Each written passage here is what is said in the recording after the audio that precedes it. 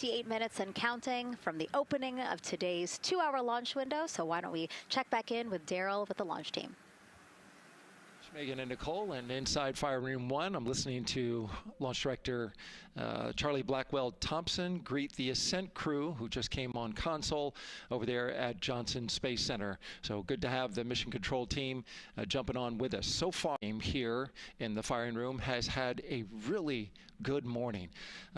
Really smooth tanking that kicked off at 7:30 a.m. this morning. They got to all stages replenish just before 1 o'clock p.m. Eastern time, and it was an incredibly smooth tanking. That's great as we look here watching the crew and also with an eye on the rocket. Weather, of course, we've talked a little bit about that. It's favorable overall, 80% go for our 2-hour window between 6:24 p.m. and 8:24 p.m. We don't have an exact T0 right now because that's going to come to us closer when we get closer to launch, roughly about 20 minutes before liftoff. But it's going to be within that window and towards the beginning, provided everything continues to go smoothly along the timeline, and so far that's been the case. I mentioned that there was a small issue in my previous live hit. That actually was incorrect. There was no issue. I've gotten the good data now that I'm on the headset and listening into the loops. Engineers, avionics engineers, are keeping an eye on a display unit inside Orion that's just running a little cooler than normal. It's not going out of limit. It's actually completely fine. But they just were noting the trend and reported that to the NASA test director. So they'll keep their eyes on that. But again, there was no LCC violation. And once they get the cover off Orion out there that's protecting it from the rain, they expect the temperatures inside the Orion crew capsule to stabilize. And with that, we'll send it back to the host desk with Megan and Nicole. Thank you so much, Daryl. Now, Daryl is inside Firing Room 1 in the Launch Control Center, or LCC, as you might hear it referred to, which was built in 1967 to support Apollo missions. In fact, Apollo 11, the mission that landed on the moon in 1969, that was called from the exact same firing room. NASA then upgraded the LCC to support shuttle missions, and now Artemis. You can see there a shot from when we supported shuttle. Now with Artemis, the primary launch team for today is in Firing Room 1, but there is actually support staff in Firing Room 2 as well. And together they will propel this ambitious test flight off Earth.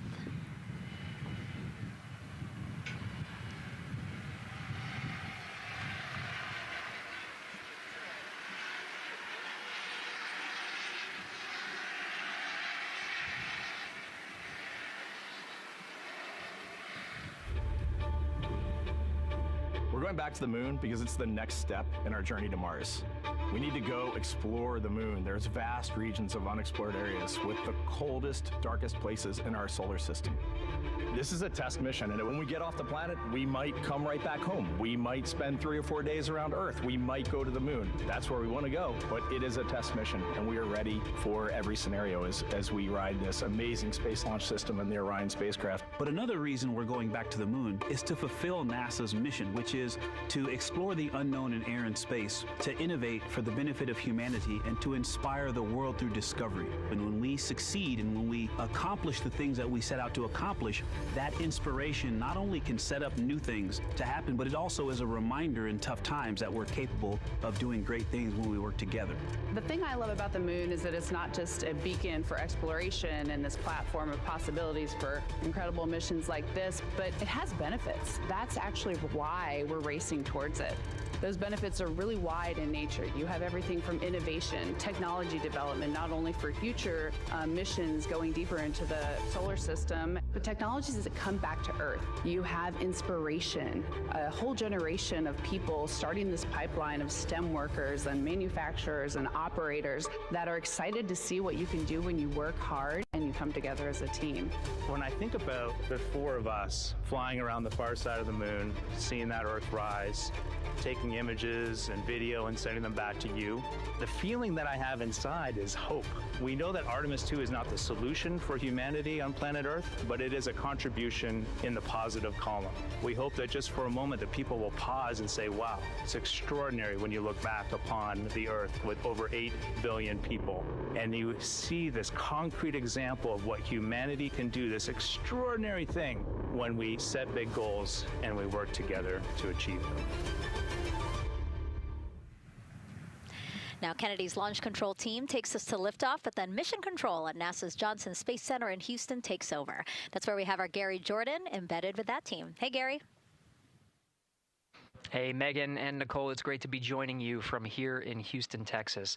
I'm in NASA's Mission Control Center, where the Artemis II Ascent flight control teams, led by Flight Director Judd Freeling, recently started their shift to monitor the Orion spacecraft integrity, the Space Launch System, and the crew to make sure all criteria is met to commit to today's launch and the mission ahead. The team you see here in this room today has been training extensively to prepare for the highly dynamic phase of flight that begins shortly after engine ignition. Teams here will be monitoring the flight of the Space Launch System, Orion, and of course the Artemis II crew on board as they make their way from the Kennedy Space Center into Earth orbit. The lead console positions will be in this room, called the White Flight Control Room, a room which traces its legacy to the Space Shuttle program, with the first shift supporting STS-70 in 1995, more than 30 years ago. Each console represents an expert in a particular discipline, whether it be communications, propulsion, crew health, life support systems, or trajectory. And each of these individuals has a support team in other rooms, each ensuring that no data point is left unchecked, no procedure is missed, and combining efforts as one Artemis team to ensure crew safety and mission success.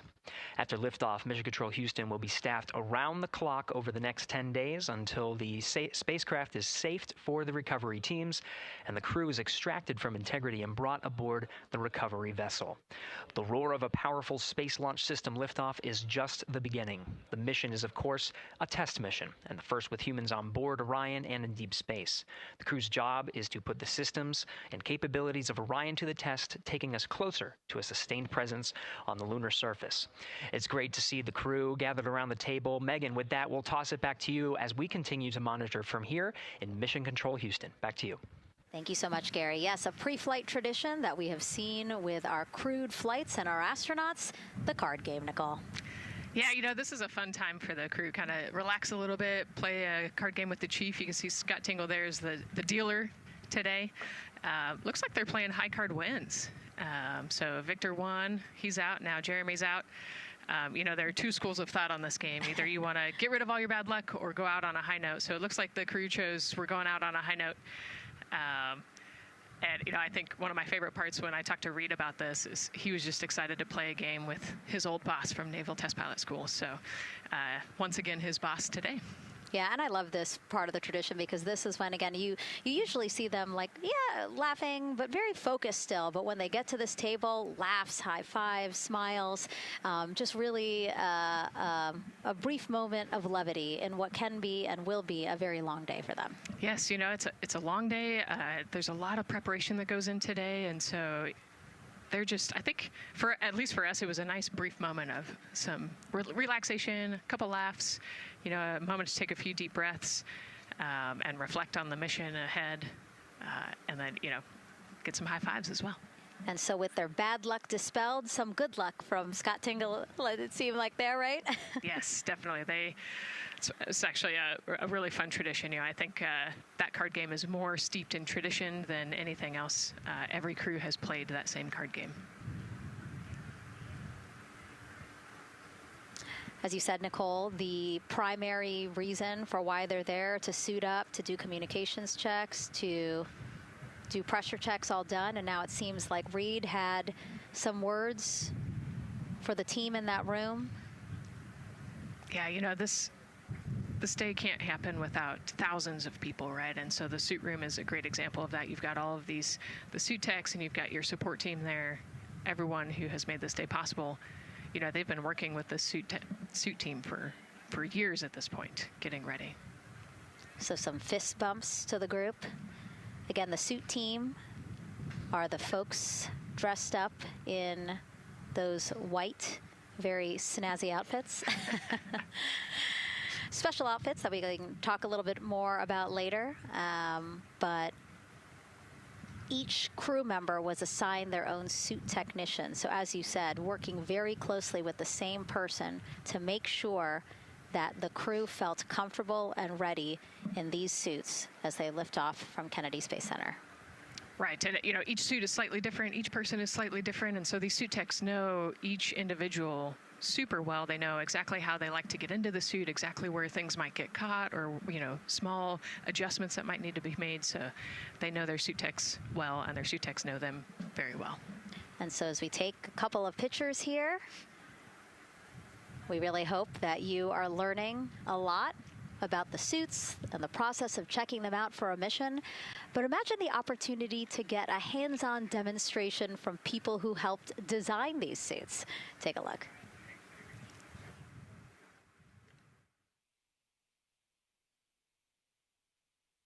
Does anyone want to try on one of the gloves? I love showing the kids the suit. I love how excited they get about space. Oh! So that would be... It just goes in there? We got to bring some stuff for them to actually put their hands in, and some of them were very excited because they want to be astronauts when they grow up. I would love to be an astronaut. That would be incredible. I'd like to be like an engineer that like maybe designs the suits. Whether it's the calm, the orange color, every aspect has an important function for our astronauts in space. It's going to be amazing seeing astronauts up close to the moon again. And that was a special event at Johnson Space Center. What we just saw there, obviously a big part of why this mission is so important to NASA, really just an opportunity to inspire everyone, especially kids, right, Nicole, to dream big and be curious. Oh man, yeah, the kids are so important, right? I love talking to kids. You know, they are the future of spaceflight. They are the Artemis generation.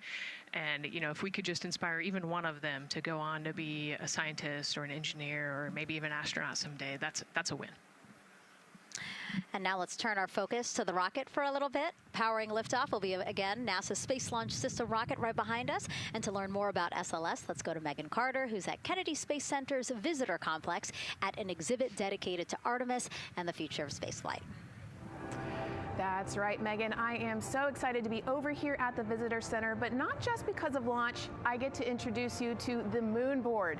This is obviously a very complex mission, lots of moving parts and pieces. So the moon board is going to allow me to break some of those things down for you just a little bit more in depth, starting with that SLS rocket. Now, the SLS, or the Space Launch System, very big, very powerful. It is going to be producing 8.8 million pounds of thrust at launch. And like I mentioned, very large, as you can see here, going to stand about 322 feet tall with Orion there on top, just a little bit taller than the Statue of Liberty. Now, there are many components that make up this rocket, so I'm going to point out just a handful that you're going to hear about a lot throughout this broadcast, starting with our boosters. These two twin solid rocket boosters are going to be very powerful. They are going to burn for the first 2.5 minutes of flight, and each one is going to stand 17 stories tall. They weigh in at about 1.6 million pounds each. Now, I am going to jump back out and I'm going to show you a little bit about our core stage. That's going to be known as the backbone, essentially, of our rocket, and it is made up of around 5 components, starting with this engine section down here. This engine section is where our 2 propellants are going to be funneled down through our pipelines, and they are going to be mixed at 2 different temperatures, very complex processing, and they are then going to go on to feed that fuel to our 4 very powerful RS-25 engines. These are going to produce about 500,000 pounds of thrust each at launch, and they will burn for 8 minutes. All right, now jumping up here, we are going to take a look, because I just mentioned those propellants. Obviously, we do need fuel, and that is why we have around 535,000 gallons of that liquid hydrogen. That's approximately about the same amount that you could fill an Olympic-sized pool, just to give you an idea. And then we're also going to have that liquid oxygen, and like I mentioned, there's going to be about 200,000 gallons for that one, and they are going to be funneled down through those lines that you see here on the side. All right, jumping up real quick, this is going to be our upper stage. That is where our core avionics are going to be stored, essentially the brains of the spacecraft. And then jumping out super quick, let's see if we can zoom in here, and we can. Those propellants I talked about are going to be stored at cryogenic temperatures. That means thousands of degrees below Fahrenheit, so they have to be kept very cold. And that, all those bumps and ridges there that you see, those are actually going to be an insulation spray that's going to help keep that rocket nice and cool, keep the propellants ready to go, and get us set up for success. Now, obviously, that was a very quick overview of our rocket. I have so much more to show you here on our moon board, but for now, I'm going to turn it back over to you, Megan. Thank you, Megan. A very impressive demo of the moon board, but also an impressive system, obviously. She mentioned 4 RS-25 engines on the core stage, and actually we have one right behind us here, used during the shuttle program, and I got to get a closer look at it with Space Launch Systems Engines Deputy Manager Philip Benefield. Okay, so Philip, in terms of size, shape, and function, what we see here behind us, exactly what we see on the pad. Absolutely, Megan, absolutely. So this is the RS-25 engine. Impressive. We have 4 of these on the bottom of the SLS rocket to propel the SLS rocket in Orion into low Earth orbit. And we've been seeing views of the pad throughout this broadcast, but you mostly only see the bell here. What's happening over here? Right, so this is generally what we call the power head section of the engine. So the purpose here is that it takes in the propellants from the vehicle tanks, the liquid oxygen minus 297 degrees, super cold stuff. The liquid hydrogen even colder, minus 423 Fahrenheit. There's 4 turbo pumps on the engine that pressurize that propellant up to 9,000 psi in areas. It is all directed into the main combustion chamber where it is burned into hot gas that then is accelerated out the nozzle to produce thrust. When you say hot gas, what are we talking about? We're talking 6,000 degrees Fahrenheit gas. Wow, so we're talking really cold as liquids coming into combustion chamber, and then it comes out as really, really hot gas. How do you design, how do you engineer something to control both extremes? Absolutely. It's very technically challenging. One of the main things here with the nozzle is that since you have the 6,000 degree Fahrenheit gas coming out, you have to cool that nozzle so it doesn't melt. And so the way the nozzle is constructed with these 1,080 coolant tubes. And so each of these coolant tubes flows a small amount of hydrogen. It keeps it cold, and so it doesn't melt during operation. Wow. I mean, all of the science that you're talking about, it is truly amazing that you guys designed this for shuttle, and yet you've reconfigured it, retooled it to be able to now support Artemis. What do you think about that? Yeah, I think that's really amazing, the fact that we were able to use the heritage hardware on the Space Launch System. The engine itself, developed through the Space Shuttle program, many upgrades to make it more reliable and improve the thrust as well. Perfect. Philip, thank you so much. I can't wait to see all 4 function. Same here. Thanks, Megan. Enjoyed it. And again, another idea and way that we are learning from what we've built upon and figured out all into this moment. Yes, with so much more thrust and capability, like we said, we learn all those lessons from previous missions, and we get to involve them here today. And here we are, the closeout crew in the White Room getting ready for the astronauts who have just left crew suit up and are now walking down a hallway to greet some family and friends downstairs. Commander Reed Weissman, Pilot Victor Glover, Mission Specialist Christina Cook, and Jeremy Hansen. Looking excited, ready. Now in that elevator to take them 3 floors down. Thumbs up, one more photo, one more photo. Oh, nope, a couple more people in that elevator. Those are important folks. They're going with them to the pad. Yeah, Bye, Reed. This is a fun elevator ride. Yeah. And, you know, actually you couldn't see them because they're off camera, but the support crew that's actually in crew quarters with us is right there waving goodbye and saying goodbye to you. So it's a really special moment to say thank you and say goodbye to the support crew at crew quarters. That's amazing. And so, again, they will ride down 3 floors. And then soon we'll walk out the doors that you see underneath the banner there that says their names. These doors, the same doors that astronauts who have launched from Kennedy Space Center have walked out of since the Apollo program. Yes, and you can see another tradition is putting your patch on that archway as well. So I'm sure they did that over the last couple days. They did. It's actually it's so hard to see because there's so many of them, which is also great, but it's on the door frame on the right-hand side, the very, very bottom. Awesome. Great crowd here.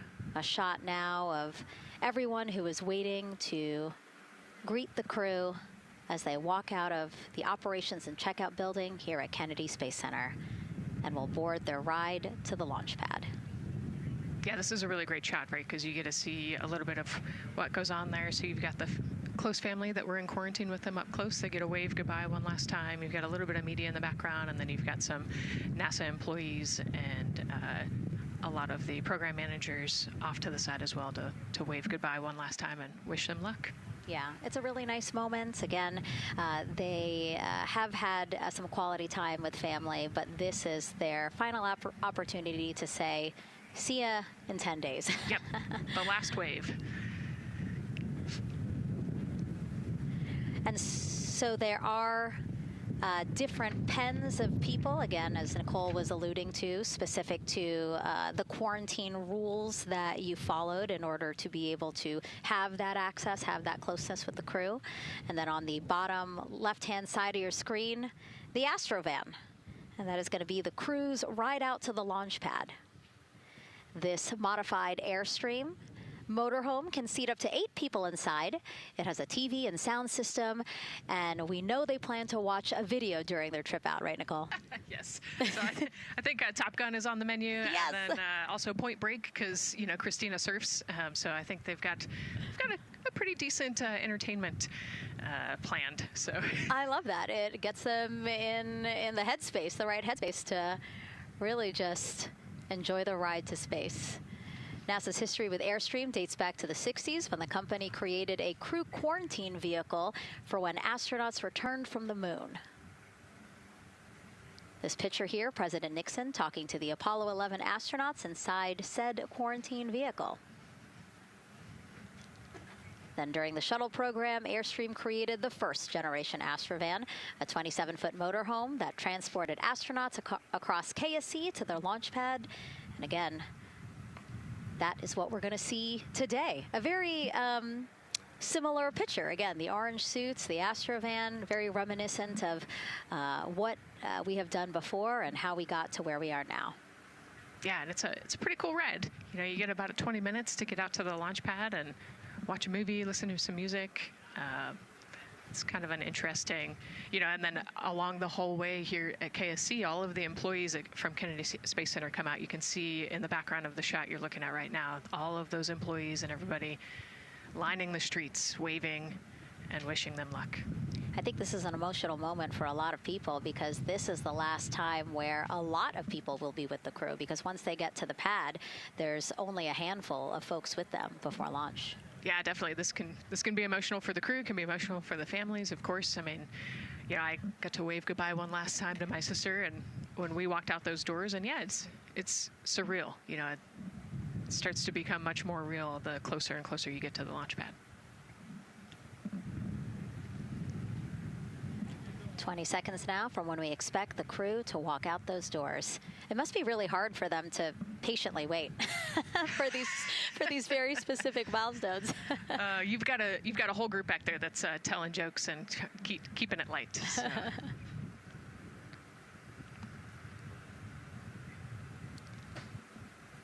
And here they are, NASA's Artemis II crew. Commander Reed Weissman, pilot Victor Glover, and mission specialist Christina Cook and Jeremy Hansen taking their first steps outside for their historic test flight. To a wonderful applause from the crowd. They're looking really excited. Some and big really smiles. Ready. I love that. It's a great day for us. It's a great day for this team. A few words from Reed. Great day for us, the team, he said. Thumbs up, more thumbs up. Of course, a lot of pictures. We hear some camera shutter clicks back there. I love the energy of this crowd. Let's go. And so now the crew walking over to each of their pens. The first people closest to them, of course, their family members who got to quarantine with them, correct? Yes. Yeah, so the ones that are close and waving, those are the immediate family, so spouses, partners, kids. And we're trying to give them some privacy so that they can have their conversations with their family members. Christina there, she has her husband.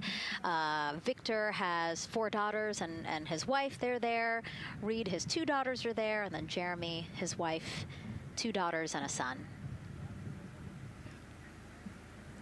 You know, when you were standing in their shoes, Nicole, when you flew for Crew 10, what were you kind of talking about? Like, did you really think about this moment and what you might want to say? You know, they've all already done their real goodbyes, you know, in person. And so this is more just kind of, again, that last chance to wave, last chance to get one smile. You know, you see Christina there smiling. So this felt much less heavy and just, you know, waving and maybe cracking a joke or something, saying hi. So this was a really, really great moment for our crew. Reed's 2 daughters there. Reed spoke about when he told them that he was selected to be the Artemis II commander. And he said he was worried. He's a single dad, didn't know how they would react. And actually, he said he was overwhelmed by their support. He woke up the next morning with cupcakes baked by one of the daughters, moon cupcakes. Yes, I love this story. Moon cupcakes the next morning. Like, how awesome is that, right? Everybody needs their support system, and clearly he has that in his daughters. Christina said she took a bike ride with her husband and wanted to tell him when the moon rose, but that it was too foggy. But she said he was still very excited and happy for her. Yeah, the moon's still out there. A close-up now of, again, Commander Reed Wiseman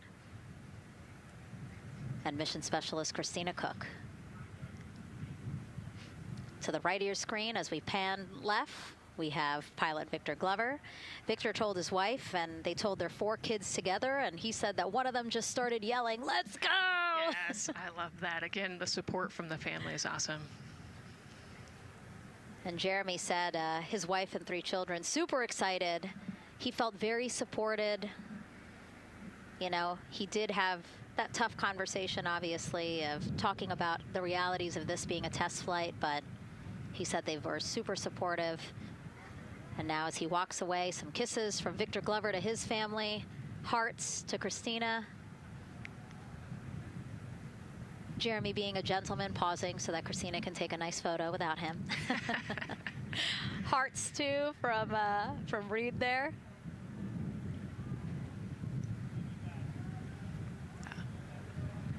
Hearing Victor saying, "Love you guys."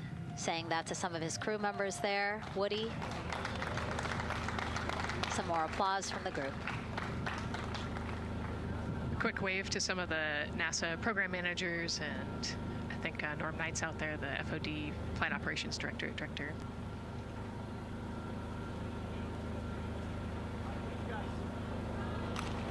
You heard Reed there saying, "Thank you guys," as the crowd picks up again with their applause, and the 4 of them step into their Astrovan.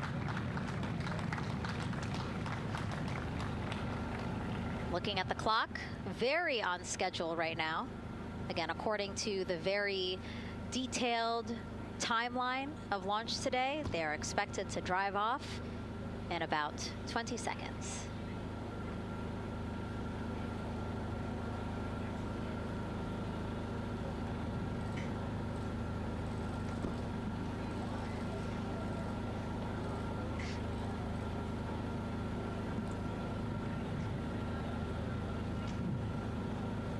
So far, we're marching toward the launch smoothly.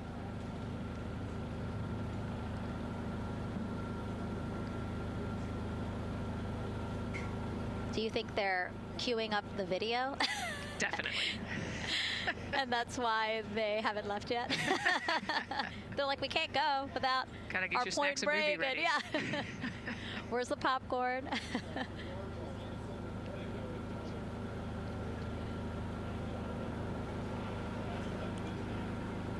Again, good on the timeline. Of course, they do have these very specific milestones, but this is not one that has to be completely stuck to the second and the minute. Yeah, we will make up that time easily. They will get a full security escorted ride out to the launch pad. It's a quick trip, 15, 20 minutes.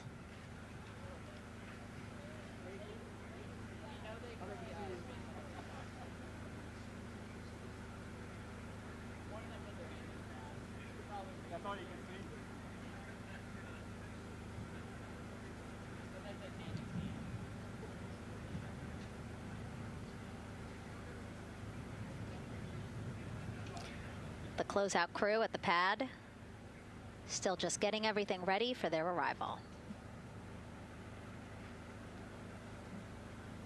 Configuring Orion, right, Nicole? Yes, so they're probably laying out the seat restraints and getting all of the umbilicals set and ready to go so that when the crew gets there, they can ingress and start getting strapped in and connected to the capsule. And in our smaller box there, we have a shot of our administrator, Jared Isaacman, bouncing around quite a lot today. Was in the firing room right after the crew weather brief, saying to the crew that they are good for them to start suiting up, and now here to wish them well as they drive out to the pad. Yes, he's so invested in this mission. I love it. You know, he's been an active participant today, and exciting to see him there at the walkout.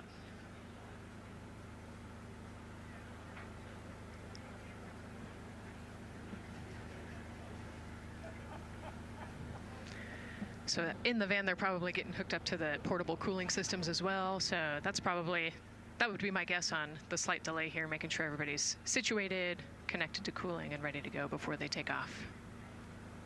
Right, because the orange boxes, we didn't talk about it when we were in the suit-up room, but if anybody noticed, there are these orange boxes, and that's what provides the cooling to those thermal garments. And so those boxes have been staged inside of the Astrovan so that once they got there, they can connect up again so that they're cool and comfortable on the way out. Right, so they were off cooling from the walkout, you know, said hello to their families and the 80-degree weather here in Florida today. So it can get really warm in the suit quickly if you're not careful. So you want to make sure everybody's comfortable before we drive off. And then when they get to the pad, of course, and strapped into Orion, then they don't have any need for those cooling boxes anymore. They will get that cooling through Orion, through the different lines and umbilicals that they'll be connecting to there. Yep, that's exactly right. The Orion capsule and its environmental control system will take over once they're connected to the umbilical.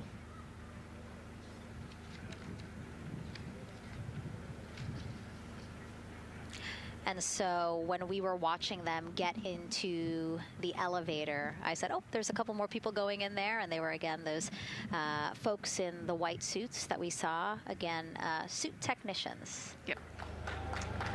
And there they go. And off they go. Reed, Victor, Christina, and Jeremy now on their way to launch pad 39B, where they will fly to the moon. Something no human has done in over 50 years. They may also set a new record as the farthest humans have ever been from Earth, a record set by the Apollo 13 crew almost 56 years ago today. We still hear cheers as they drive away from the operations and checkout building here at Kennedy Space Center. Now, while the crew make their way to the pad, let's get to know each of them even better. First, Commander Reed Wiseman. The moon, to me, it's the thing that connects me together with all the other humans in my life. I remember being a little kid lying in bed at night and just looking out at the moon in whatever phase it was in, and I was thinking, man, my friends that live like 20 miles away, they can probably look out and see that same exact moon. And then when I was in the Navy and I would look out at the moon and I'd be halfway around the planet, I would think, man, my brother can see that moon where he is, and he's halfway around the planet from where I am. To me, it's a connection of life on Earth. We can all look up and see that moon, and it's always changing. The moon is never the same 2 days in a row. I love that. My name is Reed Wiseman. I'm the commander of NASA's Artemis II mission around the moon. I grew up in a little town just north of Baltimore, Maryland, about 20 miles north of the city. There was a National Guard base nearby my house, and there were A-10 aircraft that would fly over every now and then. I just would look up at them and be like, man, I want to be up there. I want to go do that.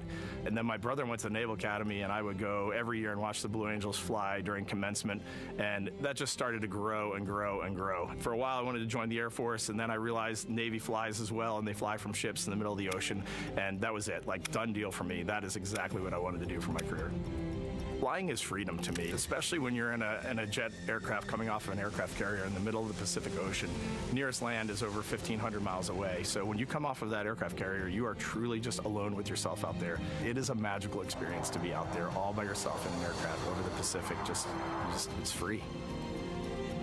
I think anybody who accomplishes something that they set their mind out to, there's no one thing that does it for them. It's a combination of everything. I mean, the way my parents raised me, the way my brother and I, the way our relationship developed over time, my friends, being in the marching band, going to college, setting my own course, learning how to live on my own, being mentored along the way, being, kept on the path to success, but being given the freedom to, make excursions and fail every now and then and regroup and carry on. I think all those things come together in the end to get you where you are. I've had to overcome, I'm a human being. I've had to overcome a lot of fears. I'm pretty scared of heights. I joked about that on the International Space Station, but it turns out I'm only scared like at the edge of a building. When you're up on the International Space Station, even though you're 250 miles up, I never had that feeling of falling or that I was, at risk up there. I just kind of loved the feeling of floating and looking down at Earth. There have been challenges all throughout my life. By far, the biggest challenge was losing my wife in 2020 to cancer and now raising two daughters who are grown up now, but that's been the biggest challenge by far I've ever had to face. It is not easy. Being an only parent, trying to work a full-time job, and raising two kids is something that I think about every single day. I'm very proud of the work I've done. I haven't always done it well, but I've always shown up and tried as hard as I possibly can. And now Artemis II pilot Victor Glover and his journey to this history-making moment. I do wonder what it's going to be like when we are really far from Earth and can see it. The sensation of being so far away from everything that you know. I had that sensation on the space station the first time I got to sit in the cupola for a really long time. So I can only imagine what that's going to be like from 200,000 plus miles away. My name is Victor Glover, and I'm the pilot for NASA's Artemis II mission around the moon. When I was in 4th grade, I was 10 years old, and that's when the Challenger accident happened. And it helped me understand how the general public felt about the astronaut corps, right? Like, these are the people that we want to be, and that just gave me an easy thing to strive toward.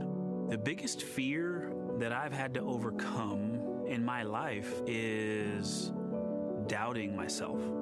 Going to college when no one in my family had gone to college was a huge risk. I had more confidence in my athletic ability than in my academic abilities. I could play football with those college students that I saw on TV, but my classmates that I saw in the lab and around the University Union, I didn't know if I had what they had. I think addressing that self-doubt was a part of, swinging for the fence and trying to go get an engineering degree, not just go to college, but get an engineering degree and then go do something challenging and technical like flying. Apollo is known for sending humans to the moon. Artemis has an opportunity to continue the Apollo story, but I actually think it's important for this story to stand on its own. Artemis is a new program, and we're trying to do new things. And it's great to compare and contrast. When you look at our spaceship, you can see parts that were designed, built, and integrated in another country. When you look at our crew, you see that our crew is international. There are also men and women. And I just think that comparing and contrasting makes the story even richer. The piloting role specifically, I will have an hour and a half or so where I get to fly the spacecraft by hand. We haven't flown that many spaceships. And so the ability to fly one actually in space on a test mission is just a really unique opportunity. I can't tell you how I'm going to feel when we fly by the moon and see the moon up close and the Earth from 250,000 miles away, but I don't use the word excited because I'm focused. What we do, this is very serious and it's very risky, and we are all intimately familiar with that risk. And so if we go out there and we're successful and we can pass that baton on to Artemis III, that's something to really be excited about. Great to hear from Reed and Victor in their own words about how they feel about this mission and their role in it as the convoy turns this corner here onto the road where the vehicle assembly building is and where the group that we showed you earlier today, ready with their flags. Wow, that group has expanded exponentially. Love this. Yes, this is great. So many people. Flags. Oh my gosh, I love it. Oh, this must feel so special to the crew to see all of these people here to wish them well. Yes, this is heartwarming. Look at how many people there are. Everyone is so excited about this mission. Signs, people have made signs. I feel like the Astrovan has slowed down a little bit, you know, to really take in the moment. Wow. That's amazing there. Again, crowds continue going, going, going as we are now passing the historic vehicle assembly building. This is where the Space Launch System rocket was assembled and stacked with Orion. Its history, of course, goes back to the Apollo days, but today it is home to the Artemis missions to the moon and beyond. Gosh, still people lining the route. Yep. I love that. I do too. It leaves me kind of speechless, you know, just to see all the support, all of the people who want to know that they're thinking of them, they're with them, and the fact that this crew specifically has always said we are going for all by all. This must be really special to them. Yes, and that's just here on Kennedy Space Center. Imagine the rest of Florida right now. Yep. Mission specialist Christina Cook, who holds the record for the most consecutive days in space by a woman. Let's take a look at what she has to say about this mission. I tell a story, which is one that my dad told me before the Apollo missions when he was just a very little boy. He was looking up at the moon with his mom, and his mom said to him, "Don't worry, Ronnie, we'll never get there." Fast forward maybe 70 years later, it's his daughter that's actually going there. And I think that long arc is something that we can all learn from. The idea that the seemingly impossible becomes possible if you just believe in it and are willing to work hard and come together to achieve it. My name is Christina Cook, and I'm a mission specialist for NASA's Artemis II mission around the moon. When I look back at my dreams as a kid, I definitely never thought I would actually get here. I was very pragmatic. Even though I'm a dreamer, I knew that the odds were way against me again, so I might as well do something I'm loving in the meantime. I definitely loved science and math in school and, did pretty well in those things, but I also loved being active. I was always outside. I loved things that made me feel small. I loved looking at the night sky, oftentimes between the pine tree branches, or I loved the ocean. North Carolina also has mountains, and when we go there, I just love the vastness of all of those things. I loved how they made me feel and what they made me think about, and the vastness of the universe and how much out there was to learn.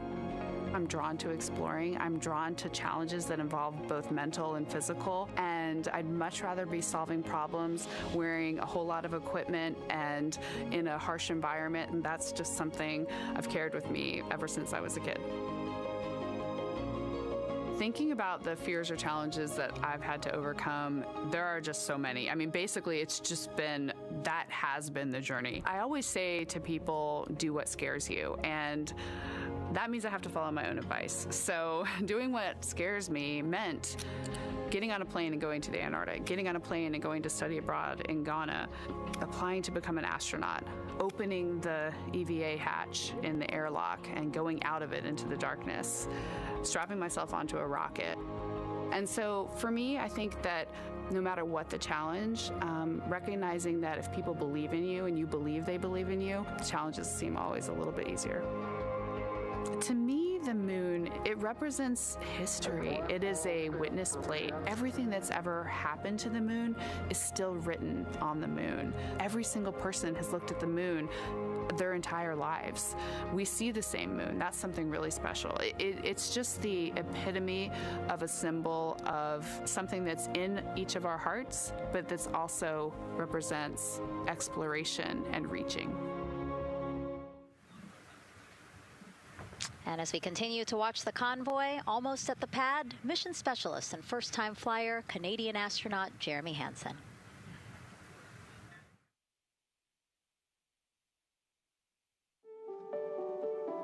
I have this very distinct memory of seeing an image of an astronaut standing on the moon. It's burnt in my brain because I went back to it so many times in my childhood, and I would look at that image, and I know it had a huge impact on me that humans had walked on the moon. My name is Colonel Jeremy Hansen. I'm an astronaut with the Canadian Space Agency, and I'm a mission specialist on NASA's Artemis II mission around the moon. My elementary school years, I grew up on a farm outside of London, Ontario. I spent as much time as I could with my dad on the farm.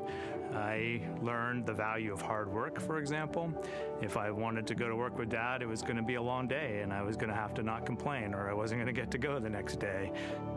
I had a treehouse, I had a vivid imagination, and I changed my treehouse into a spaceship. I made all these dials and controls. I had circuit breakers for switches that I found in the barn, and I was exploring space in my imagination. The most important thing I did to get to where I wanted to go in life, which was flying fighter jets and eventually becoming an astronaut, is I shared those desires with other people. And it turns out, just like you don't go to the moon on your own, if you could, I would have done it a long time ago in my treehouse as a kid, you have to go as a team. I think the biggest impediment to achieving my goals was, of course, myself. And I think that's a common human experience. There are many times where just little things would get in my way, and my immediate interpretation of that was, well, now that goal's out the window. You know, people must have lifted me back up, and somewhere in the back of my head, that persistence came through. And I think that's a common human experience, to doubt ourselves.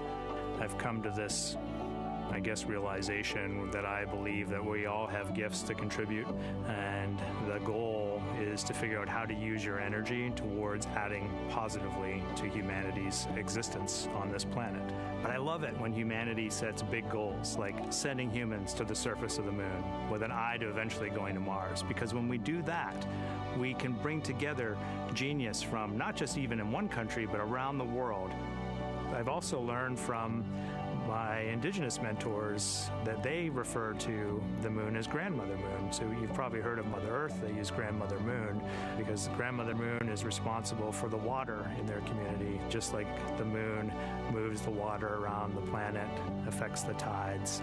And I think that's a really beautiful thing for us as we go back to the moon, to think about all the different cultures around the world and how they view the moon differently.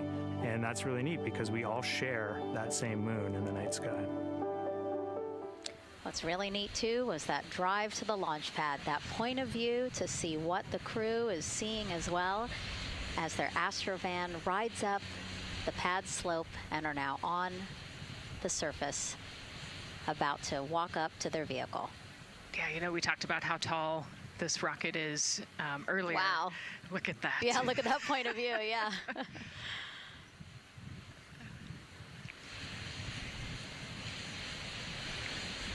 Pad 39B, another historic place here at Kennedy Space Center. Construction began in 1964, finished 3 years later.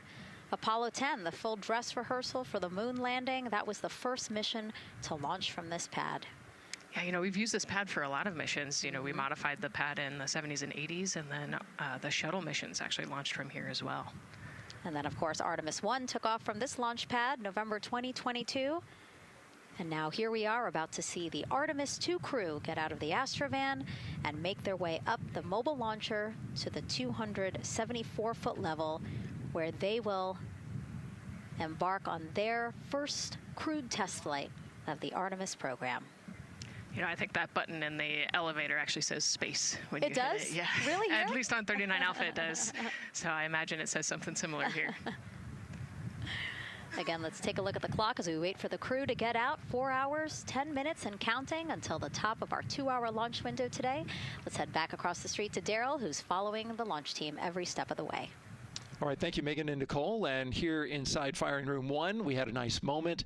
The launch director, Charlie Blackwell-Thompson, NASA's first female launch director, standing up from her console, taking her cell phone and snapping photos as the Artemis crew that she had just given the go to leave the astronaut crew quarters, driving by, and of course going up the causeway until they got there to the pad. And now we see them coming out of the Astro van there and getting ready to ascend the launch tower.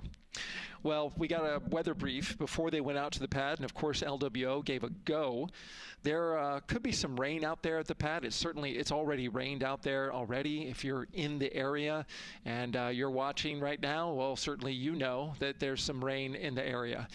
There's going to be spotty showers that are going to be coming ashore here, and we expect that throughout our rest of our countdown. But we also are getting forecasts that there'll be some clearing as we get closer to our launch window. Big wave from Reed Wiseman there, and a thumbs up as the crew goes into the elevator to ascend the launch tower to go up to the level where they'll walk across the crew access arm and get into the white room. One of the things that you're going to start to hear now is from the crew themselves. We're going to be airing the Orion to Earth loop, which is the communications that's going between that crew and the launch team here as they walk them through configuring their various consoles as well as getting ready.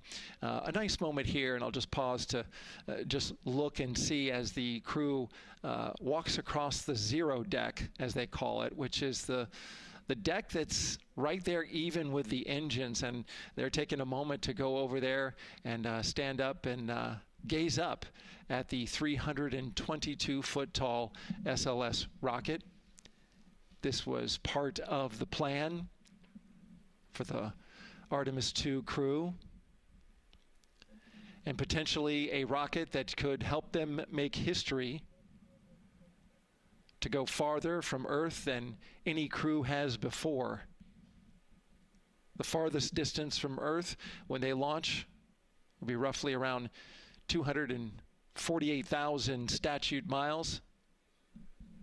They're expected to go about 4,000 miles farther than the Apollo 13 crew did. And now they've headed to the elevator to go up.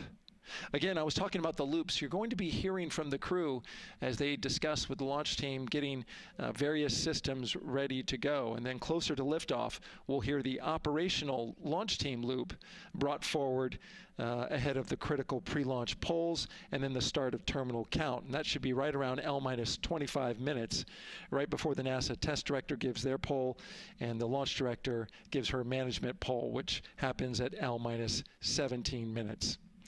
Right now, a lot of focus is on, of course, the closeout crew. They've made the way for the crew to get inside the spacecraft now and walk across that crew access arm, and there they are. They have been working on a tight timeline, but they are ready to go, and they are ready to receive the crew and start putting them inside their Integrity spacecraft. That's it from the firing room. We'll send it back to Megan and Nicole. And Launch Director Charlie Blackwell-Thompson, again, we mentioned her a second ago. Her team have been training extensively for this moment since Artemis 1 launched in November 2022. Today, they have a message for Reed, Victor, Christina, and Jeremy.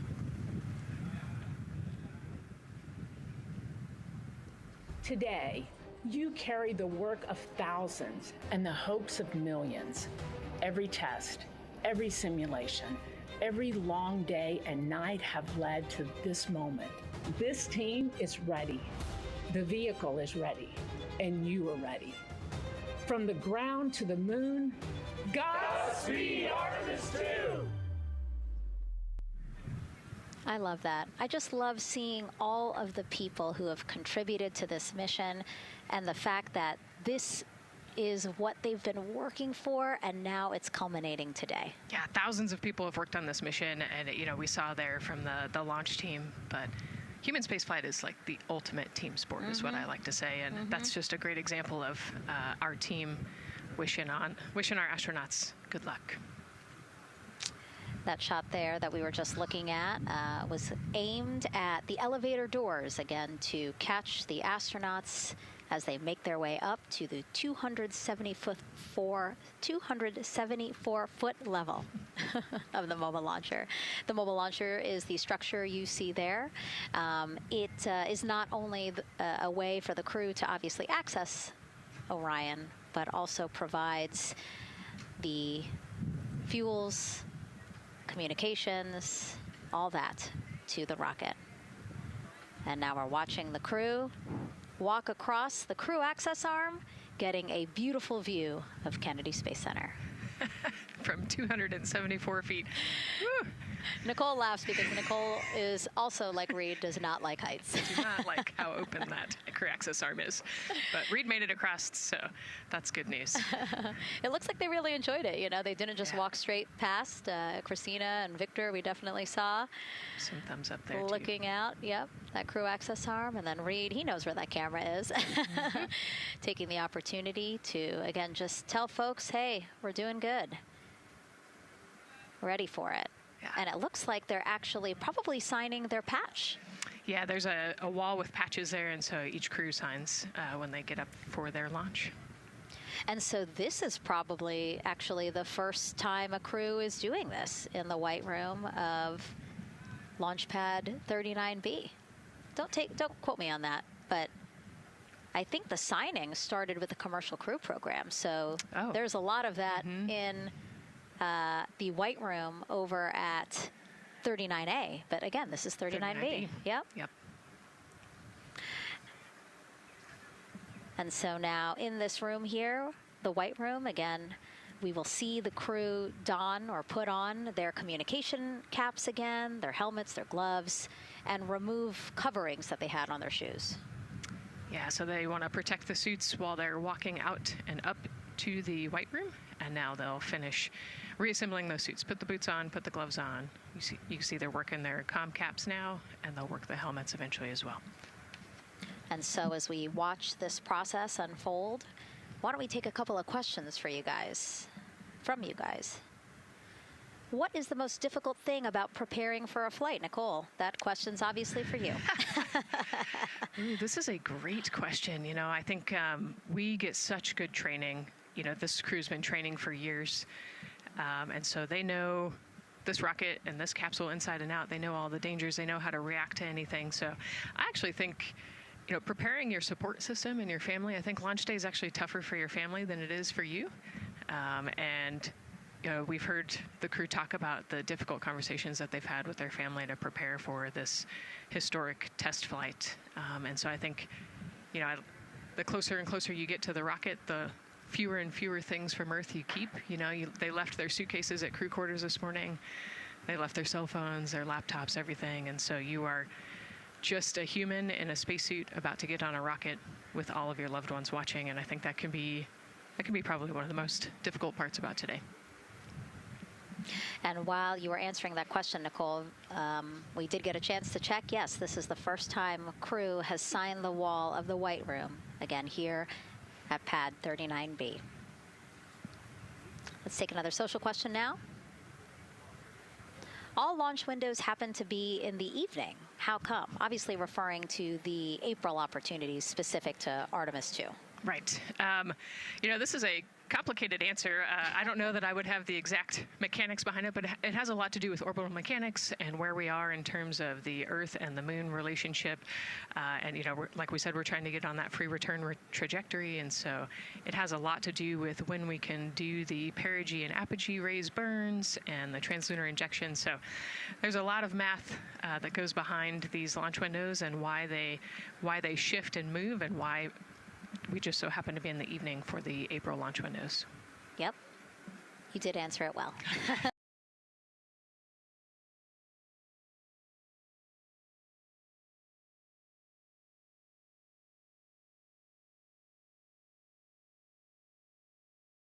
Yes, I'm excited to see what they say. Yeah. To NASA's Instagram or Twitch accounts to vote, and we'll share the results as soon as possible.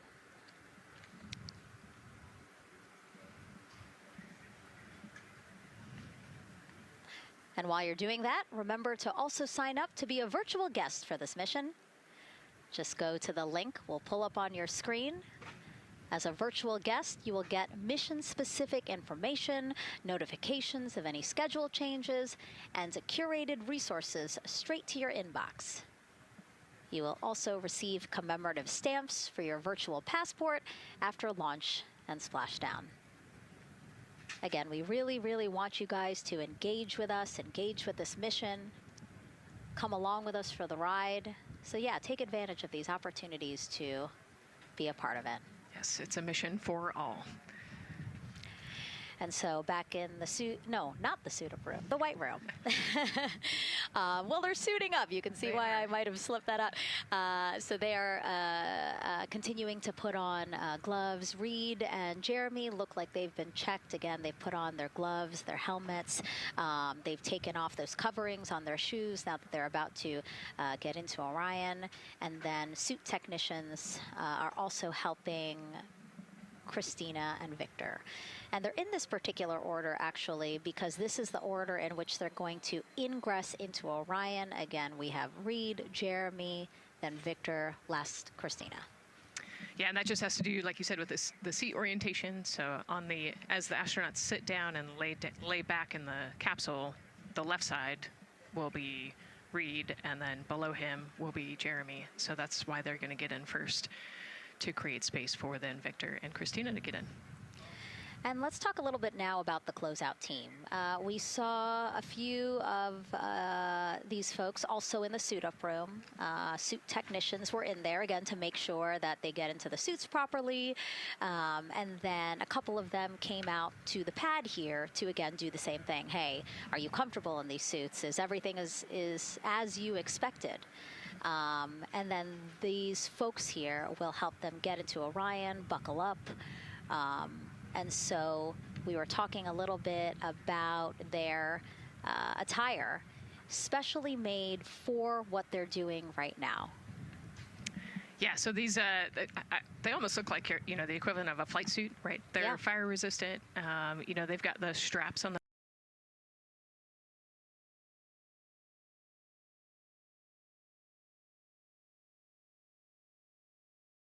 emergency egress from the pad, for example, so we can use the same equipment to get everybody safely away from the pad as required or if needed.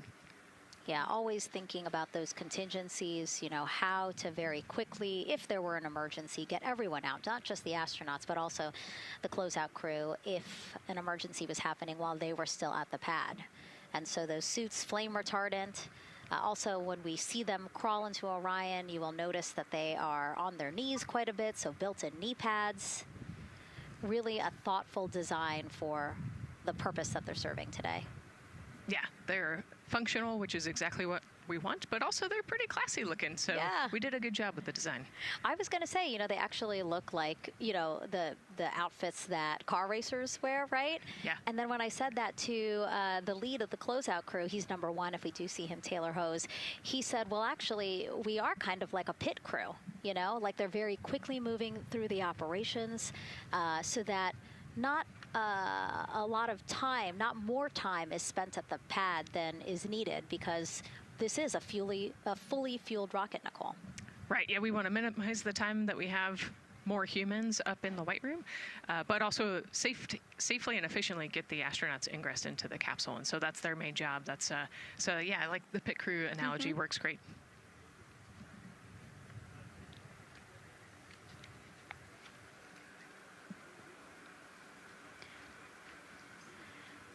And so, Nicole, as we get ready to see them ingress, I know you'll be, again, an invaluable source as we talk through this part of the launch countdown, because you've been inside a mock-up of the Orion spacecraft. And I know that because you texted me a photo that you took, this selfie in the mock-up, and little did you know I was going to put it in this broadcast.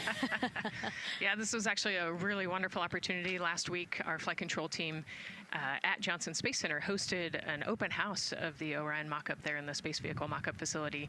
And so I got to spend some time in the capsule with some of the flight controllers who are actually sitting on console right now and talk to them about everything inside the mock-up. So you can see I've got a bump cap on. It's like a small hard hat. There are a lot of, you know, metal corners and things, and we are still squishy humans at the end of the day. And so they want you to be careful while you're moving around in there. But I got to see, you know, how the crew will ingress. I got to look at the umbilical and the seat straps, and I got to see, you know, the emergency equipment and the stowage and the toilet. I got to see it all. Got to talk about everything. It was pretty cool. It was a really great time. You know, Michael and Bruce were great with me. They answered all of my questions. Yeah, because it's really good to be able to give that perspective because, and as you guys will see, yes, we do have cameras inside Orion and we'll, of course, take you in, but it doesn't give you a true feeling or idea of how big the space is, you know, how things are configured. Again, like when we see them go in, they're actually on their backs. Yep. So, again, it's just hard to really get a sense of the inside there, but Nicole is going to really help walk us through that.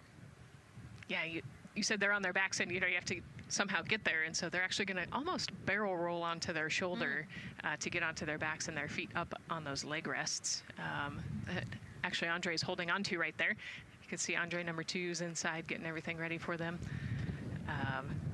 And actually those leg rests for the pilot and commander seat will come off once they get into orbit to create some more space for them. And it looks like we're getting ready to ingress here. Yep, thumbs up from Reed. Everybody configured with their suits, and so in we go. They actually get inside by walking backwards. That's the easiest way to get in, right, Nicole? Yeah, so he will step down right over the flywheel or the exercise equipment that they've got in there. We'll talk to that in a second. And then you actually step down right on top of the toilet area backwards. You can see him going now. Oh, and he's already turned around and walking in. You can see Dre's protecting his helmet and his visor there from all that metal. Yeah. It's a tight squeeze, but they've done this a lot, so Reed's already all the way across the capsule. Yeah, that was fast. Impressive, Reed. Impressive. That's why you're the commander. Oh, a heart there from Jeremy again. Yep, Canada. Yeah. Canada is about to get into Orion. And so you mentioned Dre. Why don't we talk a little bit about him? So that was NASA astronaut Andre Douglas. And he is actually one of the backup crew members for the Artemis 2 mission. He trained alongside the primary crew and will step in and if any of the 3 astronauts are unable to fly. Yeah, Dre's actually a classmate of mine, so fellow fly. Oh, yeah, so we've worked very closely together. It's exciting to see him in this role. Yeah, Virginia native, selected as an astronaut candidate in December 2021. He completed his training in March 2024 and was subsequently named as the Artemis 2 backup crew member just months later in July. Before joining NASA, Andre worked at the Johns Hopkins University Applied Physics Laboratory, where he specialized in spacecraft systems engineering. His work focused on the systems that help spacecraft know where they are and how to get where they need to go. So obviously critical for missions to the moon. Yeah, he's a wicked smart guy. He's got like 15 degrees, I think, or something. Oh, my. So. And so now here we are back inside Orion, where the closeout crew, each one with either Reed or Jeremy. So it looks like Andre is with Reed. And this is a camera shot of behind Reed's head. So Reed, while Andre is buckling him in, that's a 5-point harness, Reed was configuring his control panel. Yeah, the displays. We're getting the displays ready so that they can monitor all of the systems and monitor the launch as they go. Christina there signing the wall.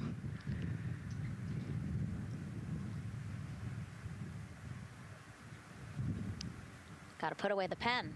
The pen could be foreign object debris or FOD, which is bad for NASA. We definitely want to make sure that we keep track of everything and we know where everything is, because the smallest thing could prevent us from launching or affect the equipment out there. Yeah, and you'll actually see that most of their tools will be tethered as well, so nothing can fall through a crack or drop.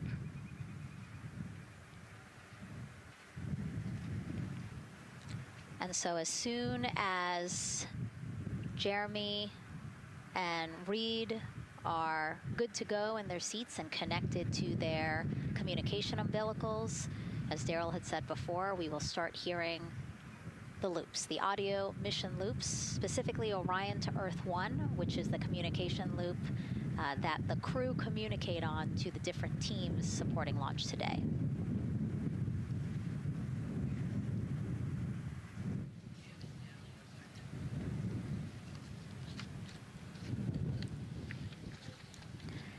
as we said when we were in suit up, after they do communication checks, again, suit leak checks to make sure that nothing went wrong between the suit up room and here, and also to specifically connect them to the Orion systems. Yes, this will be an integrated test with Orion and the suits to make sure the entire system is working and ready for flight. And so you'll notice Reed and when Victor sits down, Reed and Victor are the only ones with the display panels in front of them. Jeremy and Christina will actually share a personal computer device, and that will be on Jeremy's leg, and that's how they'll continue to follow along with telemetry and data. Yeah, it's actually pretty cool. This is one of the technology demos that we're doing, and so they're going to plug into the system, and it'll be a screen repeater on that that device for them, so that they can see what the pilot and commander are seeing. OTC at MS2 is online for comm checks. This is OTC. Repeat. MS2 ready for comm checks. The MS2 ready for comm checks. MS2, OTC Orion Earth 1, comm check. OTC, it's MS2. Have you loud and clear on 1. You're welcome, sir.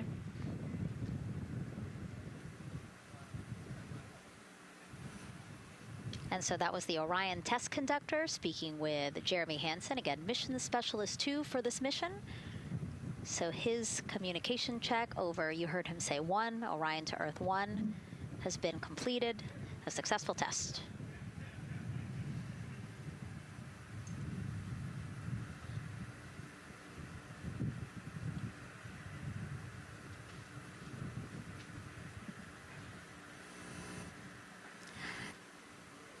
The rest of the crew here waiting in the white room.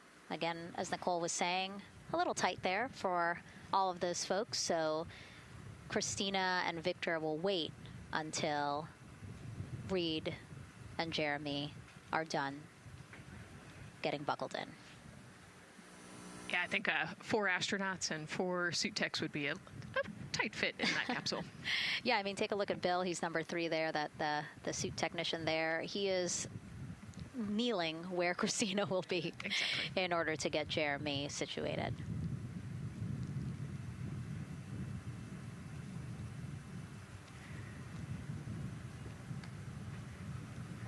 OTC ask, commander's ready for comm checks. OTC copies. Commander. NTD, MIFCO 212, comm check. NTD, have you loud and clear here as well. I'll catch FTS on 194, thank you. Commander, OTC Orion Earth 1. OTC, CDR has you loud and clear. Good comm. Welcome, sir. And there you have it, a successful comm check with Commander Reed Wiseman. And so... And CDR, NTD on Orion Earth 1 for comm check. This is Gary Bush, I got you loud and clear, NTD.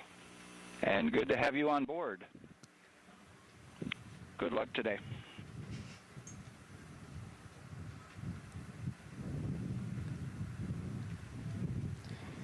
And so now these 2 closeout crew members will finish up what they're doing here. Again, Nicole, walk us through what is happening here. They're connecting umbilicals, is what we said. Yeah, they're strapping them in, so they're getting their restraints connected. It's a 5-point harness with a quick release, and then they're connecting the umbilical, which has 3 different, actually 4 different connections. So it's got the air in, air out, the water for cooling, and then the comm as well, the communication cable. So they're going to make sure that all of those connections are good to go, make sure the crew's receiving the cooling and the air, and then we heard the comm check as well. So they're just making sure the umbilical connection was good to go, getting them strapped in and ready, and then they will move on to Victor and Christina. And so while we wait for that to happen, why don't we get another check of the launch countdown milestones with Daryl and the launch team.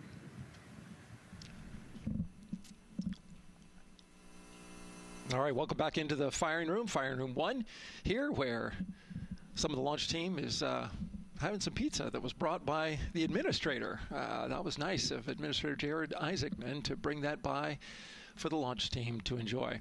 We're L-minus 3 hours and 44 minutes and counting as you can see the crew ingressing into the spacecraft. There are a number of things that are happening on the timeline. Of course, the closeout crew, they liken themselves to like an F1 pit crew, working quickly, methodically, carefully, as they go through their procedures to get the astronauts ingressed. Overall, there's a little bit of timeline pressure, right? There's only a certain amount of time as you see the astronauts going into Orion, only a certain amount of time that they can spend on their backs. They will be there for a few hours, right? So we're sitting at 2:40 p.m. Eastern time, and the window opens at 6:24 p.m. Eastern time and runs until 8:24 p.m. Eastern time. So 4 or 5 hours or more on their backs, and then they'll hopefully lift off for a launch. So, of course, the crew is mindful of the time. They don't want to slip into the window if they don't have to. And so they're keeping a tight lock on the margin, the amount of time that they're working there. And there's a heart from Christina Cook. Great to see that as she gets ready to get into the Orion spacecraft, one that they named Integrity. It certainly fits this crew from what I've observed. Now, right now, the rocket's tanks, they're in what's called replenish mode. So another factor for this closeout crew is, and the crew themselves, this is a fully tanked, almost ready to go rocket. It's got all the propellant it needs to go to the moon.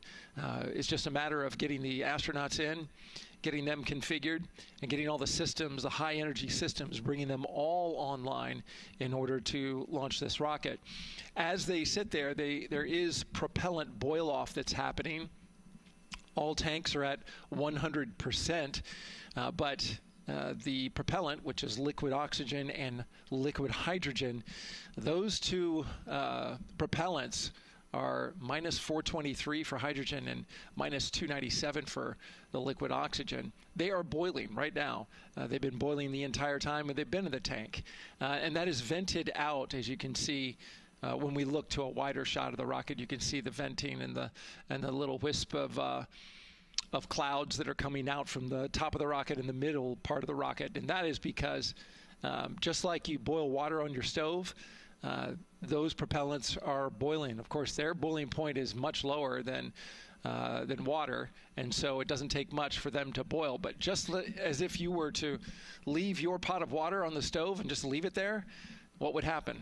Well, it would completely boil off, and all the water would be gone. Basically turned into water vapor inside your house. Well, it's the same case here. So we are continually replenishing the rocket with propellant, liquid hydrogen and oxygen, running from those propellant lines that you see there going into the rocket. So that continues to go well. Overall look from the launch team here, this has been a very smooth countdown so far. The cryo tanking went exceptionally well, and the launch team is really in a good mood right now. Cautiously optimistic, understanding that with a system this complex, you can have something unexpected happen. But to this point, the firing room is really encouraged by what they've seen so far, and are especially excited to see these astronauts getting inside the spacecraft. L-minus 3 hours and 40 minutes and counting until we open up that window for launch. For now, we'll send it back to Megan and Nicole. Thank you, Daryl. And, he mentioned that the crew decided to name Orion Integrity, and it was not something they came to easily. They really wanted to put in a lot of thought, and what they came down to is integrity is a value that NASA embodies, and also individually they felt like integrity is something that speaks powerfully to them. Yeah, and I think the other part of integrity, it just represents the humility and the professionalism behind the entire team that built this rocket and got us here today. And so it's a fitting name for this capsule. Yeah, like I said, I think the crew said it took them a little bit to decide on what they wanted, but I think they made the perfect choice. I agree. And so as the countdown to launch continues, we are reminded that this is an agency-wide effort to make today's launch attempt possible. We invited people across our NASA family to wish our crew a safe journey. Go Team Artemis! Go Team Artemis! 3, 2, 1, blast off! Have a great flight. Godspeed. We'll get you around the moon and home. If I had a message for the crew, be safe, to have fun, to remember that we're all down here rooting for them. I want to wish my friend and former student, Victor Glover, and the entire Artemis team best wishes and a successful flight. Have fun. Take some really cool pictures. Can't wait to see you when you get back. From the Earth to Sky team, connecting NASA science to public lands, go Artemis. We will see you in the Pacific, and you can count on us being there. Greetings from NASA Langley's historic gantry facility, where Neil learned to land on the moon and Orion learned how to swim. We are with you all the way to splashdown. Let's go fly from the Orion Human Engineering team. Woo! Like a full moon, your future is bright. Have a safe journey from the multimedia team in Cleveland, Ohio. We hope to see you guys back safely in San Diego, maybe singing some karaoke. Yeah, right, maybe. He knows exactly what he wants to do. After. He's like, yep, karaoke.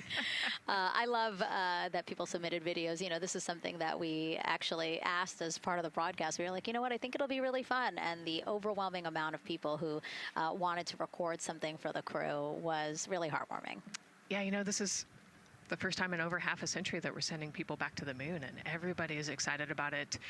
You know, kindergarten to congressmen and all over the world, everyone is ready for today and excited to see this launch. And so here we are again, still inside Orion with the closeout team, putting some final touches on, it looks like Victor's configuration there. Again, making sure that his harness is set and that he's connected to cooling, he's connected to communications, and he's connected to any other umbilicals that he needs to be connected to for Orion. Again, we are sharing so much information with you, and we hope you find it educational and fun. But we do know you guys still have some questions, so why don't we take another one now? Tell us what the moon is like! So cute. That wasn't a question. That was a demand. Nicole, you tell her what the moon is like. Oh, man, that was so cute. Oh, man, the moon is really cool, right? So it's a lot of like gray and white and kind of shades of gray. It is something that doesn't have wind or rain or rivers or an atmosphere. And so we like to say Christina said it earlier, it's the witness plate to the universe. And, you know, it has all these impact craters because it's not protected. Things hit it all the time. Mm-hmm. Meteoroids, asteroids, all sorts of things hit the moon and create these impact craters. That's part of what we want to go and look at and learn about on the moon. Can tell us a lot about the age of the universe and the age of the moon. You know, it's 4.5 billion years old, and we can learn a lot from just looking at the regolith or the dirt that is on the moon. Well, thank you for that question, and thank you for that answer. She was cuter, Nicole. I agree. And then earlier today, we wanted to ask you, what do you want to know about living in Orion? And we told you to pick between what the crew eats, how they sleep, how they fly the vehicle, and how free time is spent. And the winner, most of you wanted to know how to fly the vehicle. And we are going to be doing that. Yes, we are. You know, that's a great question, and actually part of what we're going to go do, so the rocket is fairly automated, right? There's a countdown, and the whole system knows when it needs to ignite the engines, but we are going to do some manual piloting throughout this mission. Once they launch and they separate from the ICPS, they're actually going to do a rendezvous and proximity operations demonstration. So what does that mean? They're going to take that portion of the rocket and they're going to try to fly closely to it. And so they will actually take manual control of the Orion spacecraft and try to get nice and close to the other portion of the rocket that had just separated. And so you can see actually a little bit in the view that you have right now. So for Reed, the left-hand person, his right hand, there's a kind of a joystick, if you will, on the right side, and then on the left side there's something similar. And so they've got, you know, translational and rotational hand controllers in order to command the rocket in different axes. Yeah, it's really exciting. I mean, Victor said it himself, like one thing that he's really looking forward to is piloting Orion manually. So we'll get to see that during our continuous coverage. Again, we are covering this entire mission.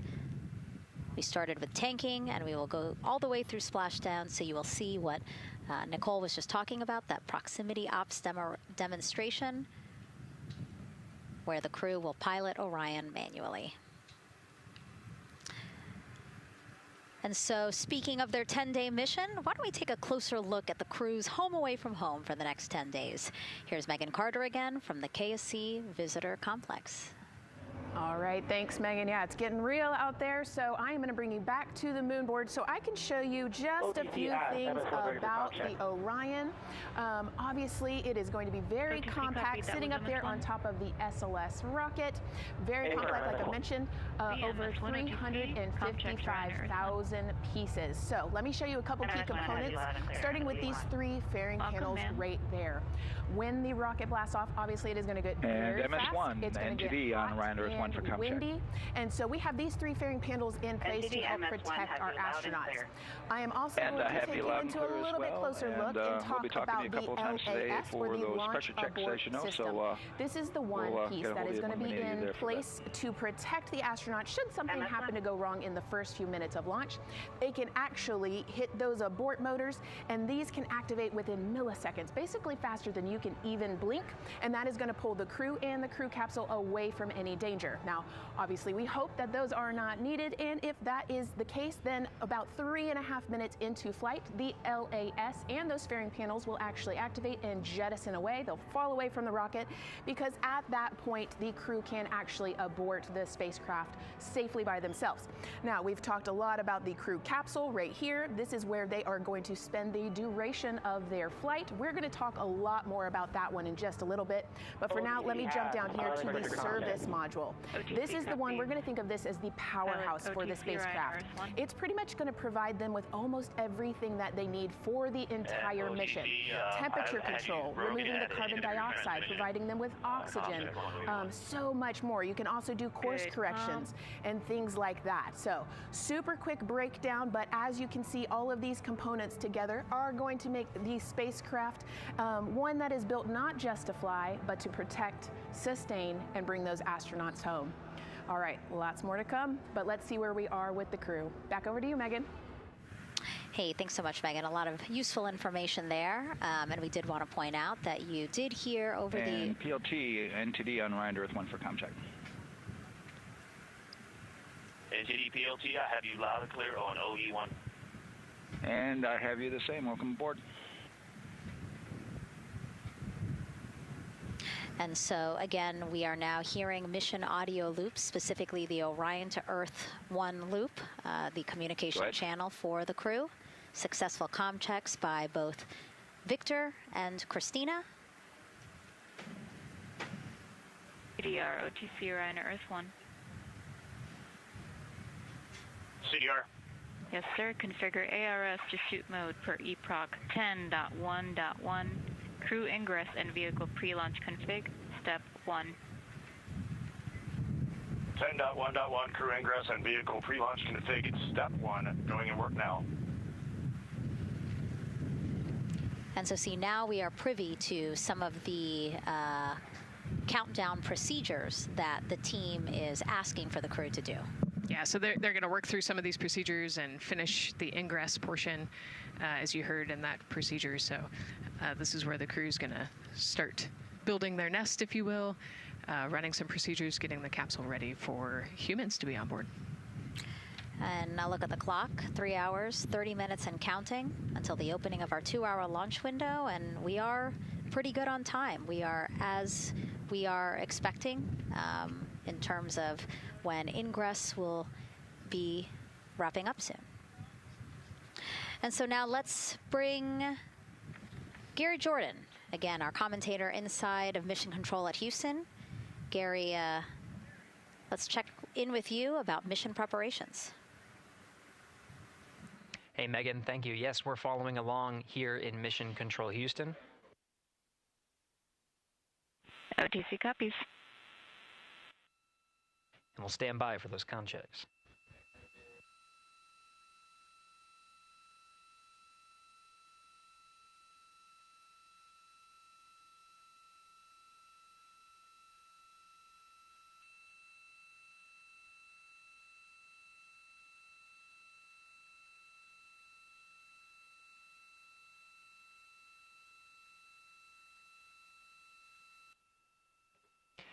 And again, we're waiting for those comm checks. We did confirm from our IVA officer here in Mission Control Houston that all 4 suits have plugged in umbilicals. And CDR, NTD. Go ahead, NTD. Yeah, Reed, we're ready to proceed with the voice checks if you and everyone else is.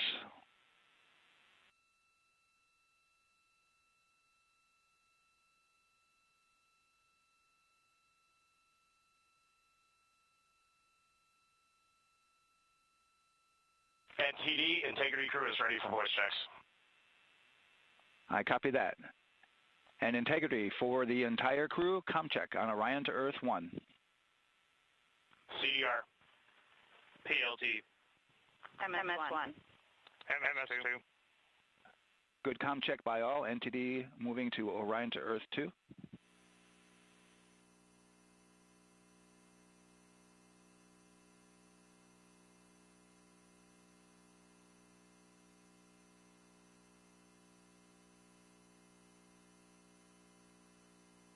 CDR. PLT. MS1. MS2.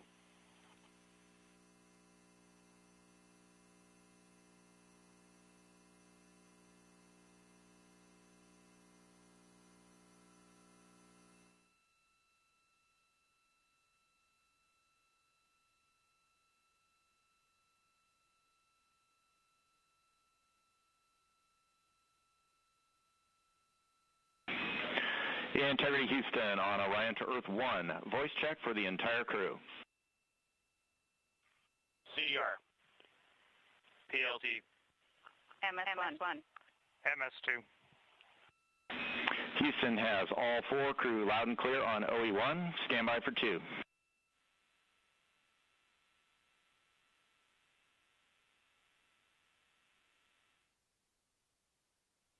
Your initial word was broken.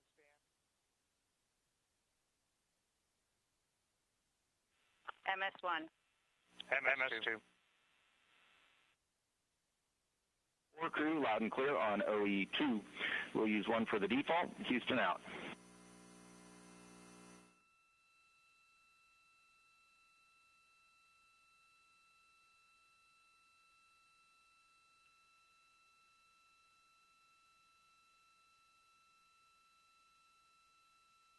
And CDR, NTD? CDR. Yeah, we're going to go ahead and we're going to clear a couple of those messages on your screen here. Just want to give you a heads up that you'll see that. Copy all.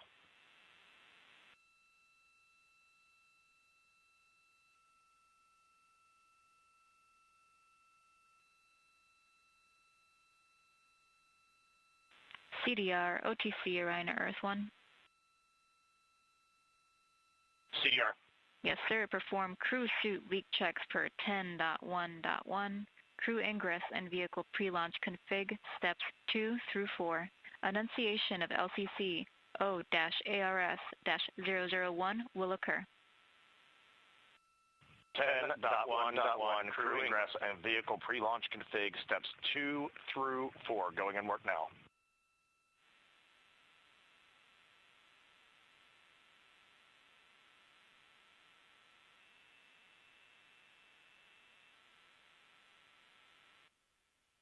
This is Mission Control Houston. We are following along as the 4 crew members of Artemis 2 work through their voice checks, then the umbilical connections and various pathways to get communications from all of the... refresh on your screen. CDR. Yes, sir. We're going to look to do a quick refresh on your screen if you guys are okay with that. Okay, firm, just let us know when we can continue in 10.1.1. We'll go hands off.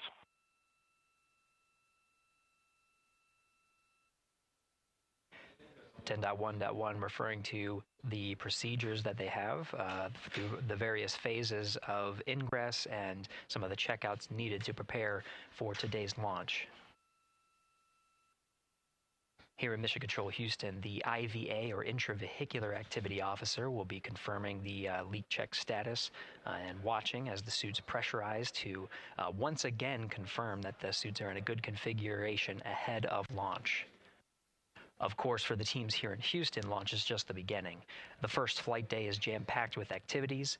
Shortly after main engine cutoff, Integrity will enter into a coast phase while still attached to the in-rim cryogenic propulsion stage, or ICPS, and prepare to deploy the solar arrays. With power being generated, Integrity prepares. Go ahead, NT. With that refresh, and you got to go to proceed with your 10.1.1. Picking up 10.1.1, step 2.3 through 4.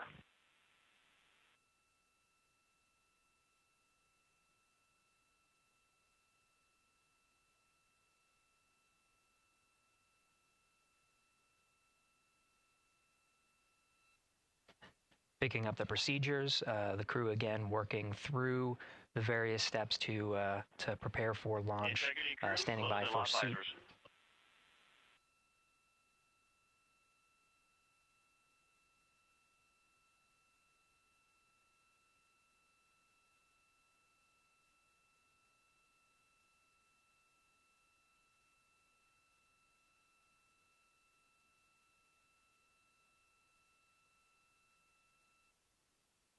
This is Mission Control Houston with visors closed. The pressurization tests can commence.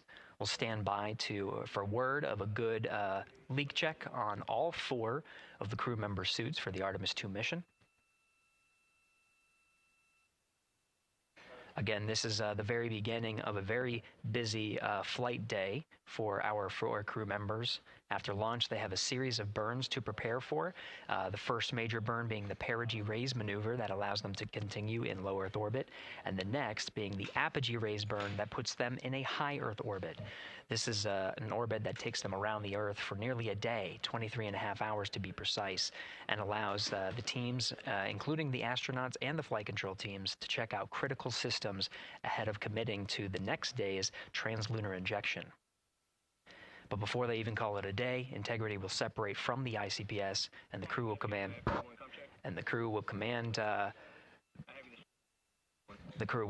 Command the Orion capsule to separate from the ICPS and turn around and approach the upper stage, but not dock. This is to test Orion's in-space maneuvering capabilities and provide further confidence in docking to another lunar space vehicle like the Human Landing System that will be part of the Artemis 3 mission ahead of future moon landings.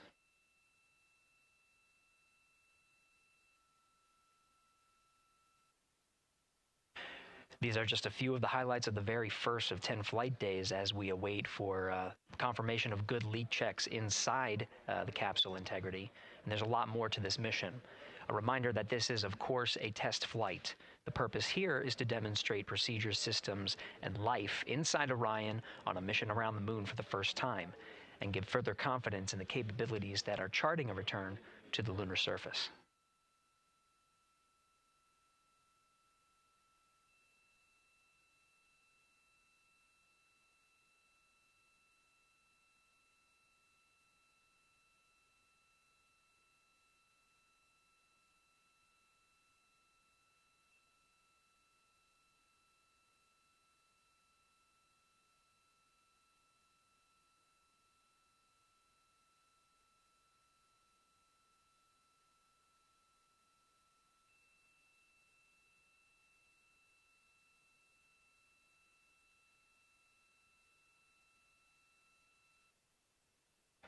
You may be able to see from this view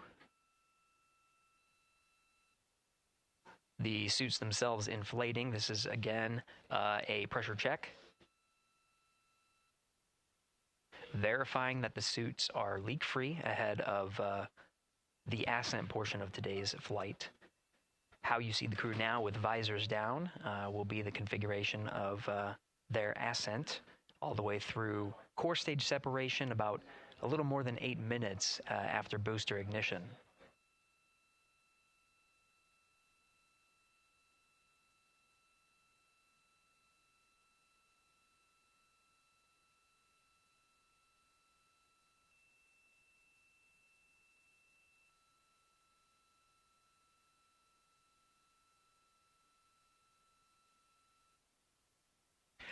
All right, here in Mission Control Houston, we are continuing to follow along, standing by for confirmation of good leak checks. In the meantime, there are no showstoppers here in Mission Control Houston, and we continue to monitor the countdown to launch. Megan, we'll send it back to you over at the Space Coast. Hey, Gary, thank you so much. Yeah, as we wait for confirmation of a successful leak check for all 4 astronauts, why don't we go back to Daryl again, who has been following along with the launch countdown as we inch closer to the opening of our 2-hour launch window. All right, thank you, Megan. And yes, getting some good communication. It's great to hear from the crew inside, even though it is as simple as a comm check. It's really good to hear their voices as they move through those various comm checks and then get ready for their suit leak checks. Fantastic views inside Orion that you're looking at now. Give you an update on the weather outside. We're still 80% go for our 2-hour launch window, which starts at 6:24 p.m. Eastern Time and closes at 8:24 p.m. Eastern Time. That's the good news. The bad news is that we've got some rain showers that are starting to head in. Looks like it may miss the pad. Wouldn't matter if it rained on it or not, though. It's received some rain earlier today. Water isn't going to hurt anything out there at this point. But the rest of the area might be getting a little bit wet, which may include the hostess, so keep an eye out for that.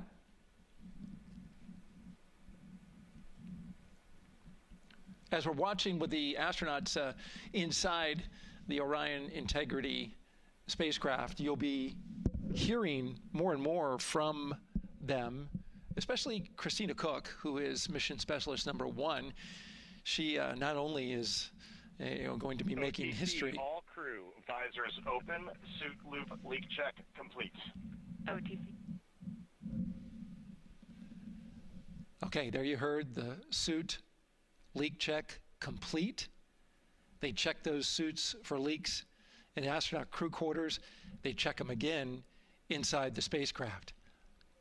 As you can see, the closeout crew, our astronaut support person moving around, turned off the camera, and so now we're looking from outside the Orion spacecraft looking towards, oh no, let's see, get oriented here. Well, there we go. Back inside, we've got the view. But basically what I was saying about Christina Cook is that she will have the role of reading. CM is ready for closeout, performing video sweep using drag-on camera. OD.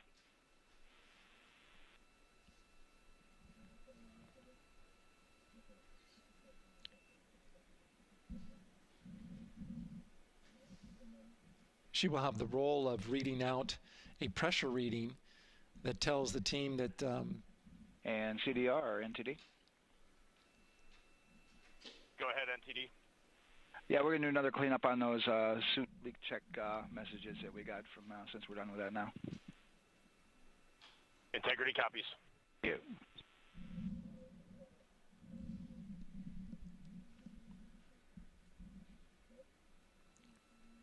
And that's communication going between Orion Commander Reed Wiseman and NASA Test Director Jeff Spaulding. As I was saying, Christina Cook will be reading measurements from the counterbalance assist arm. So you're going to hear her be asked by the NASA Test Director to read that. That CBA, counterbalance assist arm, it's mechanically latched by the closeout crew using tools, but there's a hydraulic assist. It's pneumatically opened and closed, rather, with a pressure assist that helps open it up. Not only that hatch, but also the last hatch. There's 2 hatches there that we'll see that will be closed, but this is in case of an emergency out there at the pad. If the crew, for some reason, needed to exit quickly, then they would exit the spacecraft by pulling that lever, which would open both hatches. Those hatches are heavy. The Orion hatch is hundreds of pounds. ATC cameras 1 and 2 both set to record. OTC copies.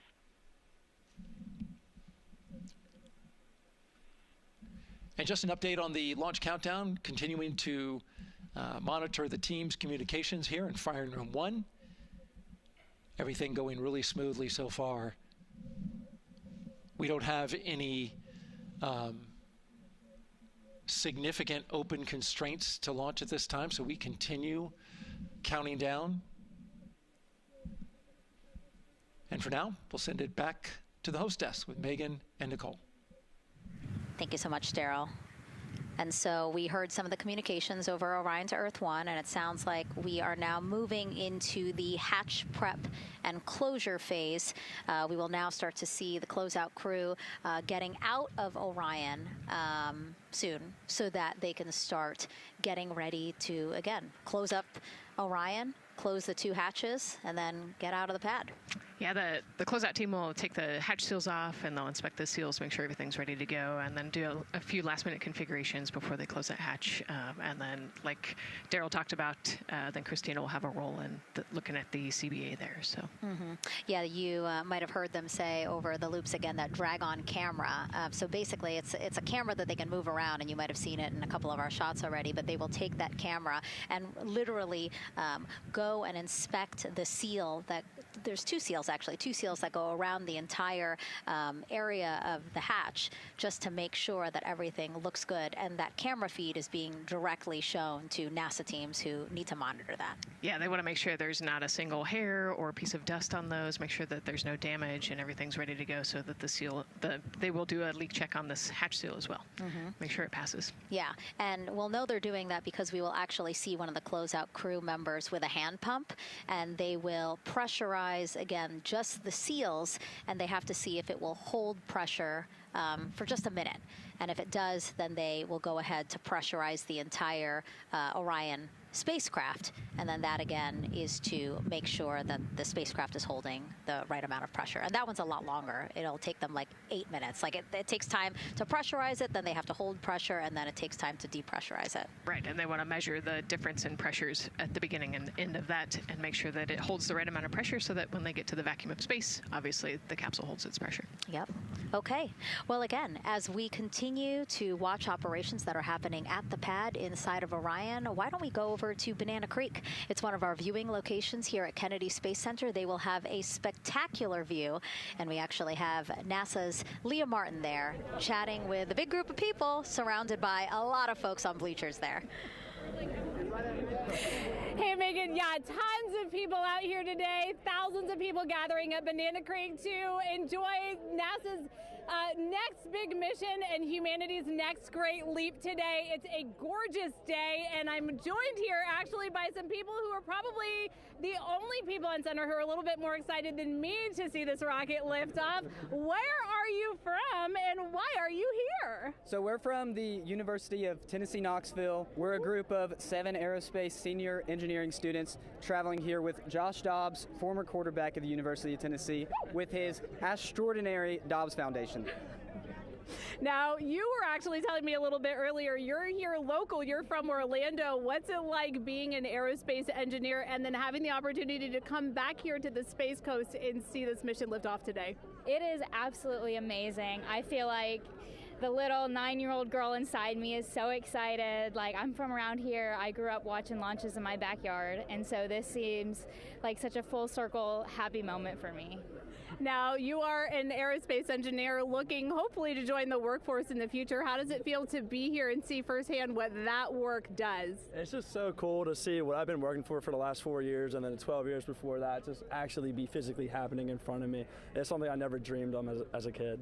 And I'm actually joined here by the pastronaut himself, Mr. Josh Dobbs. Now, you have a history with NASA as well. You did an externship here. And how did that kind of play into your past passion for aerospace and then the foundation that actually provided this opportunity for these students today? 100%. So I spent a month here around the Artemis 1 mission, which was a tremendous opportunity to learn about the space program and also what's next.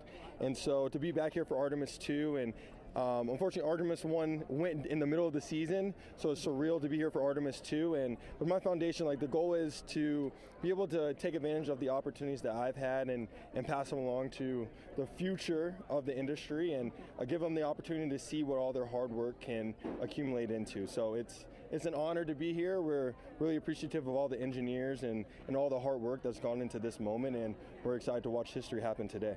Absolutely, and as a group, I think if you guys had one well wish for the team today, what would you say? I think we can all join together and maybe say, go Artemis. Go Artemis.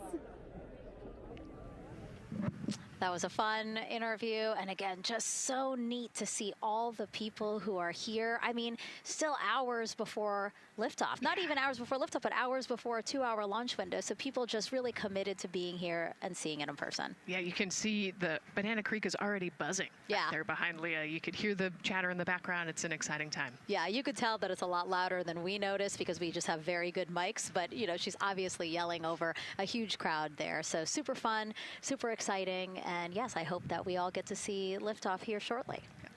Okay, so as we know, Victor, Reed, Christina, and Jeremy will have their hands full during their mission. So for some of their test flight objectives, let's go back to Megan Carter at the moon board. All right, as we have seen from those camera views, their capsule is very compact, obviously. So let me show you a few cool things about this piece. The Orion capsule is going to only be about 16.8 feet in diameter and a whopping 10.5 in height. Think of it about the same cubic feet as 2 minivans. So obviously every piece of that capsule has been planned with purpose. And a really great example of that is going to be these seats that we have seen that live view of. Now these seats are going to be out for launch, re-entry, and splashdown, but in between they are stored in between to give them more room for daily activities and things like that. While they are on board, obviously they are going to have a lot of things to do. One of those is going to be to manually fly Orion, as we've discussed, but they also have several other objectives as well. And they are going to be doing lots of system checkouts, checking out the service module, making sure everything is working correctly. They're also, like I said, going to have a chance to manually fly. Now this was taken during one of their training simulations, but as you can see here, they will have advanced flight displays, hand controllers, touchscreen interfaces, so much to work with and practice with as well.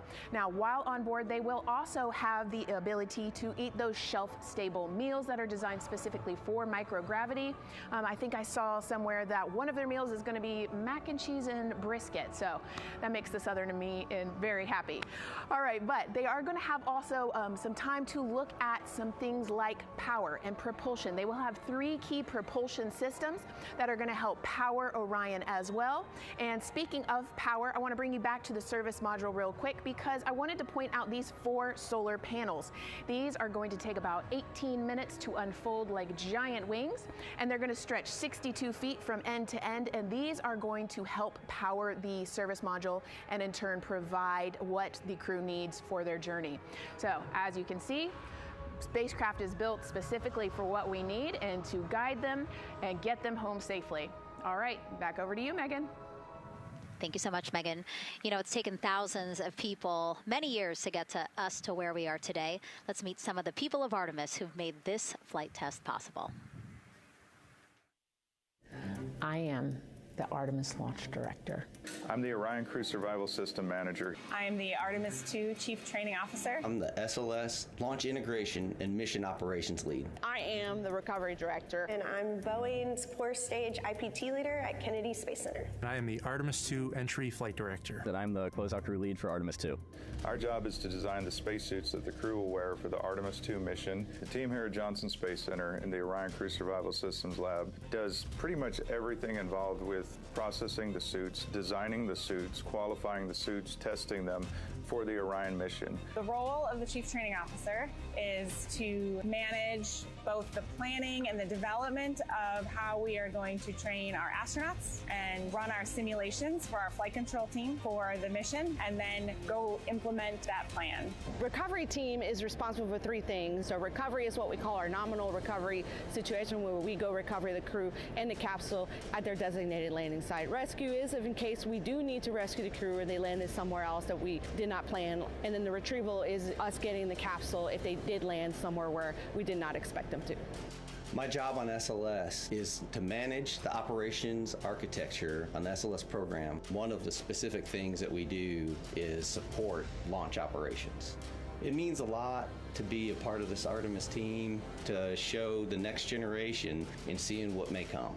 I am responsible for our core stage processing at Kennedy Space Center. My team is responsible for that core stage, and it's our responsibility to make sure that core stage is safe, built correctly, and there's going to be 4 of our astronauts, and it's going to get them to their ride around the moon. I've been a flight director for over 10 years now. I worked on the Artemis 1 mission, and after that mission completed, I was assigned as the entry flight director for Artemis 2. I can't wait to see the hatch open after splashdown. That's when we know that our mission will be complete and the crew will have safely returned to the moon and back to Earth. Closeout crew is responsible for getting the astronauts up to the white room, getting their helmets and gloves on, getting them into the vehicle safely, connecting all their umbilicals, making sure they're ready to go for launch, and then closing the crew module hatch. The reason we do this is to expand mankind's knowledge. If I can be a part of that, doing anything, I want to do that.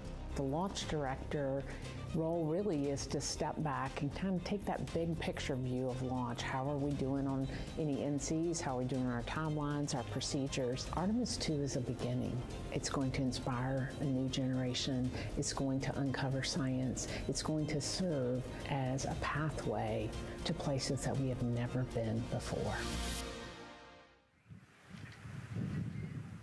And to meet more people of Artemis, you can head to the link we're going to put up on your screen there.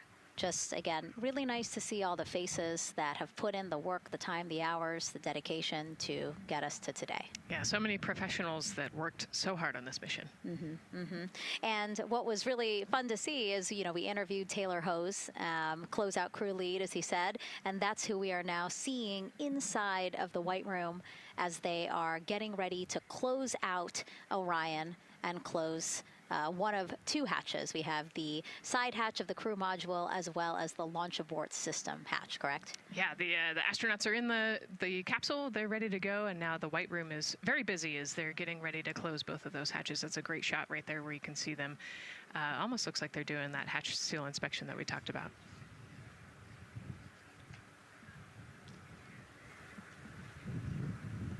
And so, Nicole, as we continue to see them get ready to close that smaller hatch, again, the crew module side hatch, let's take some questions now.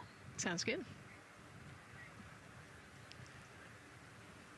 A lot has changed since Apollo, and I have a few questions about what's next. What part of the moon are we exploring through Artemis, and what are some of the key points that NASA needs to consider when planning missions like this? Were you expecting to see Scarlett Johansson? I think that took you. Yeah, I mean, took you aback. We've talked about this, but everybody has an interest in this mission. You know, it's humanity trying to explore and go back to the moon. And I love this question. You know, what part of the moon are we going to? You know, eventually we want to get to the polar regions, the South Pole specifically. We think that there are volatiles there, so water ice, something that can be harnessed as a resource as we create the permanent base on the moon and then try to get onto Mars. But getting to the moon is a tricky mission. You know, we're going further than we have in a long time. And, you know, on the International Space Station, we're 250 miles from the Earth. And so we're pretty close. We resupply that spacecraft pretty often with cargo missions. But the further and further you get away from Earth, the more you have to think about the lack of cargo, the comm delay. You know, there's a communication delay the further away you get. And so there are different and unique problems as we continue to explore further and further out into the solar system. And there is so much to learn about the moon. So it's no surprise that, yes, even though our goal is to to have a moon base at the lunar South Pole. The lunar South Pole is not the main focus of this lunar flyby. So instead, the crew is going to be focused on observing the far side of the moon. So this is actually an animation of what teams expect the moon to look like if the crew launches today. So this is, of course, the side that faces the moon, and this is the far side of the moon, which when, again, the crew does their lunar flyby on flight day 6, we are expecting this will be their view. What an amazing view and an opportunity. Yeah, you know, there's so much to learn from this particular mission, because obviously we're not landing with this mission. And so they actually potentially could see the South Pole and kind of scope out what our landing regions look like in the context of the entire moon. But also they're going to see parts of the lunar surface that have never been seen before by the human eye. And so they're going to take these detailed notes. They're going to record themselves talking about what they see. You know, we do a ton of geology training as astronauts, especially this Artemis 2 crew. They did a ton of geology training working with scientists to learn how to pick out the unique portions that we want to go study. You know, what is the context of the moon? What parts of the moon look interesting and look different? You know, the impact craters that we talked about earlier. So really trying to take all the pictures, take all the observations, write down, talk about their observations, and record as much data as we possibly can for the researchers back here on Earth.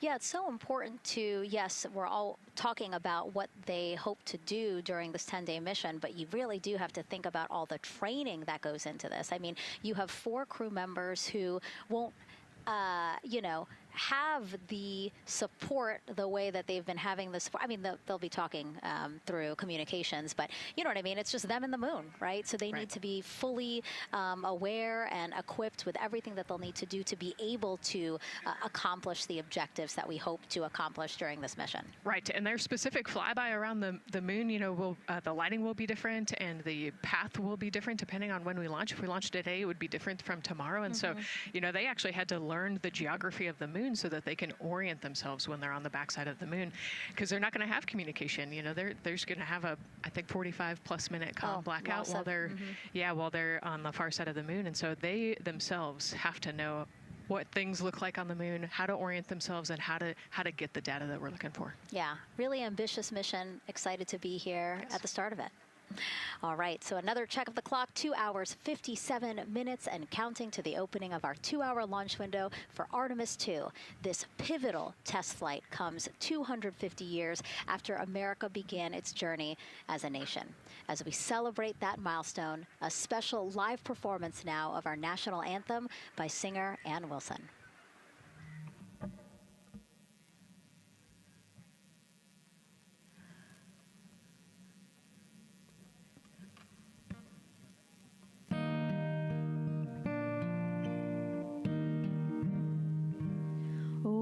Say, can you see by the dawn's early light what so proudly we held at the twilight's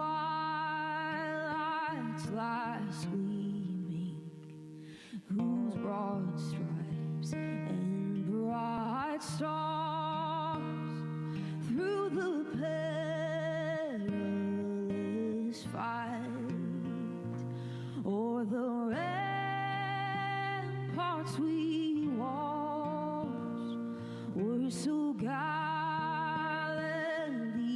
streaming, and the rocket's red glare, the bombs bursting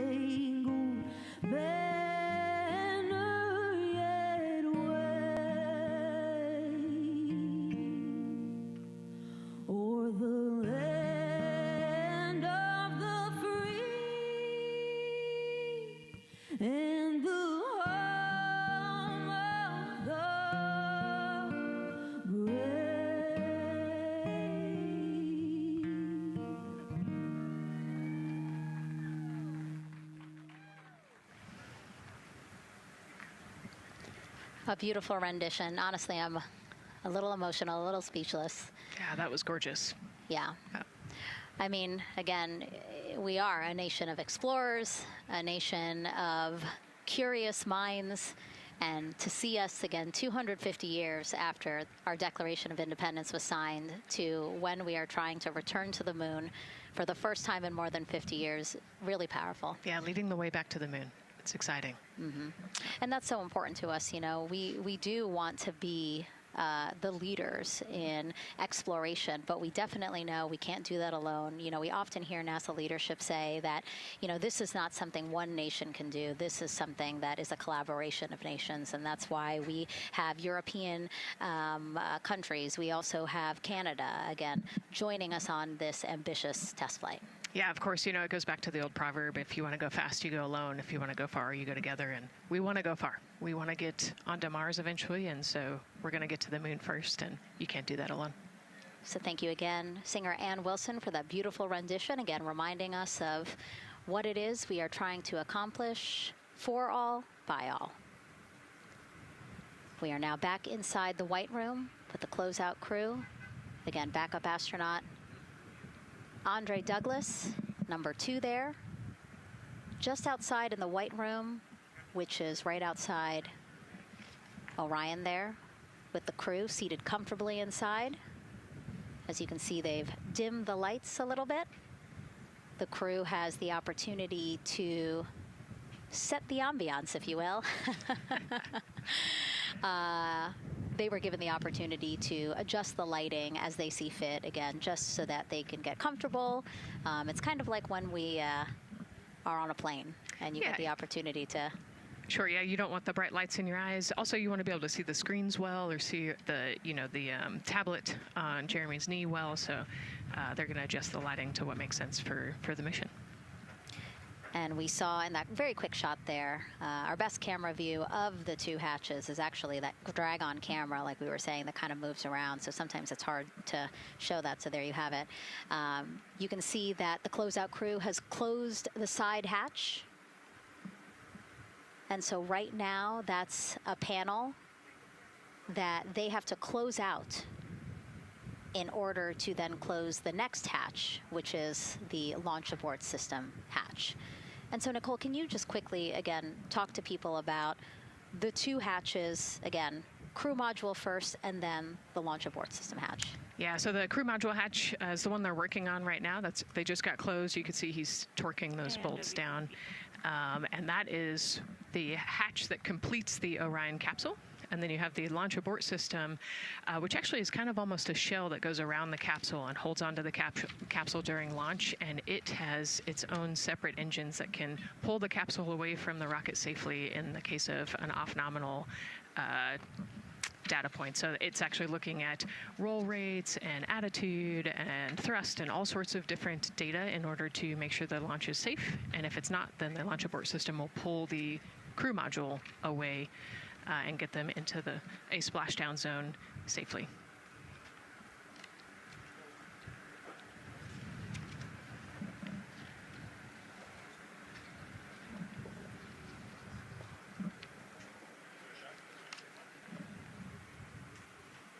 And as we wait for the crew to complete closing that side hatch of the crew module, let's head over back to Banana Creek, where we have Leah Martin standing by with the person who designed this mission's zero gravity indicator, named RISE. It was 2nd grader Lucas Yee from California. Hey, Leah. Hey, Megan. Yes, of the many special guests we have with us today, I think one of our most exciting guests is Lucas, who's joining us, like you said, all the way from California. He and his family actually worked this as a group project to design the zero gravity indicator. Lucas, can you tell us a little bit about your design? Yeah. So you named him RISE. Can you tell me why you picked that name? It was very remote, representing the Artemis 2 launch and Earthrise. And yeah, that's pretty much it. So were you really excited to find out that you won the competition and that your zero gravity indicator would be going to space? Yeah. So how does it feel? We're actually just across the river right now from Artemis. We can see it from where we're standing. How does it feel to know that design you created is actually currently on that rocket just a couple hours away from going to space? Really, really, really, really, really, really, really surprised and very happy. And very happy. Now, Mom, you were telling me on the way over here that it was kind of hitting you what was happening. Tell me a little bit about that. It's definitely very surreal to be here in person. That Commander Weissman said that it's for all and by all. That we couldn't have said it better. We're just very grateful to be here. Super, super excited. And we're so excited to have you here too. Now, Oliver, this is your first launch too. Is that right? Yeah, that's right. And how does it feel to be here just a little bit away from watching the first group of astronauts in your lifetime on their way to the moon? It feels like very, very happy and surprised. So if you had one word of encouragement or something to say to the crew who's sitting on that rocket right now, what would you say?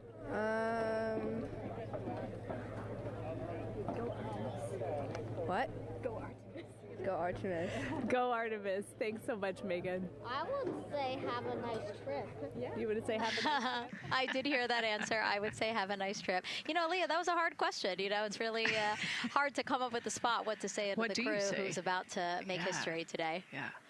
And so the Artemis 2 crew, again, ZGI, Zero Gravity Indicator. It's a plushie, a soft toy that is brought in to the spacecraft with astronauts so that it can be a visual indicator for when we have reached the weightlessness of space, right? Yeah, you saw a little replica there that Lucas had, and then in some of the views in the cabin view, you could see it swinging and hanging earlier. So I think actually Jenny was the one who installed it into the capsule. Oh, really? Yesterday, yeah. So. Oh, we have to unpack a lot here. We got to talk about Jenny, who we will get to here in a second. But then, yes, we will also go back into the capsule so that we can show you where the ZGI is now. But the ZGI was chosen by the crew after a contest where the crew asked for submissions. They got submissions from around the world to, again, design their ZGI that is going with them to the moon. It's kind of like any other road trip. You need clothes, food, a map, your favorite toy. Really. Except this toy has a job to do up there because this is a zero-gravity indicator. While not a scientific instrument, this safe and soft object tells the strapped-in astronauts that they've reached weightlessness. For Artemis 2, the crew wanted a one-of-a-kind ZGI, so we asked you to come up with it.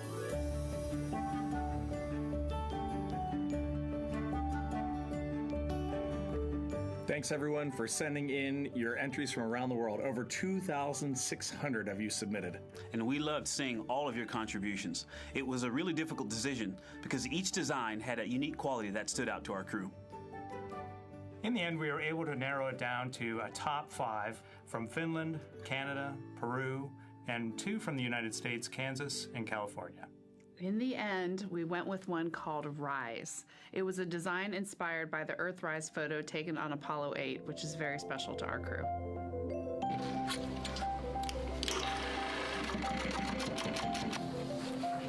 With the winner chosen, next came the task of bringing it to life here in the Thermal Blanket Lab at NASA's Goddard Space Flight Center. This lab specializes in custom materials to protect sensitive spacecraft equipment and is perfect for creating a ZGI that meets the rigorous safety standards of NASA. Because you have to be concerned with whether the thread's going to outgas or if it will hold up, if it's flame retardant.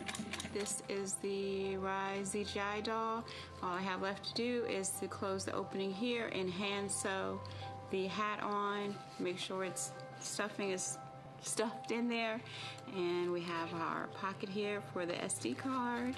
And on that tiny SD card will be millions of names submitted to virtually join the crew aboard Orion. Got Rise. Not the real one, obviously, but this is a replica. I mean, so clever for Lucas and his family to design. Yeah, I love that he replicated the famous picture.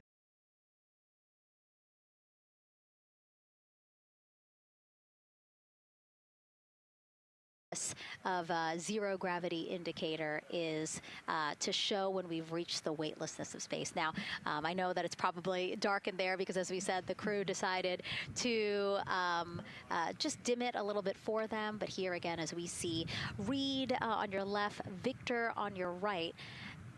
Below Victor, or next to Victor, again, because they're on their back, it's a little weird. It's a little hard to explain their orientation. But between basically Victor and Christina is where Jenny Gibbons has placed the zero gravity indicator. And Jenny, who, again, Nicole just brought up, Jenny is one of the backup crew members. So we mentioned how Andre is the backup crew member for the NASA astronauts. Jenny is the backup crew member for Jeremy. Yeah, Jenny's one of our Canadian astronauts, and yeah, so she's been also helping with preparations for today and helping get the White Room ready, get the capsule ready, and she's actually going to be a Capcom for Artemis 2 as well. Yeah, she's from Calgary, Alberta, completed astronaut training in 2020, mechanical engineer, combustion scientist, and actually before becoming an astronaut, she was an assistant professor. So again, another very well-accomplished person on the team. And I know the Artemis 2 crew has really enjoyed working alongside both Andre and Jenny. Yeah, actually, Jenny was our EBQ mentor when I went through our AskCanner initial training, so she helped us with all of our spacewalk training, which was kind of cool as well. Okay, and there we have Andre again, number 2, with the rest of the closeout crew team there. Why don't we get another check with Daryl and see how the launch countdown is going.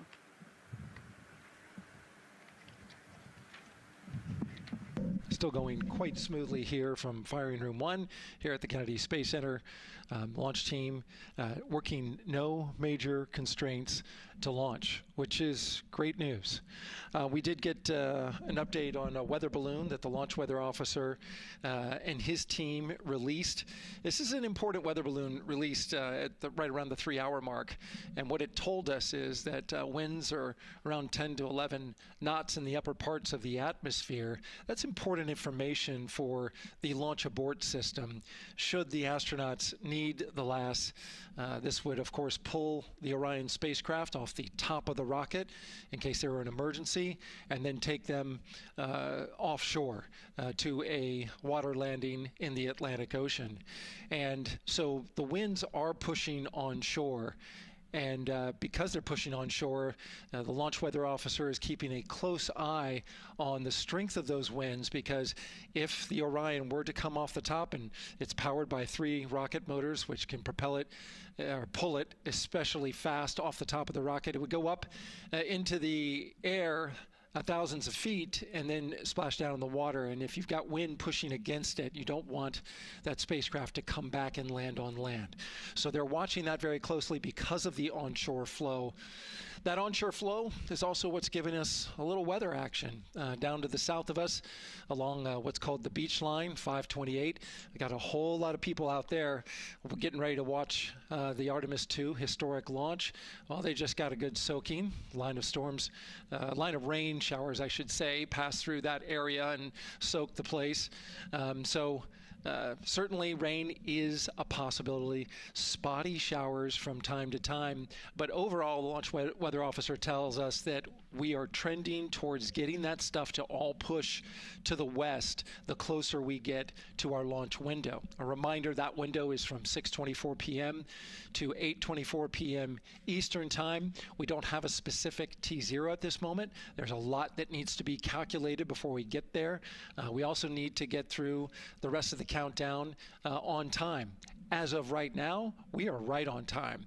The launch countdown is going exactly as planned. That's not something that we saw certainly in Artemis 1. There was a lot of flexing in the timeline during those 3 launch attempts back in 2022. But so far today, on our first launch attempt, we're really enjoying some really solid countdown work, some solid operations by the launch team so far. And to quote our friend Lucas, who created Earthrise, we all really like that. We'll send it back to the host desk. Thanks so much, Daryl. Yes, we really like that, and we really like Rise and Lucas. So thank you for that. That was really cute. Okay, so again, here we are in the big box here. We have our full view of the rocket looking glorious on there with, again, some clouds, but still weather is good for launch today. And then we have the closeout team continuing to do work in the White Room. We got confirmation that they have successfully completed pressurizing the counterbalance pressurization. Basically, as Daryl explained it before, the side hatch for the crew module is very heavy.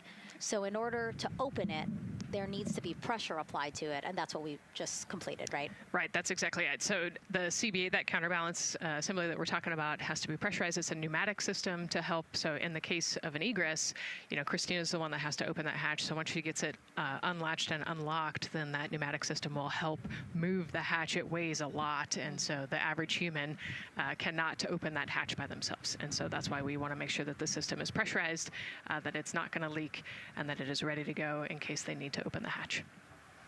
So that is complete, and now what is happening are the seal leak checks.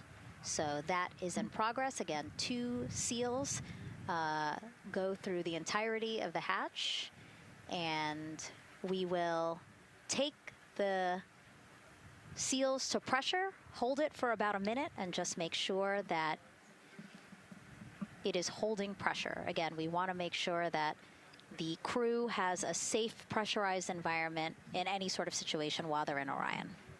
Yep, that's right. So we're going to take a look at it. We're going to take a look at the starting pressure, and then after a certain amount of time, we'll take a look at the ending pressure, and then there are certain tolerances that we will accept for flight. 2 hours, 37 minutes and counting from the opening of our 2-hour launch window today at 6:24 p.m. Eastern Time. After liftoff, it takes less than 10 minutes to reach Earth's orbit. Let's learn more about today's ascent profile with Gary in Mission Control. Hey, Megan. We are monitoring here in Mission Control Houston. Flight controllers are looking at data from integrity in the Space Launch System during the countdown. We're looking at some of the events happening in the White Room now and just making sure that all criteria is met to commit to launch and ascent today.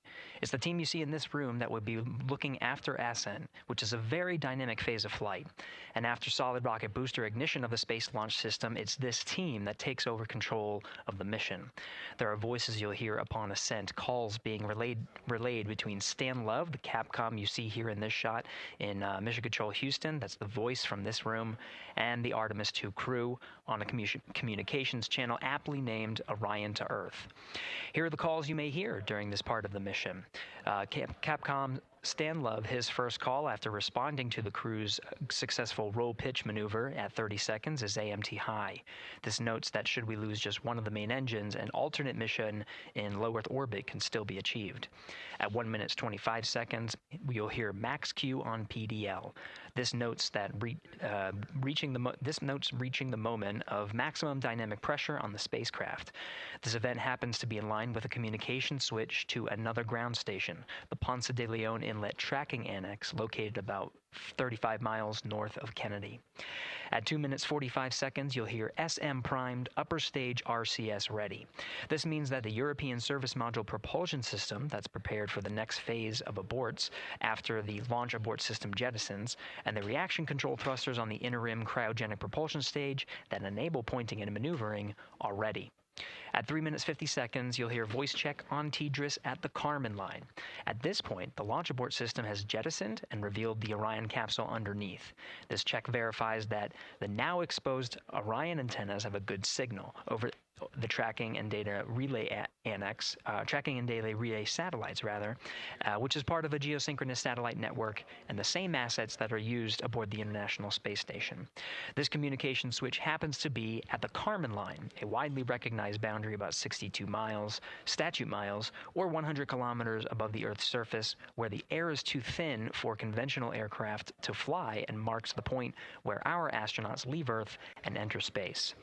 At 5 minutes 16 seconds, you'll hear the call 3-engine press.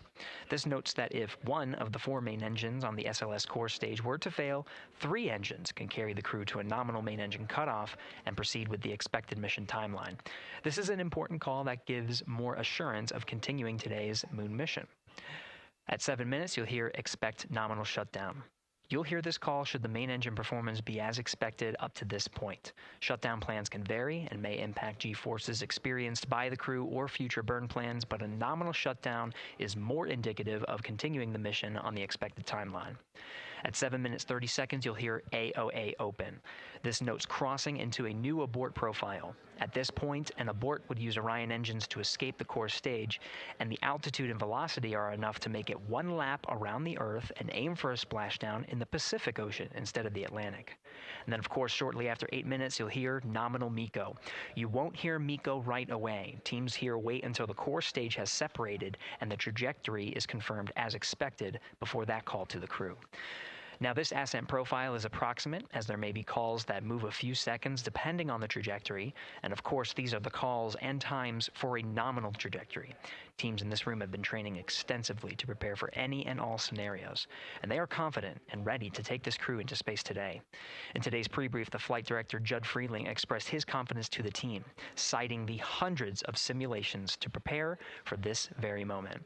These are the calls you'll hear during ascent less than 3 hours from now, but now we'll turn our attention to the countdown to launch and send it back to you, Megan, at the Space Coast. Thanks so much, Gary. Now, one of today's 4 astronauts, of course, Canadian Space Agency astronaut Jeremy Hansen. Let's go now to Jasmine with her next guest. Thanks so much, Megan. Yeah, we're joining you live now from the Operations Support Building here at Kennedy, where crowds are starting to gather, and we're honored to have Lisa Campbell of the Canadian Space Agency joining us. Lisa, Jeremy Hansen is about to make history as the first Canadian to venture to the moon. What does that milestone mean for your agency? Thanks so much, Jasmine. It's wonderful to be here. It's such a special moment, both for our astronaut colleague Jeremy Hansen, but also for Canada. We're here because of decades of public investment in space robotics, in space collaboration, and so for our country, we're very proud. He's so ready. He's been waiting for this his whole life, preparing, training, and he's a wonderful example of Canada. Yeah, and that's a perfect way to capture Jeremy. He really has been prepping for this his whole life. This will be his first space flight. So what has it been like watching him become part of this Artemis 2 crew? Well, as I mentioned to you, I've known Jeremy since 2020, and he's a colonel, a fighter pilot, a father, and he really is a very dedicated, passionate human being. So both for him to realize this goal of being an astronaut and flying, he also is hopeful that witnessing that will raise awareness about the value of a space program, of the benefits here on Earth, of exploring the universe and our place in it. Wow, that's beautifully said. And really, this international collaboration has been going on for quite some time now. We've worked together in low Earth orbit and now going into deep space together. So why is it so important that we have these international partnerships? It makes us stronger. We can go faster and further together. Canada is one of the original signatories of the Artemis Accords, and Canada and the United States have been partnered for more than 60 years in space. Wow, that is phenomenal, Lisa. And this really is a team effort in many ways. We also have Jenny Gibbons. Yes. She'll be listening in on Capcom. What is her role going to be like? So Dr. Jenny Gibbons has been training all along as the Canadian backup with the Prime crew. Last night, she was in the Orion capsule checking out all of the communications, making sure all of the systems test out and work perfectly. And then she will be among the first lunar Capcom, helping the astronauts navigate during their mission. Wow, Lisa, that is so exciting. Any final words for the nation of Canada before today's mission? Just, we are so proud, so excited, and we can't wait to welcome Jeremy home. Fantastic. Lisa Campbell, thank you so much for being here today. Thank you, Jasmine. Of course. And with that, let's get back to NASA's Megan Cruz.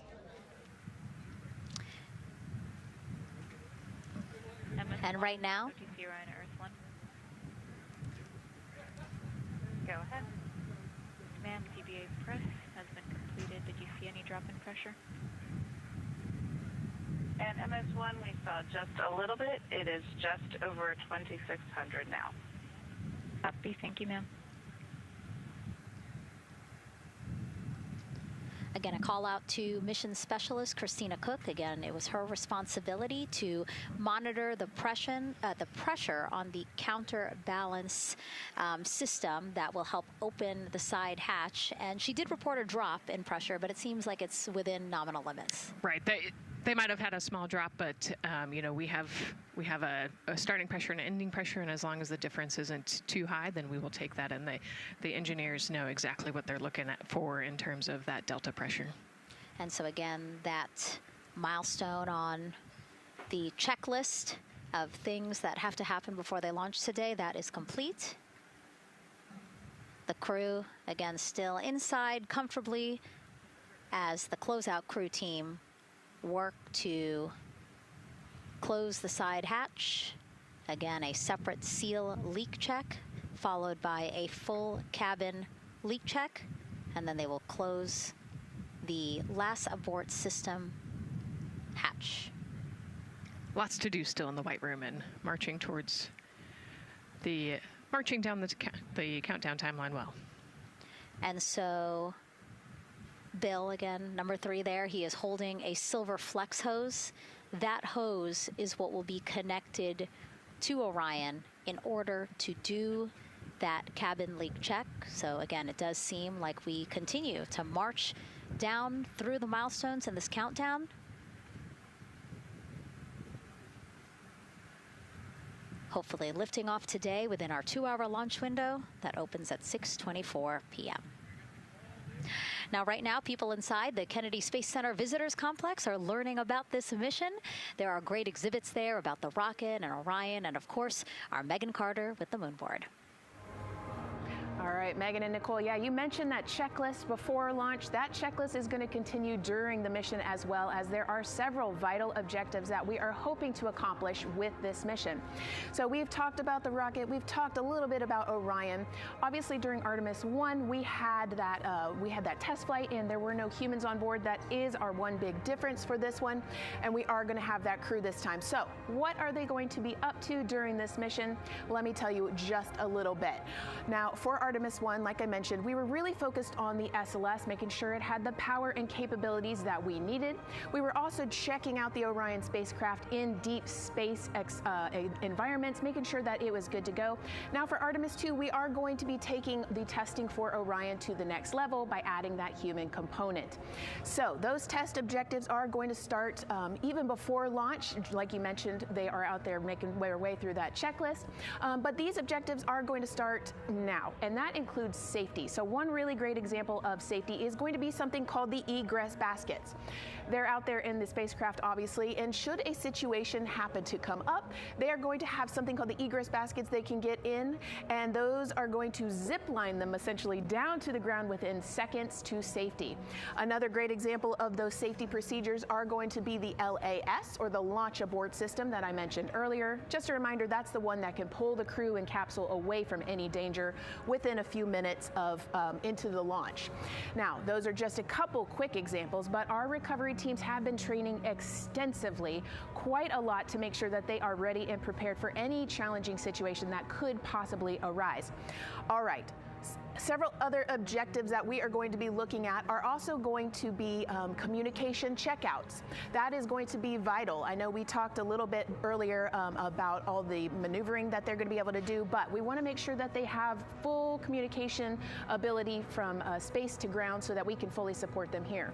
We are also going to be checking out those life support systems. Obviously, we've talked a lot about the service module and what it is going to do for the crew, but we want to make sure that those life support systems are fully functioning, obviously, before we send them farther into deep space. That's going to be critical for them. So on top of being able to maneuver the spacecraft and check everything out, we are also going to be making sure that everything is fully functioning. So as you can see, big part of this mission is to make sure that the spacecraft, the hardware, and all the operations are working, and that the data is going to make sense. And speaking of recovery, we are also going to have the opportunity at Splashdown to recover that launch or that flight data, and we're going to be able to take that back, analyze it, and make sure there are if there are any enhancements we need or changes we need to make before our next missions, we'll be able to do so. So lots to do. They're going to stay very busy, obviously. And with that, I will turn it back over to you, Megan. 2 hours, 25 minutes and counting, and the crowd, check it out, continues to grow at our Banana Creek viewing location. They will have a great view of launch, and we will go back now to Leah Martin, who's standing with her next guests.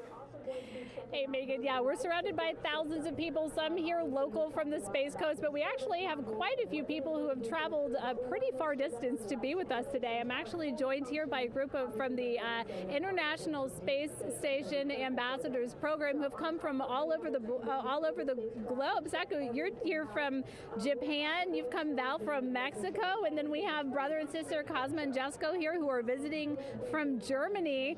You actually told me that you participated in the NASA Rover Challenge in Huntsville. How was that experience, and how is it kind of participating there in Alabama and then being here today?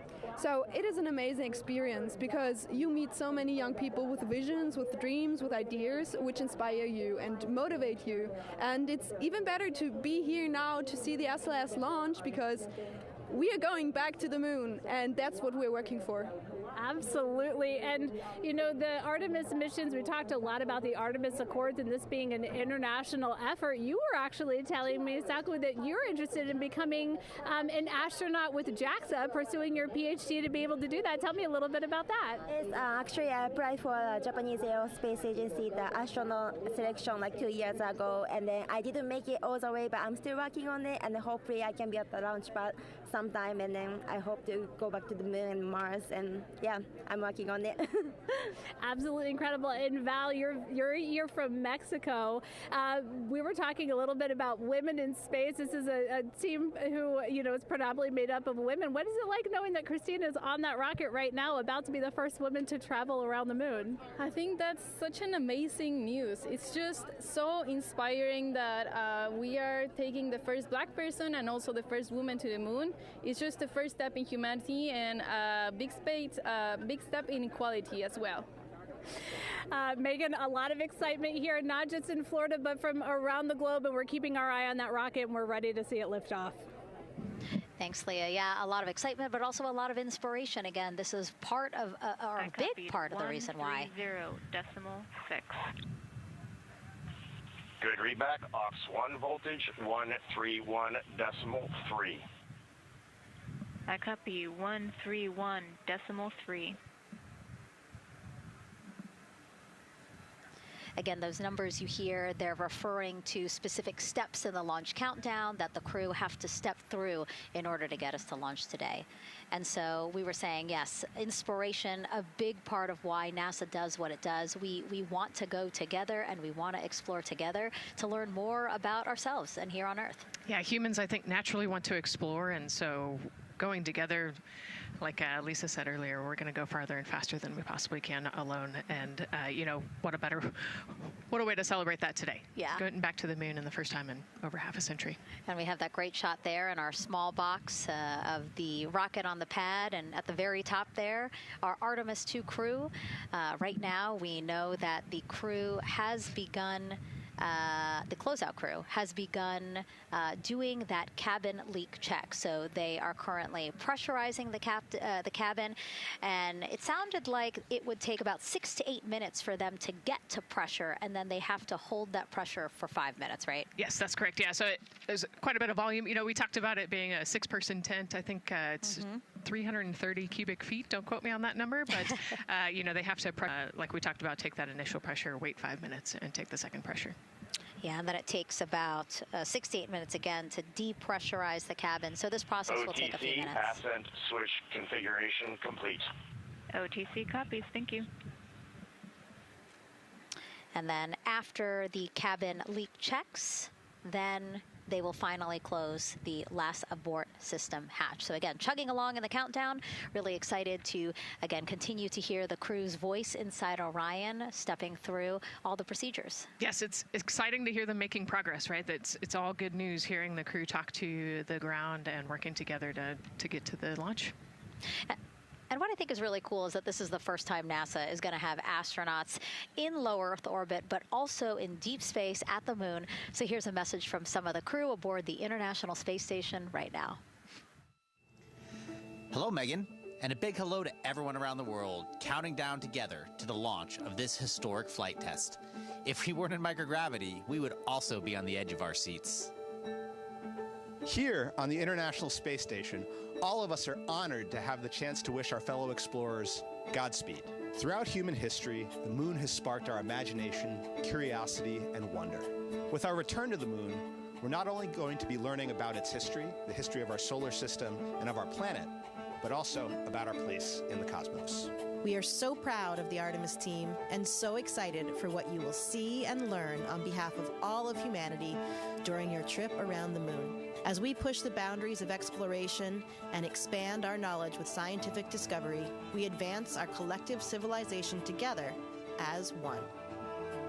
Test flights are crucial to the mission of exploration. We all learn in test flight schools that the more challenging the missions are, the more incremental the tests should be. This Artemis 2 mission is one more increment on the way to further exploration. Thank you to the crew, our friends, for your dedication. And from the entire Expedition 74 crew, thank you to all of the teams that had a hand in getting the Artemis 2 mission to where it is today. Back to you, Megan, as the countdown continues.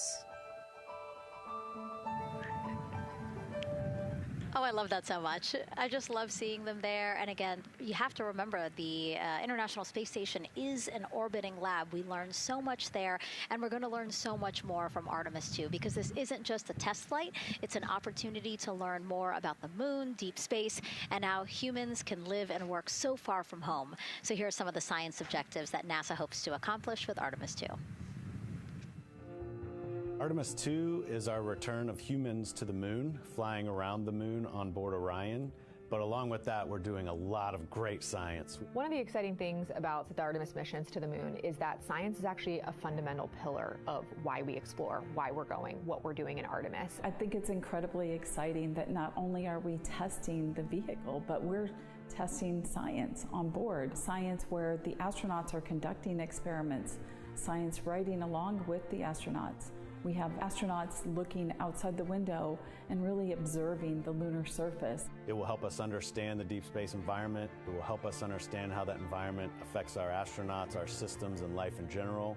So deep space is a challenge for us because you have to leave Earth's protective magnetic field. Here in low Earth orbit, the crew members are protected from some of the harmful radiation.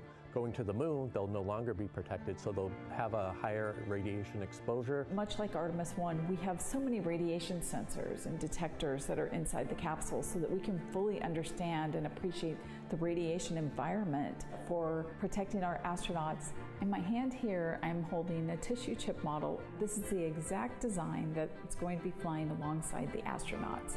We'll be collecting samples from each of the crew members, and we can make these organ chips out of the astronauts themselves. So every crew member will have their own avatar on board, and then upon return, we can evaluate that deep space radiation environment and what that compares to the astronaut themselves. Not only are they going to help change the course of medicine for the astronauts, but revolutionizing that on Earth as well. We're looking at sleep, we're looking at team dynamics, we're looking at how you interact with the environment. We're also looking at the immune system, so what are the biomarkers? We're using saliva as a method to study hormones and different things in your body that may change during a mission like this. And then finally, how do we function after microgravity? Being close to the moon, then returning to Earth. Which will ultimately help us achieve our goal of getting humans to Mars. And then on top of that, we have an opportunity to look at the moon from deep space on the far side for the first time in over 50 years. Having human eyeballs and brains back around the moon is going to unlock a new generation of lunar science discovery. The human eyeball is capable of taking in so much data in just a split second. They'll be able to tackle impact history, volcanic history. They'll be able to look at how the albedo, or kind of the shade and hue of the moon and the color of the moon, can tell us something about how that terrain evolved over time. We're integrating science in ways that have never been integrated into human exploration before. We have a front room mission control flight controller position called the Science Officer. We have a brand new science back room where it's basically our brain trust of lunar scientists and geologists supporting the crews of the future. And Artemis 2 will allow us to really test how this works so that future missions are really set up for success. We'll also be deploying some CubeSats. They're small shoebox-sized spacecraft of their own. They're each provided by another country, one of our partners. As they conduct their research, they'll complement what we are doing at the moon with Orion. It is so incredibly exciting to be a part of this mission. And it has been, really one of the privileges of a lifetime. I can see the work I'm doing benefit crew members right now and benefit the crew members in the future. So it's incredibly exciting and it's very rewarding. As this rocket launches humanity off of the Earth, we'll be setting the stage through our science to prepare humanity to leave Earth and explore the solar system. And what we learn during this and future Artemis missions to the moon will eventually get us to Mars. Here's Jasmine Hopkins again, now with Nikki Fox, Associate Administrator of NASA's Science Mission Directorate. Thanks so much, Megan. Yes, we're back on the balcony now, joined by Dr. Nikki Fox. Nikki, in this nearly 10-day mission, we are covering a lot of science from CubeSats to tissue chips. What are you most looking forward to learning? Oh my goodness. I think for me, the most exciting thing is actually being able to interact with the crew while they are flying, doing this historic journey on the far side of the moon. They are going to be seeing pieces of the moon that no human eyes have seen before, which is really spectacular. It's going to be an interesting trajectory. Some of it is in darkness. Then at the Terminator, so in darkness, they'll be able to look for like impact flashes and things when micrometeorites pummel that poor moon. And then at the Terminator, they can see shadows and interesting things, which kind of gives you depth perception. And then, of course, in the sunlit, picking out everyone's favorite craters. Also, if we launch today or tomorrow, they will see a total solar eclipse from the Orion capsule. How cool is that? That is very cool. We are thrilled for this Artemis 2 crew to be able to see the moon in a way that we've never seen before. What is so unique about that far side? Why are we going there? I mean, honestly, it's just, it is unique. It's very different to the near side of the moon. The actual sort of terrain, the morphology, it's very, very different. And so it will be very exciting to see that as we're going past that. Absolutely. And Nikki, we are performing a lot of science at the moon this year, actually, not just Artemis 2. Can you speak to the commercial lunar landers we're planning to send? Yes, we are very, very proud of our commercial partners as they take our payloads for us to the lunar surface. And very excited. Next one up is Blue Origin's Blue Moon Mark 1 going. It's got some science on it. It's got the scalps that went on the Blue Ghost. So we'll be able to sort of look at that plume as it's coming down onto the lunar surface, and then also the laser retroreflector that will be the array that's up there too. So even on that first test flight, packing it with science as much as we can. Wow, Nikki, so much science. It's hard to keep track of everything. But the unique thing about Artemis 2 is we're sending crew. Can you speak to the importance of the human element of science? Absolutely. I mean, we can program, like we do with our beautiful rovers on Mars, we can program them to do certain things, and it's what we think we need them to do. When you have an astronaut up there, they can make that sort of like really unique split-second decision. The thing I'm most looking forward to is when they think they're going to be looking here, is hearing one of them say, "Oh my goodness, look over there." And I think that's just incredible about how we do that. Also, flying our tissue chips with the astronauts, our Avatar experiment. Here we go, Avatar. Wow, look at that. And that's got the tissue chips samples matched to the crew, so we'll be able to monitor the effects of microgravity and radiation on that human tissue as we prepare for more and more missions to the moon for longer and longer durations, and then off to Mars. Wow, Nikki, so much science ahead of us, but first we have to launch. Thank you so much for being here today. Thank you so much. Go Artemis. Oh, of course, go Artemis. And with that, let's turn it back over to the countdown with NASA's Megan Cruz. Nikki is so fun. She has so much energy and so much passion about the science. And again, yeah, it's just so important to remember that so much science is happening with this mission. It's not just to test out the hardware and the life support systems. Yeah, you saw the science video, and then we talked to Nikki Man, there's so much going on, right? We talked a little bit about the lunar observations that we're going to do. And then, she talked about, made a really great point about, the human eye can pick things out that, that a camera or a robot can't necessarily pick out. And so that's why we're sending humans. But also, we're not just doing the lunar observations. The Avatar, that's a really cool experiment. They took blood samples from the crew, and then they used those stem cells to make bone marrow and create those little Avatar chips, which is impressive. Feels like scientific, sci-fi movie stuff. But, we're going to look at radiation. We're going to look at all sorts of different scientific experiments. We got the little CubeSats. We're going to go look at space weather. Lots going on. Yeah, even collecting some of the astronauts' saliva, you can learn a lot about the body through the saliva. So just really a lot in a small amount of time in a small capsule. Yeah, scientific discovery. That's why we go back to the moon. Yeah. And so, again, her energy just so... oh my God, I can't find the word. So wonderful, awesome. I don't know why I couldn't find the word. So anyway, just really again, thank you, Dr. Nikki Fox and Jasmine. And so Nicole, what about answering more questions? Let's do it. Okay, great. First one. What was the word I was trying to get at? No, I'm kidding.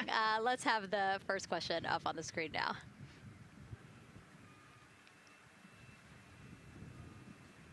I know we got him.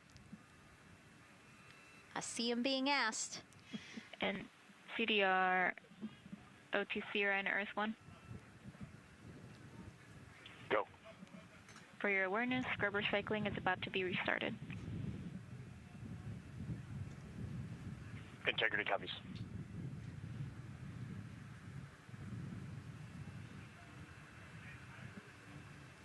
All right, let's try that again. Can we get the next social question, please?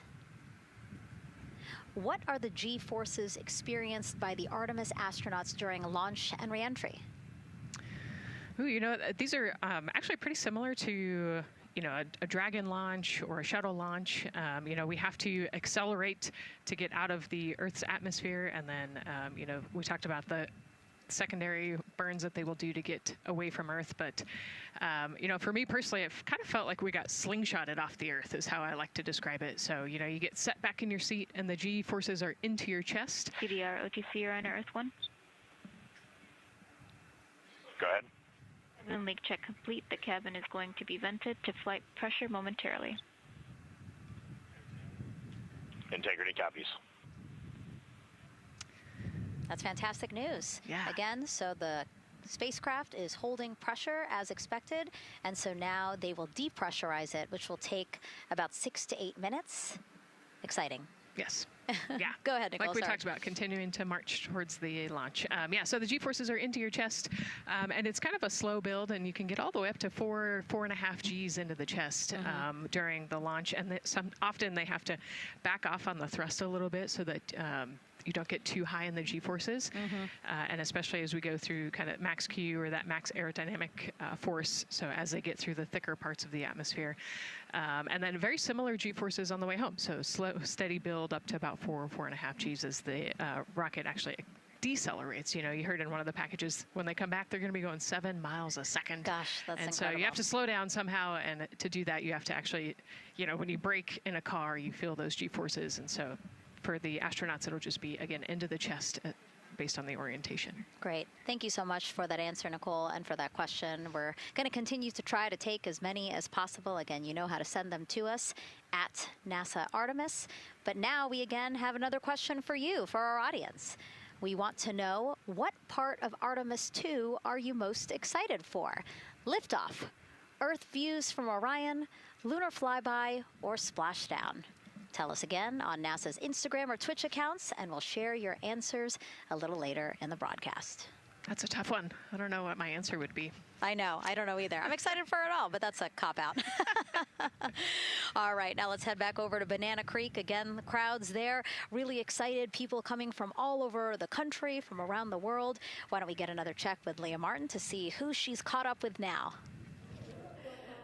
Well, Megan, we were a little while ago talking to some students from around the globe. Today we're actually talking to some local students who are from right here, locally Merritt Island in Titusville. We talk a lot about the Artemis generation and about the students who are going to become the next generation of dreamers, of engineers, of scientists and technologists. And I'm actually standing with a group of those students here today. Our local high school has actually implemented a really neat new program in the spirit of being able to create these pipelines for employment and engagement. Can you tell me a little bit about what Merritt Island High School is doing? Sure. Well, this is a new program, first of its kind here at Florida, and basically what we're studying is astronautics and aviation, kind of blended the two together. We have flight simulators in our lab, but students are also learning about engineering, aerospace engineering, and we're trying to make all kinds of pathways available for them, trying to give them opportunities to see which pathway they might want to be interested in. So, yeah, it's just a great opportunity for them to learn about space. We just finished doing a whole model rocket build where the students took CAD software, developed their own rockets, put them together, and launched them right from our school. So it was very exciting. Incredible. And then another local high school, Titusville, you guys also have a similar but slightly different program. Yes, we do space mechatronics with advanced manufacturing, preparing students to build and manufacture things to automate, do automation to build things on Mars and things like that, or locally too. Now, you told me that you're actually trying to figure out a little bit what you want to do when you're done your freshman in high school.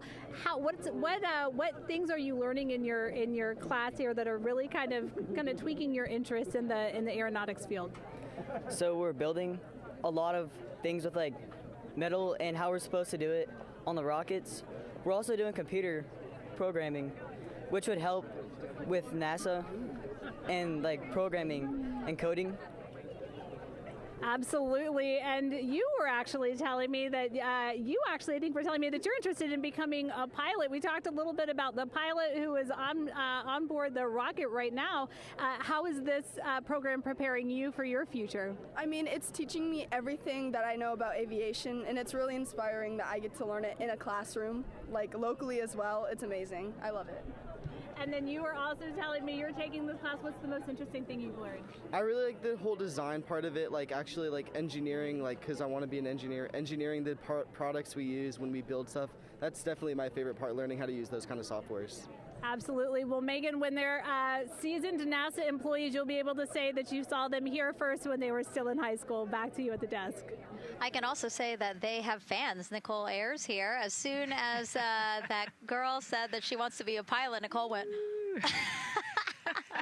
yeah, why is that something that's so thrilling for you to hear? I mean, I love when kids in high school have goals and they set their goals high and they want to go do something. You know, the kid who wanted to be an engineer or a pilot, like, I love that. You know, find something that you're passionate about, go work hard at it, and go get good at it. Yeah, and speaking of passion, I mean, we definitely have a whole bunch of people here passionate about what NASA is doing here. Again, the lawn behind us just filled with media from around the world, making sure that they can help tell our story to everyone who is interested in hearing it. So back here in Florida, of course, we have NASA leadership also keeping a close eye on launch operations. Let's go now to Jasmine Hopkins, who is standing by with Lori Glaze, Acting Associate Administrator of NASA's Exploration Systems Development. Thanks so much, Megan. Yeah, we're honored to welcome Dr. Lori Glaze to the balcony now. Lori, this is our very first time having crew on an Artemis mission. How does that feel, and how does that change our overall approach to the mission? It's a really good question, and it really came home today when we were watching the crew walk out, and then we saw them get into their van and go out to the pad, and we've been watching them getting into the crew module. And so we've really put an enormous amount of rigor into assuring the safety of our crew. One of the most important things on this mission, different from Artemis 1, is we now have environmental controls and life support systems. One of the most important things we're going to do on this mission is test those out and make sure that we can keep our crew healthy and safe throughout their mission. We also on this mission have an activated launch abort system, which we had the system for Artemis 1, but it wasn't active. But we definitely had that active on this mission. We want the ability, again, if something goes wrong, to be able to have that ability to abort and get them back to the ground again safe. Absolutely, Lori. I mean, as you're driving home, safety is paramount here at NASA, and your program is responsible for all of these Artemis elements. We have the Space Launch System, Orion, ground system. So how do you get everybody cohesively on the same page for a day like launch? And that's a great question, and it's really been wonderful to watch our teams working together. We have the ground systems, which are kind of the bookends of our mission. The ground systems help prepare us to get the rocket ready to take off. They're doing all of the loading of the tanks right now and getting the crew into Orion. And then at the back end, they'll be there to recover the crew when they land in the ocean. But they know that their job is to make sure that that rocket is ready to go and that the crew module is ready to go. And then the rocket itself, the space launch systems, they know that their job is to deliver the crew module to the right point in space so that they can conduct their mission. And then again, they have to make sure that everything is ready, that they set them on the trajectory that is going to bring them around the moon and set them up to land in the right place in the Pacific Ocean. And that's their job, and they know how important that is. And they have to work closely with Orion, which again, they also have to work with all the other teams to make sure that everything's working together. And then on top of that, our flight operations teams, all the people on the ground, they're all working together. They know this mission doesn't work unless every single part of the mission works. Right. Lori, there are so many things that have to work together today. We can't wait to see what happens next. Thank you so much for being here. It's my pleasure. Thank you. Of course. And with that, let's take it back to the countdown with NASA's Megan Cruz. Yeah, and speaking of the countdown, 1 hour, 59 minutes and counting until the opening of our 2-hour launch window at 6:24 p.m. Eastern Time.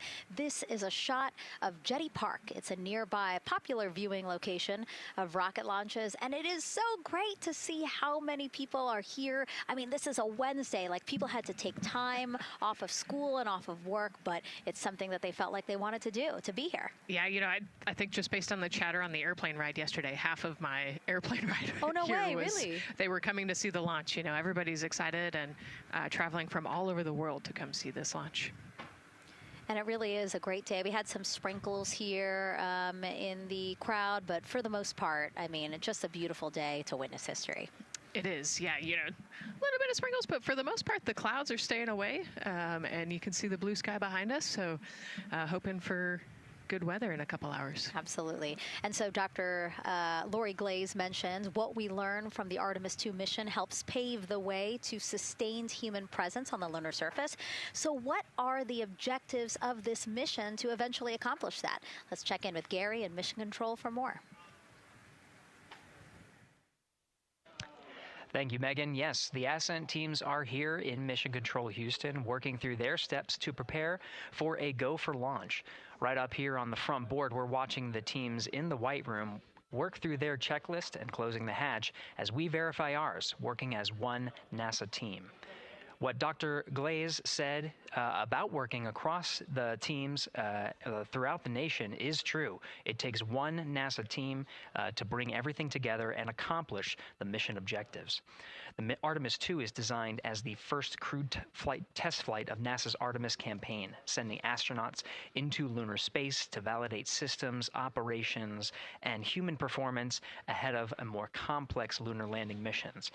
NASA has identified an extensive list of mission and flight test objectives that serve as a checklist to verify the capabilities needed to land humans on the moon.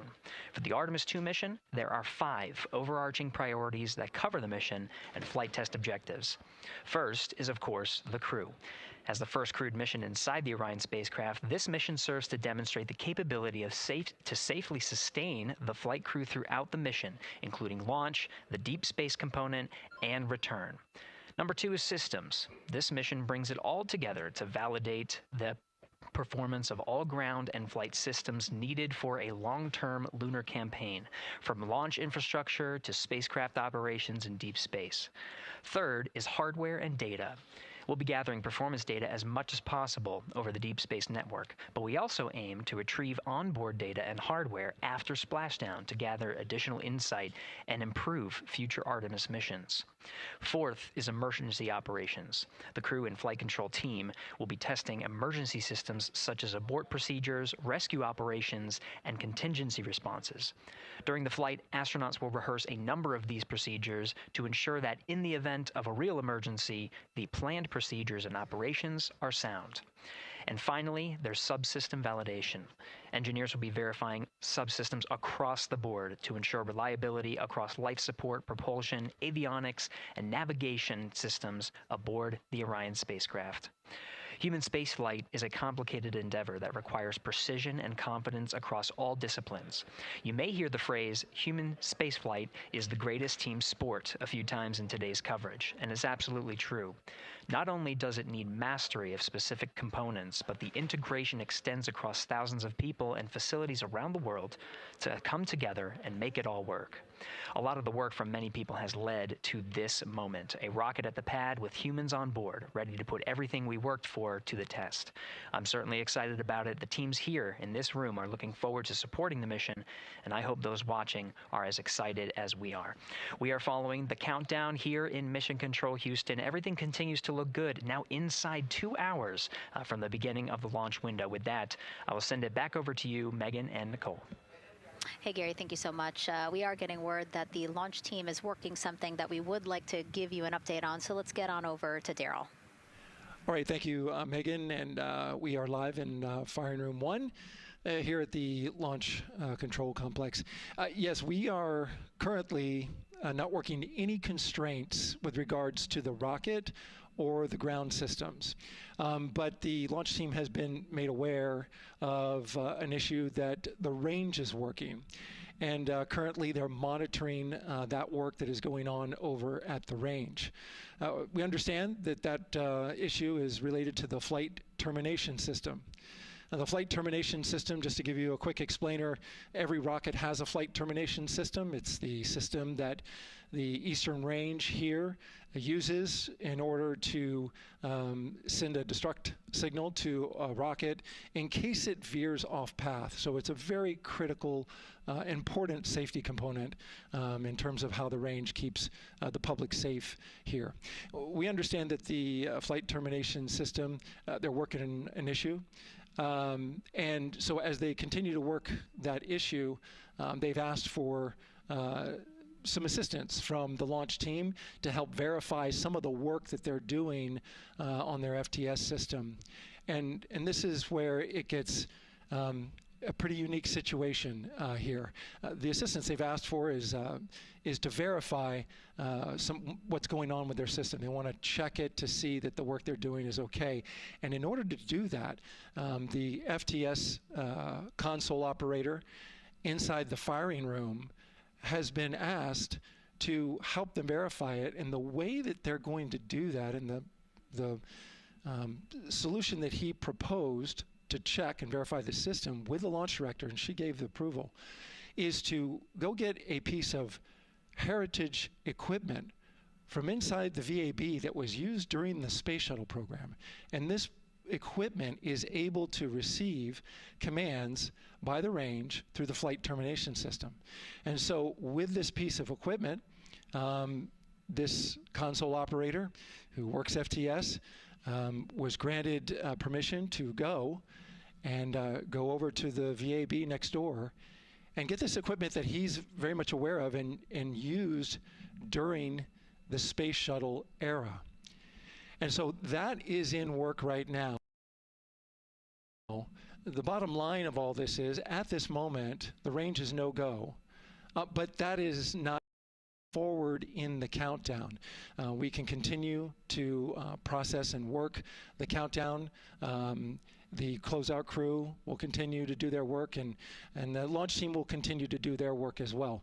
But we'll keep you updated on what happens in regards to, as far as my understanding goes, a pretty unique situation here with trying to bring resolution and kind of help out the situation that we're seeing at the range right now. And that's the latest here from the firing room. We'll send it back to Megan and Nicole out the host desk. Thank you, Daryl. Yes, very unique, but I think it speaks to the ingenuity of this team, right? To say, hey, we have this equipment at the VAB. Why don't we leverage it to try to solve this issue and work it? Yeah, what a great example of human creativity, right? We know this thing exists. Let's go solve this problem. We have time, you know, like Daryl said, we're going to continue to march down the countdown. So we'll continue to get the rocket and the crew ready, but we still have that 2-hour window. So in the meantime, let's try to figure out what's happening with the range. And speaking of the range, what is the range for people who might not watch rocket launches with us often? Sure, yeah. So anytime that you launch a rocket, you have to clear the airspace, right, in the launch corridor. So where the rocket's flight path is going to go, you have to make sure that that whole airspace is clear. And so we actually have assets. You know, the Space Force helps us out with this one, but you know, we want to make sure that there aren't airplanes in the way and there aren't other, you know, maritime assets in the way or things like that. So that there's a whole group of people. We talked about, actually, Gary said it great, right? It's a huge team sport, and so there's a whole group here on the ground that is monitoring that launch corridor to make sure it's clear and ready to go. And so if they're having issues, then we definitely can't launch this rocket. We don't want to launch blind into a corridor that we can't see. Yeah, because as Daryl said, I mean, it is very important, the flight termination system, needing to activate it in case of an emergency. So yes, something that we will closely be monitoring throughout the countdown, and hopefully again won't be an issue, that they can fix this issue by going to the heritage hardware that's in the vehicle assembly building. Right, what a great idea. Okay, so again, under 2 hours from the opening of our 2-hour launch window, 6:24 p.m. Eastern Time. The crew, as you can see there, inside of Orion, relaxing, getting updates from the team, but also just getting in the right headspace for hopefully launch today. Let's learn a little more about each of them now. The moon, to me, it's the thing that connects me together with all the other humans in my life. I remember being a little kid lying in bed at night and just looking out at the moon in whatever phase it was in, and I was thinking, man, my friends that live like 20 miles away, they can probably look out and see that same exact moon. And then when I was in the Navy and I would look out at the moon and I'd be halfway around the planet, and I would think, man, my brother can see that moon where he is, and he's halfway around the planet from where I am. To me, it's a connection of life on Earth. We can all look up and see that moon, and it's always changing. The moon is never the same 2 days in a row. I love that. My name is Reed Wiseman. I'm the commander of NASA's Artemis II mission around the moon. I grew up in a little town just north of Baltimore, Maryland, about 20 miles north of the city. There was a National Guard base nearby my house, and there were A-10 aircraft that would fly over every now and then. I just would look up at them and be like, man, I want to be up there. I want to go do that. And then my brother went to the Naval Academy, and I would go every year and watch the Blue Angels fly during commencement, and that just started to grow and grow and grow. For a while, I wanted to join the Air Force, and then I realized Navy flies as well, and they fly from ships in the middle of the ocean, and that was it. Like, done deal for me. That is exactly what I wanted to do for my career. Flying is freedom to me, especially when you're in a jet aircraft coming off of an aircraft carrier in the middle of the Pacific Ocean. Nearest land is over 1,500 miles away. So when you come off of that aircraft carrier, you are truly just alone with yourself out there. It is a magical experience to be out there all by yourself in an aircraft over the Pacific. It's free.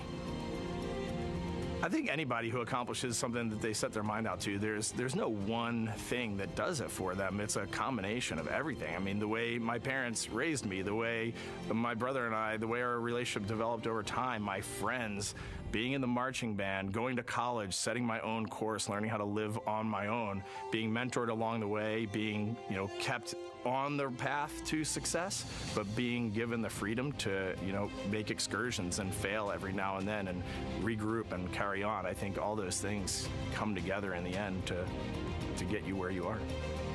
I've had to overcome, I'm a human being. I've had to overcome a lot of fears. I'm pretty scared of heights. I joked about that on the International Space Station, but it turns out I'm only scared like at the edge of a building. When you're up on the International Space Station, even though you're 250 miles up, I never had that feeling of falling or that I was, at risk up there. I just kind of loved the feeling of floating and looking down at Earth. There have been challenges all throughout my life. By far, the biggest challenge was losing my wife in 2020 to cancer and now raising 2 daughters who are grown up now, but that's been the biggest challenge by far I've ever had to face. It is not easy. Being an only parent, trying to work a full-time job, and raising 2 kids is something that I think about every single day. I'm very proud of the work I've done. I haven't always done it well, but I've always shown up and tried as hard as I possibly can. I do wonder what it's going to be like when we are really far from Earth and can see it. The sensation of being so far away from everything that you know. I had that sensation on the space station the first time I got to sit in the cupola for a really long time. So I can only imagine what that's going to be like from 200,000 plus miles away. My name is Victor Glover, and I'm the pilot for NASA's Artemis II mission around the moon. When I was in 4th grade, I was 10 years old, and that's when the Challenger accident happened. And it helped me understand how the general public felt about the astronaut corps. Right? Like, these are the people that we want to be. And that just gave me an easy thing to strive toward. The biggest fear that I've had to overcome in my life is doubting myself. Going to college when no one in my family had gone to college was a huge risk. I had more confidence in my athletic ability than in my academic abilities. I could play football with those college students that I saw on TV. But my classmates that I saw in the lab and around the University Union, I didn't know if I had what they had. I think addressing that self-doubt was a part of, swinging for the fence and trying to go get an engineering degree, not just go to college, but get an engineering degree and then go do something challenging and technical like flying. Apollo is known for sending humans to the moon. Artemis has an opportunity to continue the Apollo story, but I actually think it's important for this story to stand on its own. Artemis is a new program, and we're trying to do new things. And it's great to compare and contrast. When you look at our spaceship, you can see parts that were designed, built, and integrated in another country. When you look at our crew, you see that our crew is international. There are also men and women. And I just think that comparing and contrasting makes the story even richer. The piloting role specifically, I will have an hour and a half or so where I get to fly the spacecraft by hand. We haven't flown that many spaceships. And so the ability to fly one actually in space on a test mission is just a really unique opportunity. I can't tell you how I'm going to feel when we fly by the moon and see the moon up close and the Earth from 250,000 miles away, but I don't use the word excited because I'm focused. What we do, this is very serious and it's very risky, and we are all intimately familiar with that risk. And so if we go out there and we're successful and we can pass that baton on to Artemis 3, that's something to really be excited about. I tell a story, which is one that my dad told me before the Apollo missions when he was just a very little boy. He was looking up at the moon with his mom, and his mom said to him, "Don't worry, Ronnie, we'll never get there." Fast forward maybe 70 years later, it's his daughter that's actually going there. And I think that long arc is something that we can all learn from. The idea that the seemingly impossible becomes possible if you just believe in it and are willing to work hard and come together to achieve it. My name is Christina Cook, and I'm a mission specialist for NASA's Artemis II mission around the moon. When I look back at my dreams as a kid, I definitely never thought I would actually get here. I was very pragmatic. Even though I'm a dreamer, I knew that the odds were way against me again, so I might as well do something I'm loving in the meantime. I definitely loved science and math in school and, did pretty well in those things, but I also loved being active. I was always outside. I loved things that made me feel small. I loved looking at the night sky, oftentimes between the pine tree branches, or I loved the ocean. North Carolina also has mountains, and when we go there, I just loved the vastness of all of those things. I loved how they made me feel and what they made me think about, and the vastness of the universe and how much out there was to learn. I'm drawn to exploring. I'm drawn to challenges that involve both mental and physical, and I'd much rather be solving problems wearing a whole lot of equipment and in a harsh environment, and that's just something I've carried with me ever since I was a kid. Thinking about the fears or challenges that I've had to overcome, there are just so many. I mean, basically, it's just been, that has been the journey. I always say to people, do what scares you, and that means I have to follow my own advice. So doing what scares me meant getting on a plane and going to the Antarctic, getting on a plane and going to study abroad in Ghana, applying to become an astronaut, opening the EVA hatch in the airlock and going out of it into the darkness, strapping myself onto a rocket. And so for me, I think that no matter what the challenge, recognizing that if people believe in you and you believe they believe in you, the challenges seem always a little bit easier. To me, me, the moon, it represents history. It is a witness plate. Everything that's ever happened to the moon is still written on the moon. Every single person has looked at the moon their entire lives. We see the same moon. That's something really special. It's just the epitome of a symbol of something that's in each of our hearts, but that's also represents exploration and reaching. I have this very distinct memory of seeing an image of an astronaut standing on the moon. It's burnt in my brain because I went back to it so many times in my childhood, and I would look at that image, and I know it had a huge impact on me that humans had walked on the moon. My name is Colonel Jeremy Hansen. I'm an astronaut with the Canadian Space Agency, and I'm a mission specialist on NASA's Artemis II mission around the moon. My elementary school years, I grew up on a farm outside of London, Ontario. I spent as much time as I could with my dad on the farm. I learned the value of hard work, for example. If I wanted to go to work with Dad, it was going to be a long day, and I was going to have to not complain, or I wasn't going to get to go the next day. I had a treehouse. I had a vivid imagination, and I changed my treehouse into a spaceship. I made all these dials and controls. I had circuit breakers for switches that I found in the barn, and I was exploring space in my imagination. The most important thing I did to get to where I wanted to go in life, which was flying fighter jets and eventually becoming an astronaut, is I shared those desires with other people. And it turns out, just like you don't go to the moon on your own, if you could, I would have done it a long time ago in my treehouse as a kid. You have to go as a team. I think the biggest impediment to achieving my goals was, of course, myself. And I think that's a common human experience. There are many times where just little things would get in my way, and my immediate interpretation of that was, well, now that goal's out the window. You know, people must have lifted me back up, and somewhere in the back of my head, that persistence came through. And I think that's a common human experience, to doubt ourselves.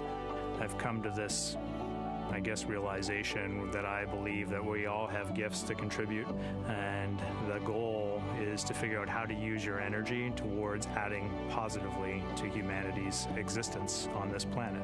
But I love it when humanity sets big goals, like sending humans to the surface of the moon with an eye to eventually going to Mars, because when we do that, we can bring together genius from not just even in one country, but around the world.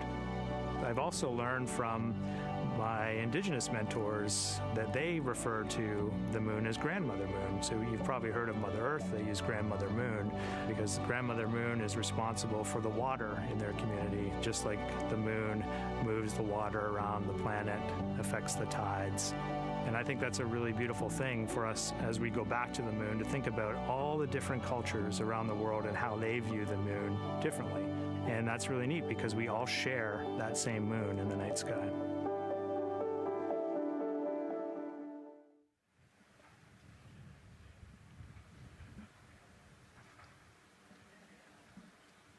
One hour, 38 minutes and counting until the opening of the Artemis II launch window today, 6:24 p.m. Eastern Time.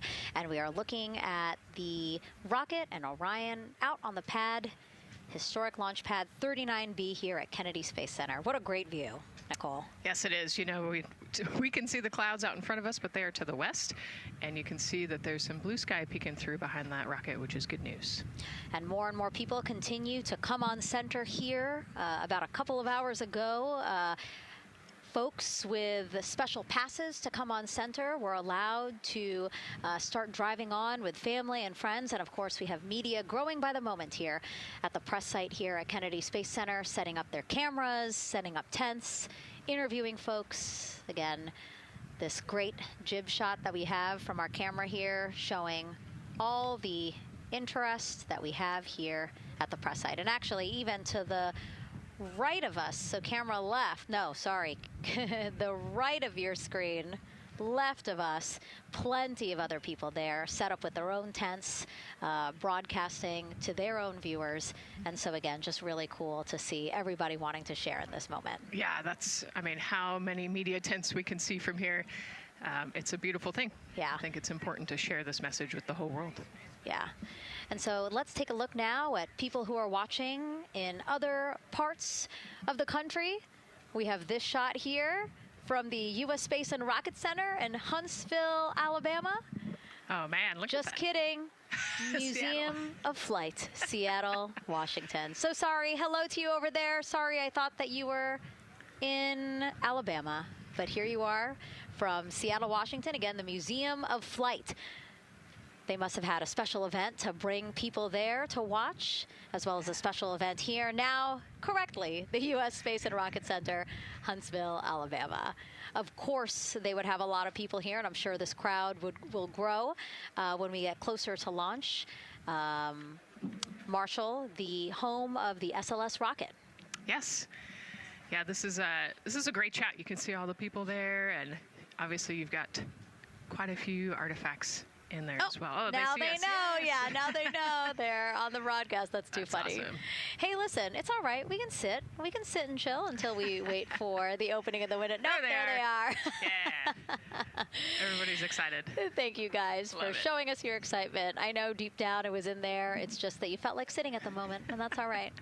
There's a little delay. Yeah, that's all right. Well, thanks so much to those supporting these watch parties and bringing them to us live here. Actually, our video paths are taking quite a circuitous route to be able to bring those live views in from Seattle as well as Alabama, but we're glad that we can be able to share it with you in the broadcast now. And so why are we going to the moon? Why does NASA want to build a moon base there? Here's Megan Carter again with our moon board. All right, thank you, Megan. Yeah, so we are right around that hour-and-a-half mark, hopefully for that launch. It's going to be very exciting. So they are going to have a few days to be around the low Earth orbit, and then they'll be heading on to the moon. So yes, let's talk what will be happening. Why are we going to the moon? So obviously this is not going to be a landing, as we've discussed. They are going to be coming with 4,000 to 6,000 feet around the moon's surface, and this is going to connect us directly to our past. Those Apollo missions did have 6 lunar landings, and the Artemis campaign is looking to build on that past by going back to the moon, staying longer, and then going farther. So how are we going to do that, and why? We have obviously talked a little bit about that lunar South Pole, and we are focused specifically on the far side of the moon for this one for a specific reason. You might have guessed we're going to be looking for some resources especially, and that's going to be water or water ice. That is going to be giving us some really critical pieces for future missions. And as you can see here, we have identified 9 potential landing zones. So this is going to be a critical objective for our crew. Depending on when they launch, it will determine what is going to be visible, but we do have these 9 landing zones right here around the Shackleton crater. And as you can see here, a lot of that area is deep and dark, and that is where we are going to be looking for that water ice, because that is obviously going to give us not just water to drink, but as we know, that can actually be converted into our propellant potentially, that hydrogen and oxygen. So that is going to make the moon a critical place for that moon base, because we want to think of it essentially as a backpacking trip. If you have your tent and your hiking boots and your camping stove and all your gear, you don't want to take that out and be on the trail for the first day and then try everything out. You're going to test things out a little bit closer to home before you go out on that adventure. And that kind of goes for us as well. So the moon is going to be critical for us in the future steps towards our lunar landings, and then also for going farther on to Mars in the future. It's going to set us up for that deep space exploration, and we can't wait to see what they see once they get to that flyby. But for now, we are, like I said, getting closer. So I'm going to turn it back over to you, Megan. Exciting stuff. Again, the idea of accomplishing a moon base, like as we've been saying, sometimes things just seem like science fiction, and it's amazing that we're making it science fact. Yes, yeah, we're going back. We're going to scout it out, and then on the future Artemis missions, we're going to put boots back on the moon for the first time in over half a century. But we're going to stay, and we're going to learn from the moon, and we're going to, as Megan talked about, the water ice, and harness that resource, and, not only learn from the moon about Earth and about the solar system, but also figure out how we get to Mars from the moon.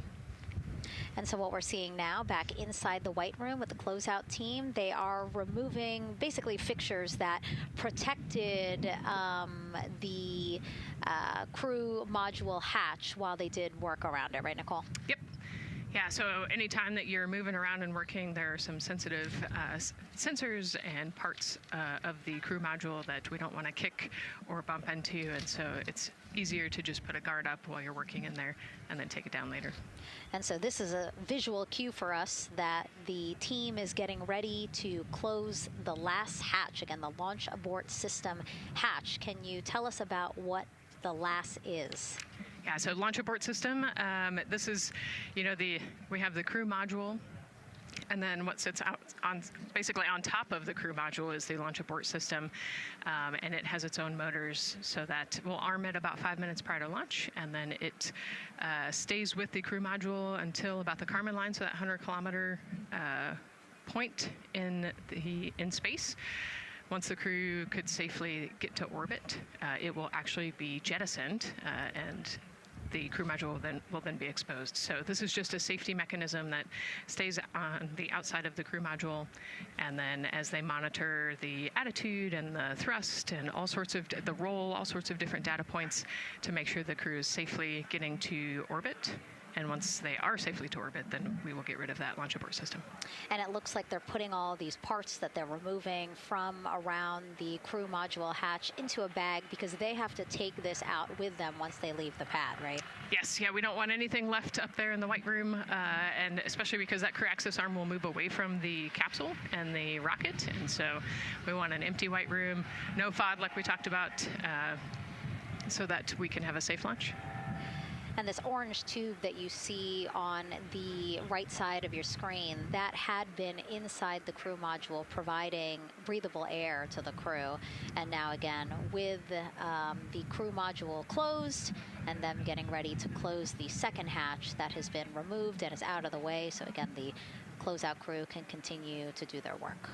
Yeah, that's just a duct to provide some cooling air and some breathing air to the crew and the closeout crew while they're in there.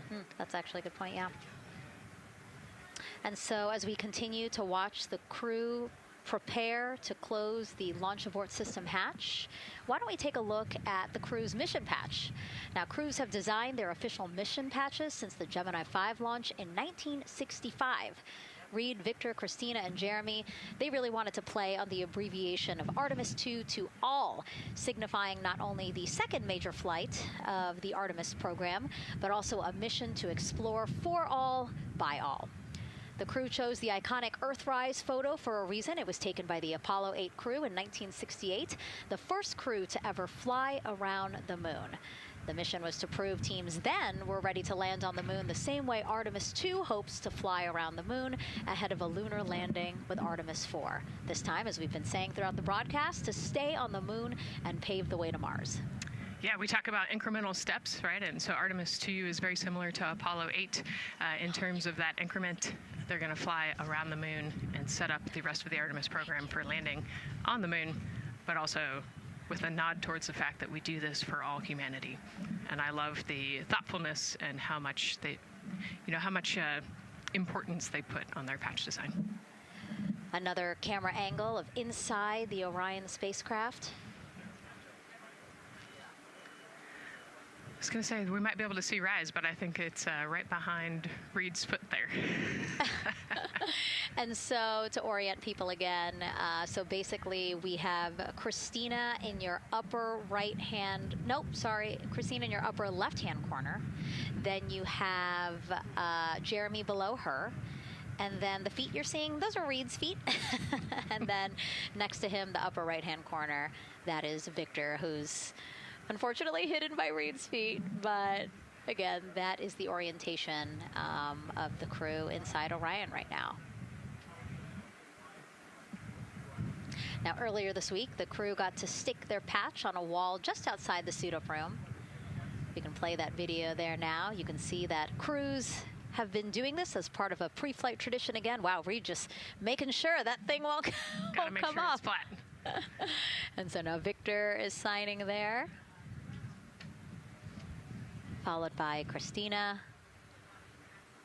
and then Jeremy. That's a fun tradition, and your patch is up there too. It is, yeah, ours is on the left-hand side there.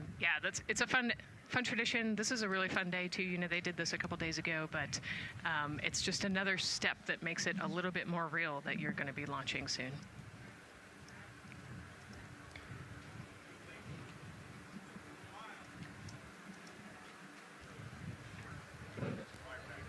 Again, we talked a little bit about this before. The basically like a computer there on Jeremy's leg, a way for him to just check out the data, see some of the data that also Reed and Victor are getting to see, but in those much bigger displays for Orion. Right, yeah, it's basically a tablet on his leg, and it's actually plugged into a cord nearby that allows him to have a screen repeater so he can see what they're looking at. And it looks like he's taking notes. Can you talk a little bit about what that is? It's part of, all of them have like a little procedural book, right? Right, yeah, so they have what we call a knee board, and they'll have blank pages to take notes on. They might have a cue card or procedures, or they can be kind of custom built to what each crew member wants for their knee board. This mission, of course, built by people and companies in all 50 states, as we've been saying throughout the broadcast, and with our international partners as well. Let's take a look at some of the people playing such a big role in today's test flight. What we're doing here is a collaborative effort of hundreds of thousands of people. This is about the parts, the hardware, the software, the services, all coming together to make that mission possible. My dream for this space program is that we would not just push the boundaries, but that we push them together. And liftoff of Artemis 1. We rise together, back to the moon and beyond. It takes a team to do great things. And Artemis has an incredible team. We have international partners. We have commercial partners and industry partners. It takes unity to accomplish great things, and that's what this mission's all about. We're not sending our money to the moon and lighting it on fire. We're putting that money right back into the economy in ways that benefit everybody. So every dollar that comes out of the Treasury that goes to support this mission goes back into the Treasury 3 times. What is very important to me is that we do it the right way, and that we do it with our values, that our industries grow, that our communities grow, that our families are healthy and safe and have amazing things to work on. Then we're going to build machines to go even further onto Mars. That is our generation, the Artemis generation, that defines the starting point of our exploration future.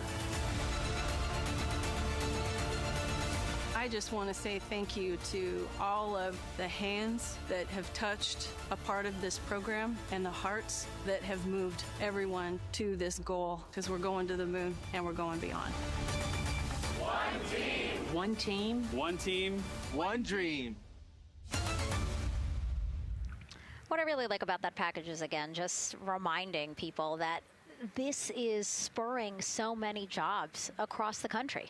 Yeah, across the country and across the world, right? The whole world has a part of this. The Artemis Accords are signed by over 40, 50 different countries. And so, yeah, we're taking all of the taxpayers' money and we're putting it right back into the jobs here in the U.S. And the money, too. You know, when we have more disposable income because we have good paying jobs, that's money that goes back into our economy as disposable income. So really, it is just an ecosystem that NASA is proud to be a part of. Right.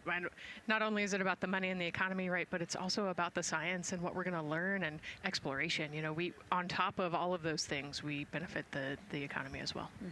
Obviously, Nicole is a wealth of knowledge. We're very lucky to have her. We're going to be tapping into that knowledge throughout the broadcast, and we have been for now close to 4 hours. So thank you, Nicole. I hope you're holding up okay. Yeah, I'm loving it out here. It's been great.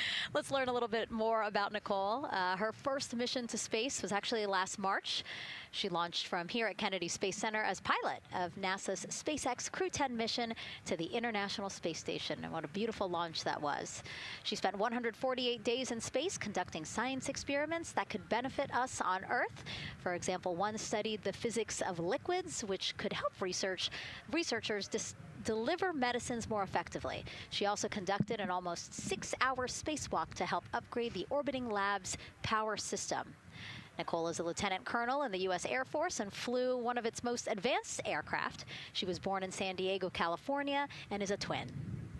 That's a cute photo of the two of you. Oh, that one too. Young explorers, yeah. Yes, yes. That's so great to just see how far you've come. Again, I think that speaks to what we've been saying. Like, you know, just if you're passionate about something, go for it and see where that takes you. Yeah, I think that's a great example. You know, I was a serious little kid with really high goals and, you know, just kept working hard and never got bumped off the path and ended up here.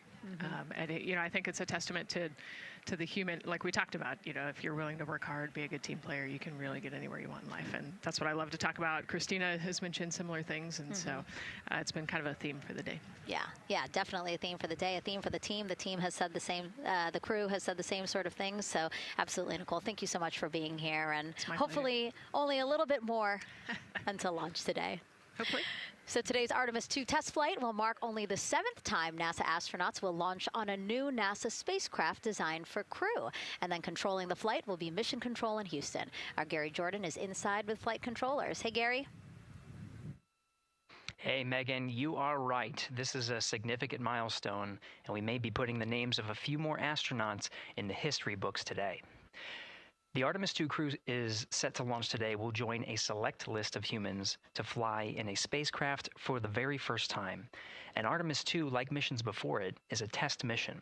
During ascent, the crew and the teams here in the room are prepared for a variety of scenarios. Some of these will be called out directly by Capcom's Stan Love during ascent, and some are a little more subtle. These calls can be split into two categories: alternate main engine cutoff or MECO targets, and aborts. First, there are two alternate MECO targets, or AMTs. These note milestones to give flight control teams and astronauts an idea of what would happen after that moment should the core stage lose one of the main engines. First is AMT low. You won't hear it called out by the crew or Capcom since this happens right at liftoff. If the core stage loses one engine at this moment, an abort once around option could be made at main engine cutoff, meaning the crew could target a splashdown in the Pacific. The second is AMT high, which would be called out by Capcom's Stan Love around 22 seconds. After this moment, if the core stage loses an engine, we can still pursue an alternate mission in low Earth orbit to accomplish some of the test objectives. And at about 5 minutes, 16 seconds into the flight, you'll hear the call 3-engine press. This is a good moment. After this point, if the core stage loses an engine, we can still make a nominal main engine cutoff and pursue a moon mission as expected. Again, these MECO targets give the flight control teams and crew an idea of what lies ahead should one main engine be lost, but assumes we are otherwise continuing to a main engine cutoff target. This differs from an abort, where the Orion capsule separates from the Space Launch System prior to the planned separation time. There are abort options at every moment that integrity is attached to the Space Launch System, from the pad to more than 3 hours into the mission. During the first 8 or so minutes of powered flight, there are 3 abort options. First is the use of the launch abort system, which you see at the very top of the rocket, and here in the White Room where the hatch is open and teams are working to close it. This particular abort capability can be used from here at the pad through roughly 3 minutes and 22 seconds into the flight. Next is an untargeted abort splashdown, or UAS. This uses Orion's service module engines to escape the SLS and becomes available immediately after the launch abort system jettisons. Third is an abort once around, or AOA. You'll hear Capcom Stan Love call AOA open around 7 minutes 30 seconds into the flight. This also uses the service module engines, but the burn profile is a bit different to aim for a splashdown in the Pacific after one trip around the Earth. NASA's expedited recovery teams are staged off the coast of San Diego to get to the crew and integrity quickly for this abort option. An AOA option continues to be available until solar arrays are deployed on the Orion service module a little more than 30 minutes into the mission. At this point, an abort to orbit, or ATO option, becomes available until separation from the upper stage around 3 hours and 23 minutes. Mission profiles can vary depending on when an ATO is executed in that window, but with power being drawn from solar arrays, it buys more time for astronauts and flight control teams to make decisions and stay in Earth orbit, return for a splashdown, or continue to the moon. The Artemis 2 crew and flight control teams are well trained on all of these scenarios, and the calls you'll hear to the crew on Orion to Earth may help them be in a ready state for whatever challenge may come their way. At this time, we're not tracking any significant issues here in Mission Control in Houston, Texas. That would be showstoppers for today's launch. We're continuing to, of course, monitor the countdown along the way MS1, and make sure all systems are go for when we reach T0. With that, I'll send it back to you, Megan, at the Kennedy Space Center. All right, we are ready for another reading if you are ready over there. Yes, sir. CBA is steady at 2,600 PSI. All right, copy that. And you know, the more times we ask you to do that, the closer we get to launch, so that's a good thing. Copy. You heard it there from NASA Test Director Jeff Spaulding. The more that they keep on asking her how the pressure is holding in the counterbalance assembly mechanism is a good thing, because it means we are getting closer to launch. So that's amazing news over the loops that we just heard on Orion to Earth 1. Again, that communication channel with the crew. But now I want to get back over to Daryl with the launch team. He has an update now on the flight termination system that the team was tracking. All right. Thank you very much, Megan. And we're getting an update now from the launch team as we speak.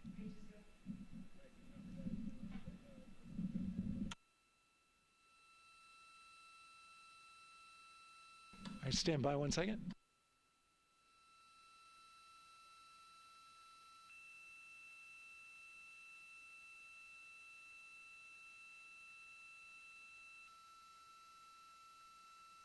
Okay. Sorry about that. We're just getting an update, in fact, about what I was about to report out on the range. And the good news is the range is go. So we reported that they were working to verify their equipment regarding the FTS system. And they asked for a little of that verification work to be done by one of the FTS engineers here in the firing room. He went out to the VAB to get some legacy hardware to help out with it. But in the end, this is a fix that the range had come up with to get clearance, to clear the range rather, and to as well work the FTS system. And so now they are go. Again, the range is go. That is no longer a constraint. And so you combine that with the fact that the rocket and the ground systems here also working, no constraints, clear board here is great news. So again, the range is green, and we're continuing to work through the countdown. We got a weather update that came in to the launch director from Launch Weather Officer Mark Berger. He reported out that there's still a little bit of feisty weather activity that's happening up in the Titusville area. That's the city neighboring the Kennedy Space Center. Those showers had passed over Kennedy, and then now they're currently over in Titusville, currently still within that mile kind of constraint of flight through precipitation rule. But we're still far enough from the window that it looks like it won't be an issue. And in fact, we're seeing some good sunlight now breaking through onto the launch pad. As you can see, it's actually shining on the other side of the rocket here. But to the west, we're starting to see some of that clearing that was forecast. And so the launch weather officer held his forecast for 80% go for flight during our launch window tonight, which, as a reminder, is 6:24 p.m. Eastern Time until 8:24 p.m. Eastern Time.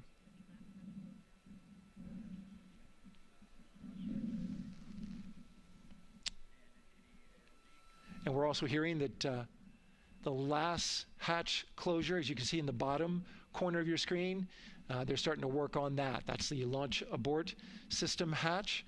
There are two hatches, the crew hatch and the launch abort system hatch, and the closeout crew that you see right there, right on time with their work as they go to shut.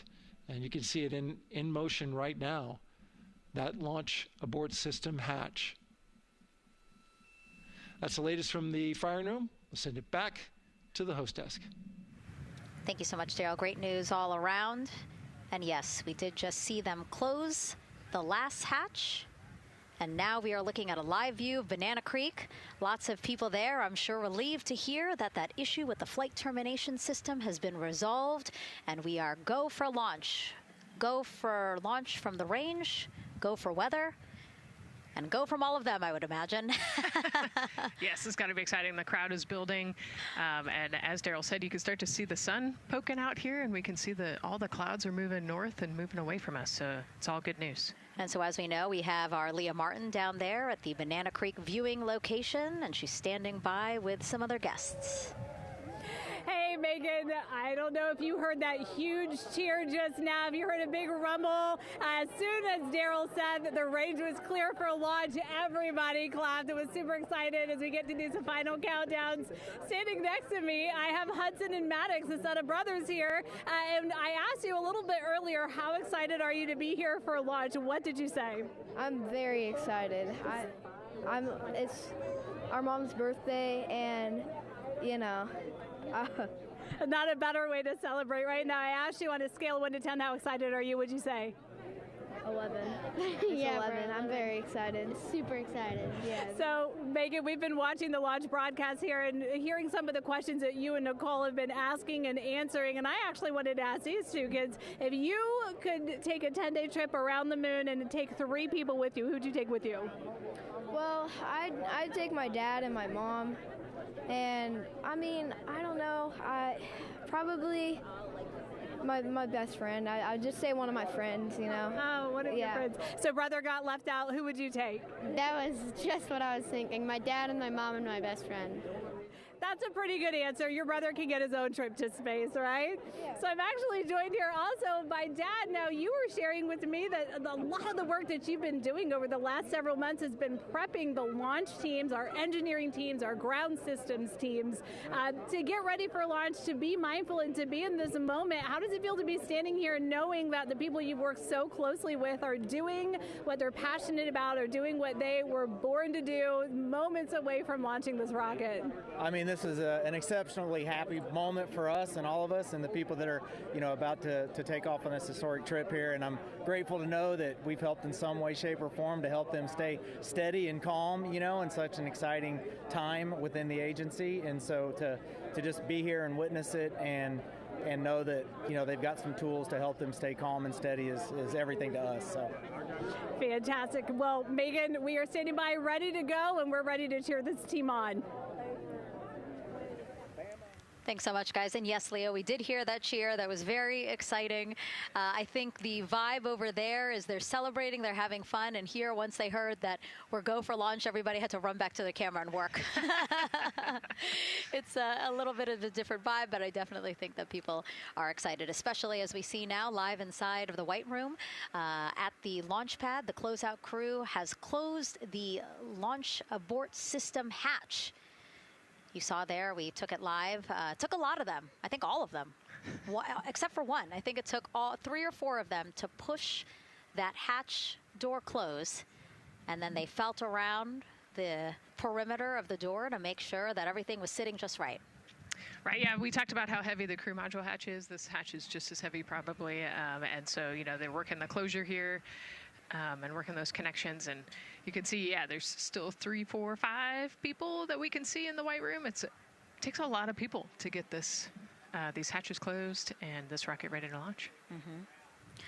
And so the next step in the countdown is that this team will start closing out the White Room. So basically disconnecting things, stowing things, making sure that when they leave, there is nothing that isn't supposed to be there.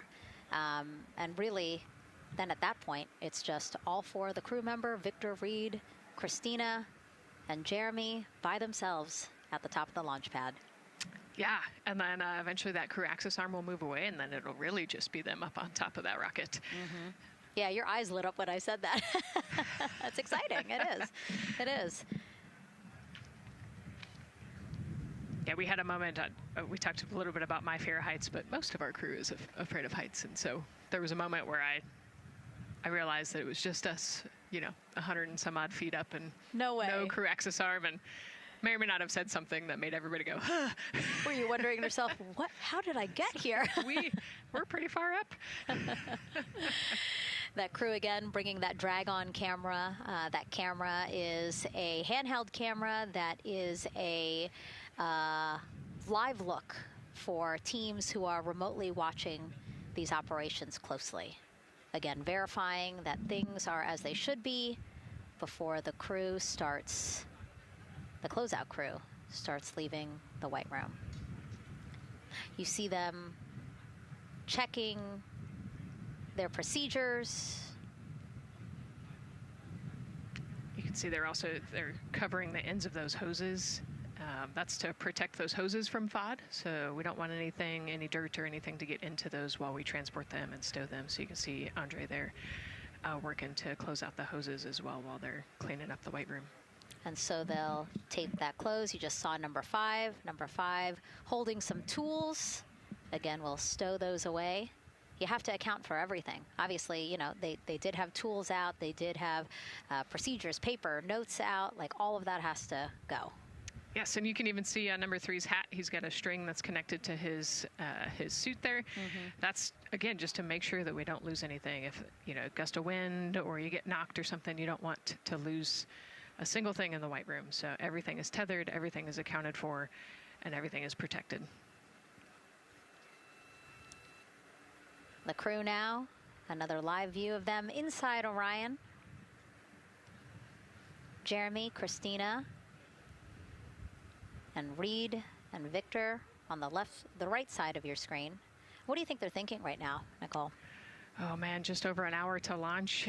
You know, there's probably a little bit of a lull right now, monitoring some systems, but you can see Reed's got his feet crossed. So I think just trying to relax and, you know, pass the time by maybe thinking through the items that they're going to monitor through the launch, you know, the different jobs that each of them have throughout the launch. And once they get to orbit, you know, this first day on orbit is actually really busy for them.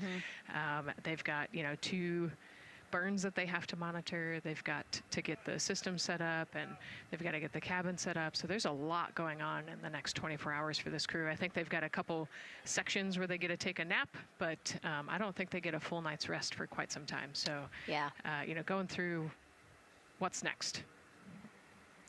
And so as we say that, I mean, imagine what it would be like to live in a spacecraft for 10 days. Let's take a look at what life will be like in Orion.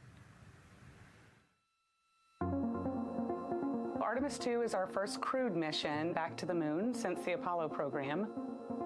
A lot of the focus of Artemis 2 is really checking out systems to be sure that we're ready and well positioned for continued human exploration. My name is Susan Baggerman, and I'm the Chief Health and Performance Officer for the Orion program and the Artemis 2 mission. And this is 10 Days in Orion.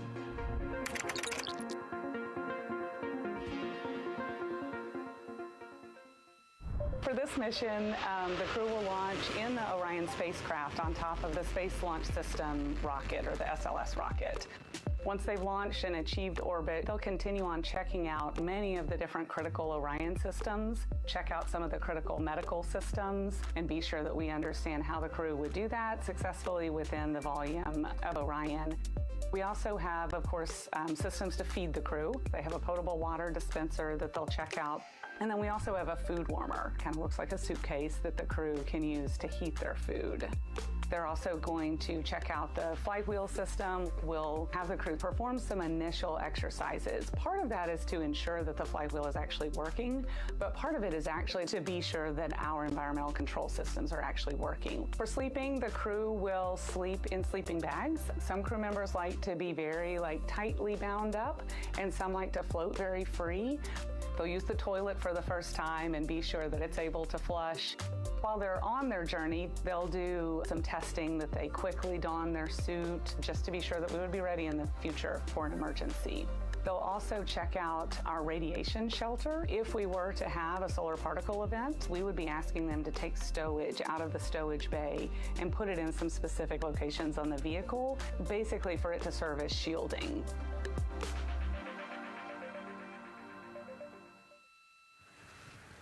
And so I want to talk a little bit more about what we just heard in that package. I am interested in the space food. So Reed, Victor, Christina, and Jeremy have a pretty big menu to choose from, so that's really cool. We're actually going to pull up a graphic now that kind of shows you some of the food that they're going to have with them on their 10-day journey around the moon. We know of more than 10 types of beverages. There's coffee, a mango peach smoothie, apple cider, lemonade. So those all sound delicious. And now I've just remembered I haven't eaten lunch. They're actually not too bad. I actually have a mango peach smoothie with me today. No way. Yeah. So you can see they come in these little packets here, but it's just kind of a dried powder that you add water to. So this would actually, you'd add 175 milliliters of water and let it sit for 2 to 5 minutes, and then you can stick a straw in it. You saw in that package they put a straw on the top septum portion there, and then you can drink it. And so this is the packaging. This is food that you brought up with you, or that you had while you were at the ISS. Yes. Yeah, actually, this is all food that we have available to us on the standard, what we call the standard menu on the space station. And so actually the graphic there showed quite a bit of the standard menu that they're going to take with them. So yeah, let's pull space it back food up, is space actually. food. Yeah, we can use the food that we have been using. You know, our food lab at Johnson Space Center actually creates that food, and then they stabilize it and they package it for us and everything. So they do a really wonderful job out there. We've got different types of food. You know, you can see I've got this is a soup, tomato basil soup, so thermal stabilized. It's already hydrated, so you just throw it in that food warmer that we talked about, and then you can eat it. But then we also I have some shrimp cocktail here that's, you know, irradiated, so it's in a package that protects it. I'll show you. I've got a brownie too. This is probably my favorite one. But are we eating it? We might, if you're. Yes. Look, see, they want us to eat. I don't know what happened, but it worked out with what we were saying here. So it's in an outer package to help protect it against, you know, radiation, and then it's in this inner package. And so this cosmic brownie, actually the trick, Ann McLean, my crewmate, taught me. The trick is you got to put this in the food warmer and get it nice and warm, and then you can get it. But so what we do is we just take scissors and you open it up, and then it comes right out. So these brownies are nice because they don't have a ton of crumbs, and so you can actually just eat it pretty easily in space. You know, if you imagine, that would not happen in space. It would not fall. But yeah, so we've got all sorts of things that you can actually eat. The menu's pretty good and pretty diverse on the space station, and then as you saw, pretty diverse for Orion. Nice. Yeah, that's amazing. And again, here's a look at the crowd that's starting to continue to grow here as we get closer and closer to launch. We are now under an hour from the opening of our 2-hour launch window at 6:24 p.m. Eastern Time. And so let's take some questions from social media. We haven't taken some of those for a while. You put that brownie away, Nicole, or I'm going to steal it. Nicole, we have another celebrity who submitted a question. Let's take a look. Okay. A quick question for the Artemis crew. What food from Earth would you bring with you into space? And why would it be lasagna? Because that's the greatest food. Again, not really a question. Yeah. Because he was like, it's lasagna. It's got to be lasagna. You know, there is lasagna on space station, and it wasn't too bad. Probably not my favorite food of all, but yeah, lasagna's not a bad option. It's a high-calorie meal. If you're trying to, you know, carb load for a spacewalk or something, it's a great option. Yeah, I remember Christina saying that her favorite food on the menu, and actually, she was saying that she was getting in trouble because people kept on saying, you can't eat mac and cheese every day, Christina. You know, we mentioned the mac and cheese and brisket earlier. Man, I would put those two on a tortilla. That would be great. That sounds delicious, delicious. Well, thank you so much, everyone, for sending in those questions. For everyone from a 5-year-old that we got a question from to all the way to Roy Woods Jr. there, a comedian. So thank you so much. And if you're just joining us, welcome to the Space Coast of Florida, where we are counting down to liftoff of Artemis 2. You see a beautiful aerial shot there of our rocket on the pad. For the first time in more than 50 years, we are sending humans to fly around the moon and back, and we're taking you all of you with us on this next chapter of human spaceflight. I'm NASA's Megan Cruz, and this is NASA astronaut Nicole Ayers. Great to have you here, Nicole. Yes, this has been a beautiful day. Excited. We're continuing to march towards this launch. Yeah, and if all goes as planned, this crew could travel farther from Earth than any other humans before them and see parts of the moon no one has ever laid eyes on. How exciting. Yes. Exciting is an understatement, I think. That's true. We're going to see the far side of the moon for the first time by humans in a long time. It's important. And as the crowd again builds behind us, more activity that you're seeing here at the Kennedy Space Center press site. We also have a ton of people gathering around the world to watch this history-making moment. So let's take a look at those watch parties now. Oh. That crowd has grown. We checked with them probably like 30 minutes ago, and it was half that. But again, as we get closer and closer to launch, we are seeing more and more people gather together, wanting to experience this together and not just in a vacuum at home, you know? Yes, this is so exciting. Look at all of those people. Man. And now here we are back in Seattle, the Museum of Flight. Again, people gathered there to show their kid. We see someone walking in the second row there. His first crewed launch to the moon. How exciting. That is exciting. Hello, everyone. Woo. Oh, that's so great.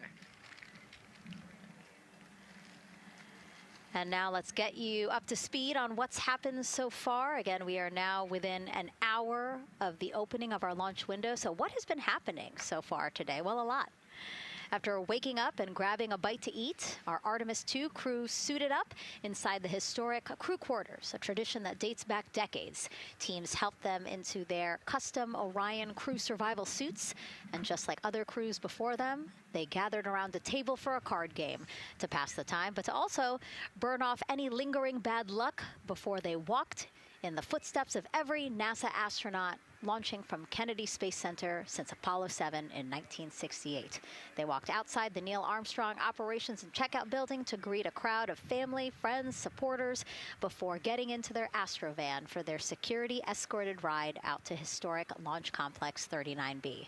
They got a close-up look at the SLS rocket, then walked across the crew access arm and climbed one by one inside their Orion spacecraft.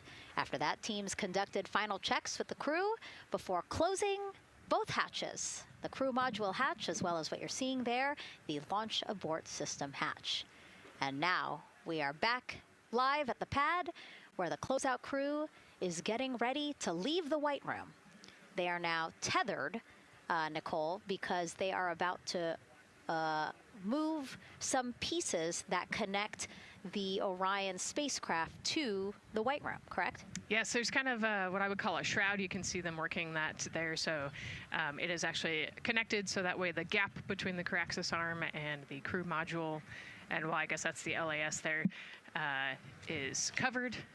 But they're about to remove that so that the crew access arm is not connected to the rocket in any way, so that it can retract here in the next few minutes. And for how we're looking with the launch countdown milestones, let's go to Daryl Nail in the Launch Control Center. All right, thank you very much, Megan. And as you can see there, the finishing touches, as you've been talking about, to the LAS, which brings me to that subject, because we currently are hearing the launch team is working an issue that was reported out with the LAS. At least there's an issue apparently with a battery on the LAS. The engineer who is in charge of the launch abort system sits on console here, reported that a temperature for one of the two LAS batteries is out of range. And although it's not a constraint for launch right now, it would be when that temperature is checked inside of T-minus 6 minutes, which is inside of terminal count. So right now, the team is working some troubleshooting on this issue. Going to follow, of course, along closely with what they learn. But again, a battery temp for one of the two batteries on the LAS is out of spec, and the team is working to understand, first of all, whether or not this may be a sensor issue, or is there an issue with the battery itself. So again, looking into it, troubleshooting and researching as we speak. With regards to the weather, we did get some good news there. Launch Weather Officer Mark Berger reporting to the launch director that the weather chances have now improved for the window. We are up to 90% go, which is great news. Again, 90% go.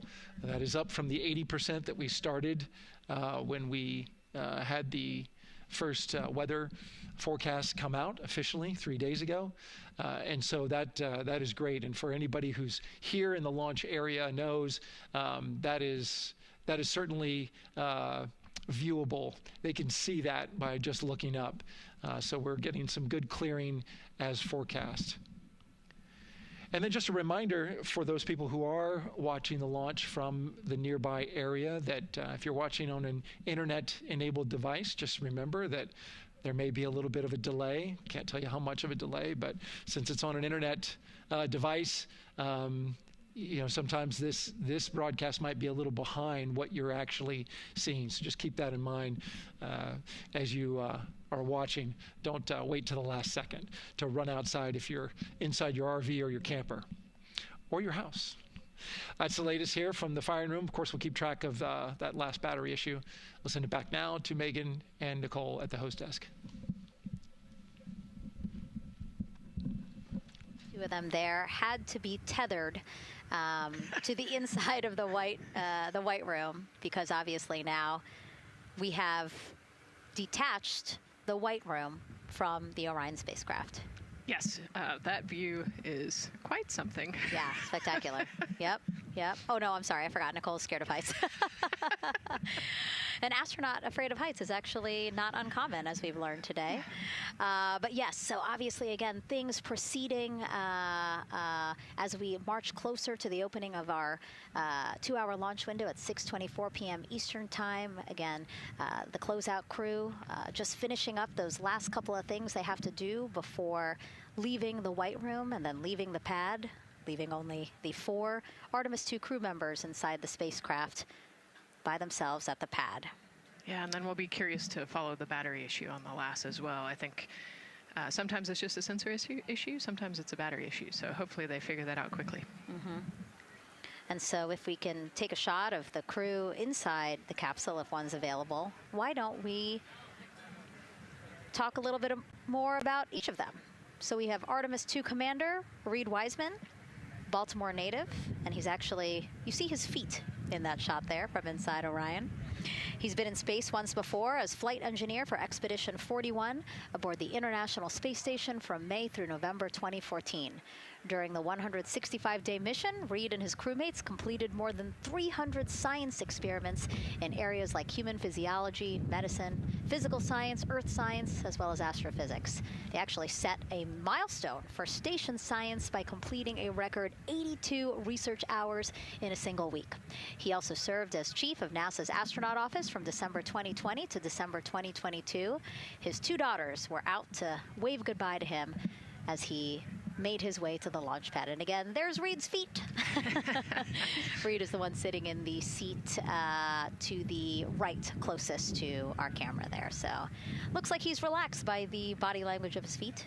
Yeah, I think they're kind of in a holding pattern, if you will, or a waiting period. So it makes sense that he's a little bit relaxed. He's also kind of just a relaxed person in general. He's wicked smart, but has a demeanor that keeps everybody calm. And so I think we're seeing that here today. And so in this shot, Reed is the one sitting on the left, and to his right, Artemis 2 pilot Victor Glover. NASA selected the California native as an astronaut in 2013, and at the time he was actually serving as a legislative fellow in the United States Senate. His first trip to space, November 2020, pilot of NASA's SpaceX Crew 1 mission. That was the first operational mission of NASA's Commercial Crew program, which resumed launching American rockets from American soil to the International Space Station since the end of the shuttle program. Victor is a U.S. Navy captain and naval aviator who served as a test pilot, racking up more than 3,500 flight hours in more than 40 different aircraft. So again, he probably feels pretty at home in the pilot seat of Artemis 2. Yeah, I think he does. He got to say goodbye to his wife and 4 kids. Again, those were the family that he had here at Kennedy Space Center before the 4 of them drove out to the pad. Yeah, and you can see there, we talked about Victor's energy earlier, and you can see him working through, pushing some buttons on the displays. Looked like he was pulling up a procedure, so he's following along and ready to go, looks like. And then mission specialist Christina Cook, sitting on the upper left-hand corner of the screen there, native of Grand Rapids, Michigan. Was selected to the astronaut corps in 2013, same class as Victor. Served as flight engineer on the International Space Station from March 2019 to February 2020. During that time, she set a record for the longest single spaceflight by a woman with a total of 328 consecutive days in space. How cool. She also participated in the first ever all-female spacewalk. And before becoming an astronaut, Christina helped build space science instruments and led scientific fieldwork in some of the most remote environments on the planet. Her hobbies include surfing, rock climbing, And community CDR, service, yoga, and photography. Go ahead, NCD. There's a couple of suppressed overvolt messages. We're going to go ahead and clear those off your screen. We see them and we copy. All right. NASA test director. We're still working here, trying to get through everything. So we're getting close, and then trying to talk that other issue that we just picked up a little bit ago. But I think work-wise, we're doing really well. Sounds good, NCD. We're doing great on board. Glad to hear it. NASA test director giving an update to the crew. Some messages flashed on their displays. Just wanted to say that they didn't have to worry about that. We're going to clear that. And that also just reassuring the crew, again, that they are tracking and working the issue with the launch abort system battery. Yeah. All right. And then first-time flyer, Canadian Space Agency astronaut Jeremy Hansen will fly to the moon as a mission specialist on the Artemis 2 mission. The London, Ontario native selected as an astronaut in 2009. After that, he worked as Capcom at NASA's Mission Control Center in Houston. Capcom stands for Capsule Communicator and is the sole direct voice communicating with astronauts while in space. Jeremy also participated in training exercises, really cool ones like living on the ocean floor off the coast of Florida to simulate deep space exploration for a week. In 2017, he became the first Canadian to lead a NASA astronaut class. He also enjoys getting out on a sailboat, rock climbing, and mountain biking. He has a wife and 3 children. And he's the one that you see bottom left-hand corner of your screen. I know, I'm trying to see what he's doing there. Christina's looking too. And so there is your Artemis 2 crew inside the Orion spacecraft. And this is actually the 7th time NASA astronauts will launch on a new NASA spacecraft designed for crew. And if you're wondering about the first 6 crewed test flights, here they are.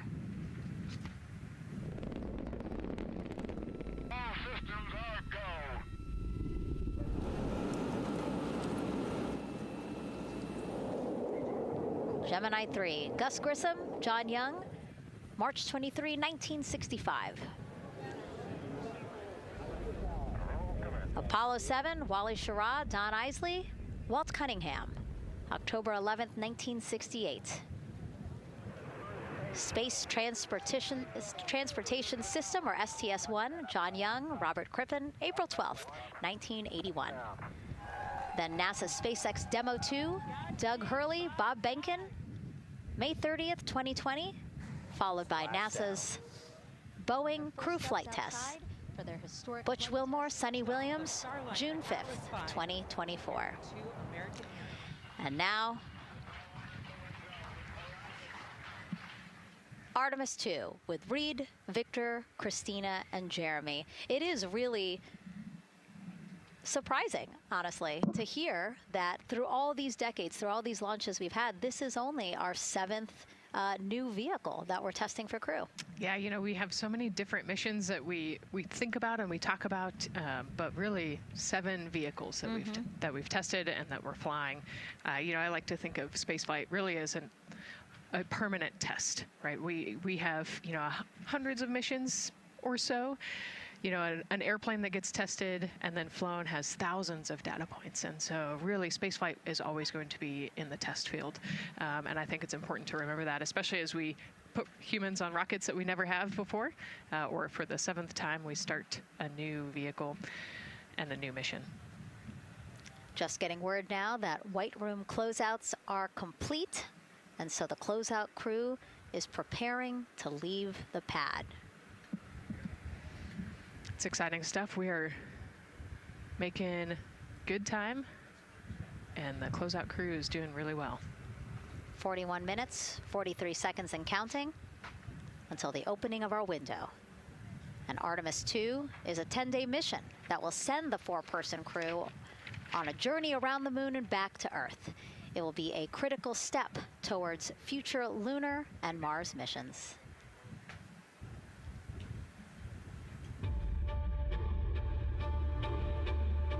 We're going back to the moon because it's the next step in our journey to Mars. We need to go explore the moon. There's vast regions of unexplored areas with the coldest, darkest places in our solar system.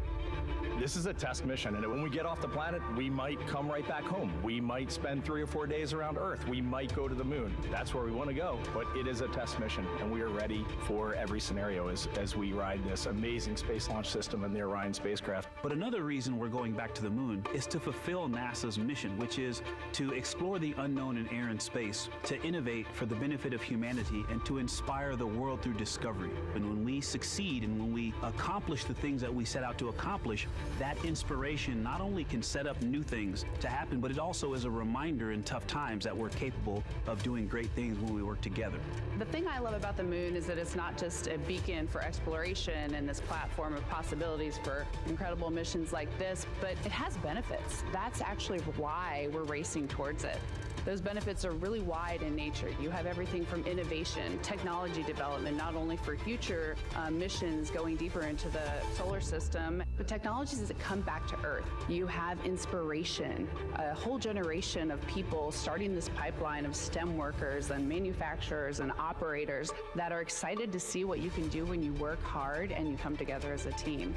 When I think about the 4 of us flying around the far side of the moon, seeing that Earth rise, taking images and video and sending them back to you, the feeling that I have inside is hope. We know that Artemis 2 is not the solution for humanity on planet Earth, but it is a contribution in the positive column. We hope that just for a moment that people will pause and say, wow, it's extraordinary when you look back upon the Earth with over 8 billion people, and you see this concrete example of what humanity can do, this extraordinary thing when we set big goals and CDR entity to achieve them.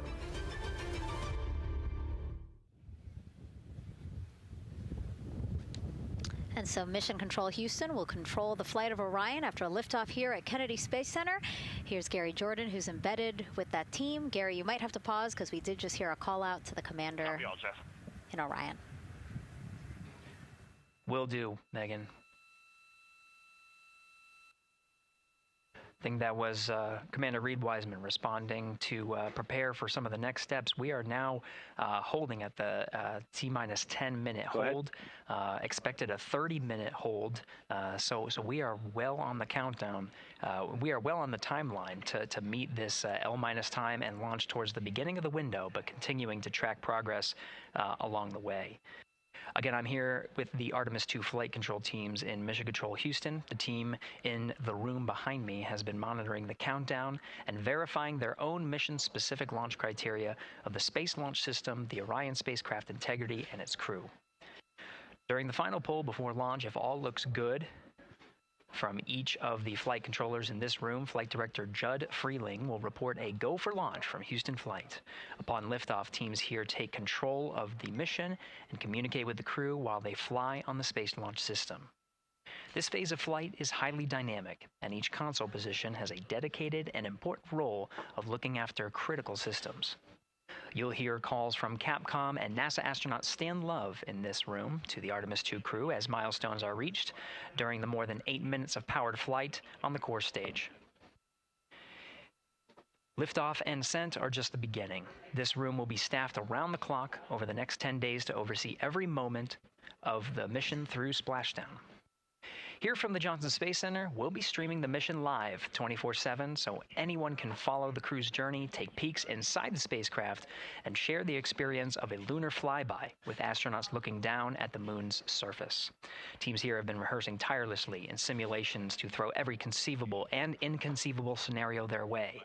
We are ready and eager to begin the Artemis 2 mission. Still milestones to come as we continue the countdown, but we'll be right back with you during the ascent phase of today's flight. With that, Megan, I will send it back over to you at the Space Coast. So much, Gary. Under 37 minutes until the opening of our 2-hour launch window, 6:24 p.m. Eastern. I've never been more excited for a time. But why don't we send it back over to Megan Carter with the Moon Board to learn more about what happens after ascent. Absolutely. I am definitely also getting excited. Things feel like they're starting to pick up a little pace here.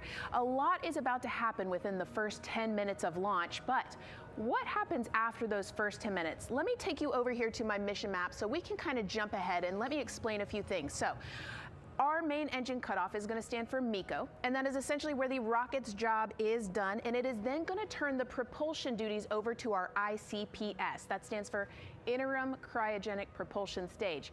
Don't try and say that too many times fast, but the ICPS is going to be right here, and that's our in-space propulsion.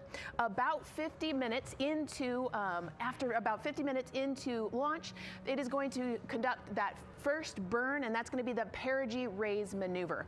Essentially, what that is going to do is going to raise the spacecraft from a lowest point of Earth just a little bit higher into space, and then they are going to conduct that nice path. It's going to set them on that nice circular path around the Earth. That's when they're going to start to be able to really check out this spacecraft. The Orion spacecraft is going to be able to, like we've talked about, be maneuvered by the crew. They're going to check out those life support systems, and communication checkout's going to be vital at that point as well, obviously. Then they will be conducting that another burn, and that's going to raise them just a little bit higher again. And then they will, it'll be about time for the ICPS to separate, and they will start another lap around the Earth as well. Now, the ICPS, but even after it separates, its job will not be done because they will have the opportunity to conduct something called the Proximity Operations Demonstration. And this is going to be really important for our future lunar missions because the ICPS actually has a target on it, and the crew is going to have the opportunity to manually maneuver these spacecraft like we've mentioned and practice those docking maneuvers. Now, obviously, they will not be docking for this mission, but that is, again, going to be critical for those lunar missions in the future. Now, all right, after that ICPS has separated and they've done that second lap, they're going to conduct 2 more burns. And what these burns are going to do is set them up to the high enough orbit and a fast enough speed in order to conduct the translunar injection. This is going to be that critical moment and that critical milestone where they are going to produce about 6,000 pounds of thrust. And this is that point that is going to take them out of low Earth orbit into deep space, and it's going to set them on that nice path towards that lunar flyby. And I know we have talked a little bit about why this could be a record-breaking flyby and journey to the moon. And with that, I'm going to turn it back over to Megan so she can tell us just why. Yeah, she's talking about the distance record set by the Apollo 13 astronauts in 1970. They were 248,655 miles away from Earth, and this Artemis 2 crew might surpass that on flight day 6 when they fly around the moon by more than 4,000 miles. Yeah, it's a long ways. It's tough to fathom 250,000 miles from Earth, right? I mean, space, the space station is only 250 miles, and so we're going, I don't want to do the public math, but we're going much further than that. But it's important, right? Because we want to get back to the moon. We want to see the surface. We want to see the far side of the moon. And the way we do that is by breaking distance records. Yeah, and the exact distance record depends on exactly when they launched, like the time, the day. So we'll learn more as we go into this 10-day mission with the Artemis 2 crew. But here we are, 32 minutes, 50 seconds and counting from the opening of our launch window. Feels really, really surreal here as more and more people come to gather on the press site lawn here at Kennedy Space Center. Why don't we take a look at this video that we have here? Some familiar faces who wanted to wish our Artemis 2 crew a safe journey. Reed, Victor, Christina, and Jeremy, you are the real deal. You're flying to the moon for all of us, and we are in awe. You're the true heroes. You are not just astronauts. You are pioneers, venturing deeper into the unknown. But you are not alone. We will be all cheering you on from planet Earth. Hey, I'm Victor Wembanyama, and I play basketball in the NBA. But I'm not only interested in shooting hoops. I'm also interested in shooting stars, dark matter, and all other types of astronomical phenomenon. And to the Artemis 2 astronauts who are shooting for the moon, I wish them good luck and Godspeed. Hi everybody, I'm Ryan Gosling and I play a biologist who goes to space to save the planet in the film Project Hail Mary. But the Artemis 2 astronauts are going to space for real, and they will travel farther from Earth than any humans in history. Sending all our best wishes to the Artemis 2 crew. I just want to say how proud I am of each of you and how inspired you make me. But it's not just about me. Your mission is going to inspire future generations of scientists, engineers, athletes, and dreamers to do something that they never thought possible. Hey, it's Roy Wood Jr., and I want to wish the Artemis 2 crew a happy and safe journey to the moon, well, around the moon, to go around. I know what you're doing. You got to look for a parking space. This is to go around the moon, make sure somewhere to park, and then you park journey. Good luck. It's actually a really good way to explain what how this mission builds. Again, we are hoping to land astronauts on the surface of the moon in maybe 2 years. So yes, we are looking around the moon on this lunar flyby mission to see where we might park. Thank you, Roy Wood Jr. Okay, and as we look at this live view of the rocket on the pad, there is a spectacular place here at Kennedy Space Center to watch launch from, and that's the Banana Creek viewing area. Why don't we go back there where the crowd is excited, and Leah has the best assignment ever, talking to people who are super excited about being here for Artemis 2. Oh my gosh, Megan, you talk about the excitement being palpable. I'm telling you, everybody here on pins and needles as we get just about half an hour away from launch. I've been walking around talking to people, and I'm just struck again and again by how many people are here from across the agency. I want to introduce you to just a small portion of the people across NASA who have been supporting this mission. Patty Ortiz, NASA Armstrong Flight Research Center, Orion Program. Orion. Kathy Graves, Glenn Research Center, Office of STEM Engagement. David Alexander, NASA Glenn Research Center, Office of STEM Engagement. Jennifer Becerra, Johnson Space Center, the Office of STEM Engagement. Here we go, right back here. Where are you from? I'm from NASA Glenn Research Center, Joseph Panakitis. Joseph, here we go. Wes Furman from APL. Maria Arredondo from Headquarters, Next Gen STEM. Mark Robinson, Stennis Space Center, Commercial Space. Amira Flores, Armstrong, Office of the STEM Engagement. Molly Kearns, NASA Glenn, Space Communications and Navigation. Matthew Pierce, Goddard Institute for Space Studies in New York City. Here we go, and right over here. Lauren Ring, Ames Research Center, Data Integration. So we're coming together. We're one big NASA team, one big NASA family, and we have one major message before we launch tonight. Okay, guys, what are we going to say? 1, 2, 3. Go Artemis!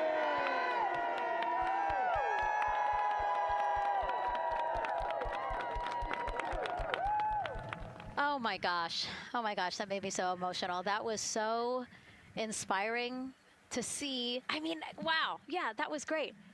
I mean, just to hear everybody say their position, what they're doing to support this mission is amazing. And I'm sure this was something that really rang true and resonated with NASA's Administrator Jared Isaacman, again, to see the workforce come together to do the work and then to be here for launch. So why don't we actually go over to him now with our Jasmine Hopkins at one of our other viewing locations. All right, Megan, thank you so much. The energy here on the balcony is honestly becoming electric as we get so close to launch, and now we are thrilled to welcome NASA Administrator Jared Isaacman. Jared, we're really entering a golden age of exploration. How will Artemis 2 set the pace for the coming years? Well, I mean, Artemis 2 is the opening act, right? This is the test mission. This is getting very comfortable with the SLS rocket, the Orion spacecraft. No humans have ever flown on this before, right? And we're going to put it through its paces. We'll go into Earth orbit for a little bit, make sure Orion's doing okay, and then we are sending them, right? We're going to send them farther into space than any humans might have gone before, 250,000 miles away, and it's going to set up for the subsequent missions. That's why we're going into the golden age of science and discovery right now, because you're going to see a moon rocket launch in 2027 when we do our testing with the lander. We're going to go for the landing on Artemis 4 in 2028, and in parallel, we're going to build the moon base, right? And that is going to be filled with science discovery and tech demonstrations that's going to support the enduring presence we're trying to create on the surface. Absolutely. So honestly, history-making years ahead of us, you know, with Artemis 3 and 4. But first is Artemis 2. What will be our single greatest takeaway from this mission?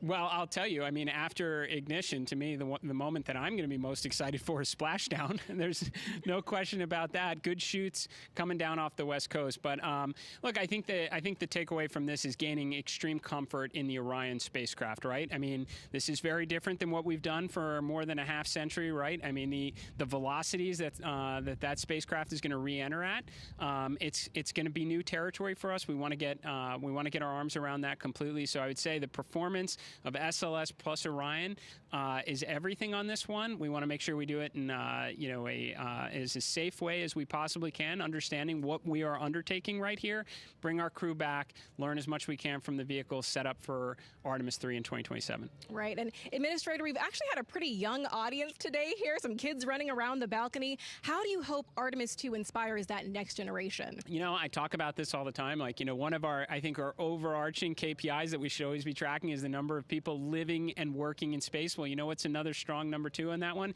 It's the number of kids that are dressing up as astronauts for Halloween, so that they grow up, that they're inspired to want to join in this grand endeavor, whether they come work with us here at NASA or they join in industry, but they're helping humankind venture out farther, pursue all the secrets of the universe. Yeah, I think we'll see a lot of kids dressed as astronauts this year. And finally, Jared, you've really made it a personal mission to get to know the people behind the work at NASA. Do you have any final thoughts, any final words before today's history-making launch? Yeah, well, one, I want to express a lot of appreciation. I'll tell you what, the 4 astronauts on top of Artemis 2 know this. It takes an army to pull a mission together like this, right? Across all 10 of our centers, all of our commercial partners, the international partners that come together to make this possible. My sincere appreciation for everyone who is currently working the mission right now, so getting them ready for launch, that will be watching over them in mission control, recovering this crew when they splash down off the West Coast. I have complete trust and confidence in your abilities. And everybody else who's not directly working on Artemis 2, Artemis 3 is coming up next year. When this mobile launcher gets back in the VAB, we're going to start stacking. Wow, plenty of excitement ahead of us. Jared Isaacman, thank you so much for being here. Thank you. Thanks for being here. Of course. All right. And with that, let's get back to the countdown with NASA's Megan Cruz. Under 25 minutes and counting from the opening of our 2-hour launch window, and take a look at all these people behind us. I literally, every moment I turn around and I see the clock, I am like, oh, wow. Oh, wow. There are more people and less time. Yes, exactly, which is a great problem to have. Yes. Now, this first crewed test flight of NASA's Artemis program coincides with the 250th anniversary of our country's founders signing the Declaration of Independence. Exploration is a part of America's DNA, and it continues now with our return to the moon. 250 years ago, 13 colonies laid the foundation for the greatest and most enduring democracy in the history of the world. One driven by courage, faith, and freedom. From that moment, we became a nation defined not by where we stood, but by how far we were willing to go. We conquered vast frontiers, invented tools that shaped a modern world. We found light in the dark, and we rose from the earth. Faster, higher, farther. We pushed beyond the sky and into the unknown. We carried our courage into the cosmos, and we planted the American flag on the moon, the defining achievement of American superiority in space. Today, our curiosity stretches farther than ever. American robots search ancient rivers on Mars. New telescopes unfold to glimpse the first stars. And a new generation prepares to return to the moon, this time to stay. For 250 years, America has carried the light of humanity forward. But American exceptionalism isn't inherited, it's earned. Our greatness comes not only from what we've done, but what we're still determined to discover. Because in every era, across every horizon, America is at its best when it's reaching for something greater. America celebrates 250 years, and we are leading the world into the future.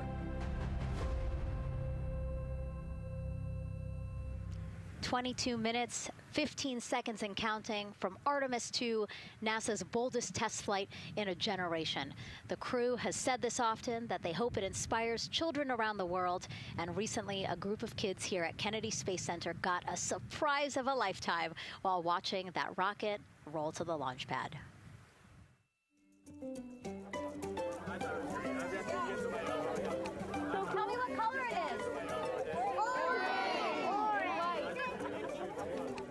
And who's going to be on that rocket? We're going to be on that rocket. I could make it a little bit longer.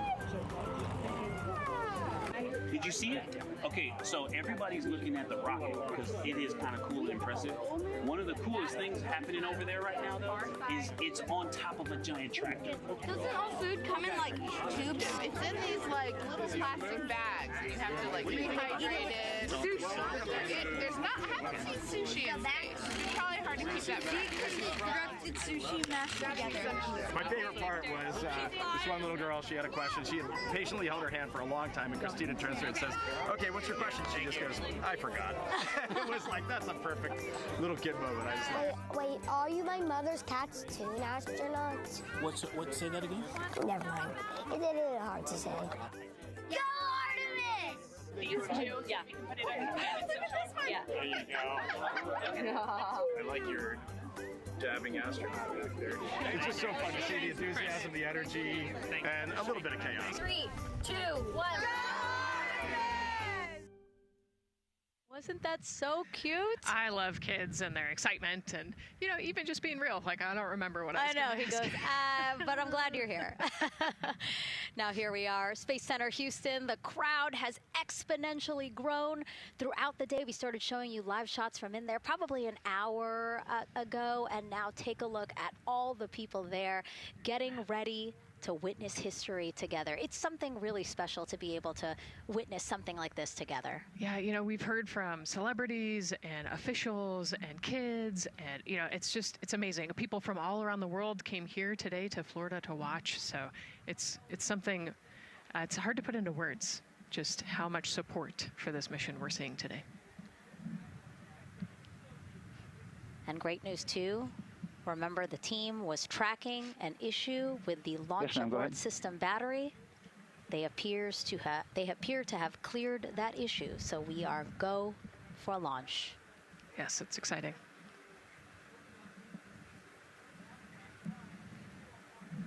U.S. Space and Rocket Center here, Huntsville, Alabama, waving to the Artemis 2 crew sitting right there inside Orion.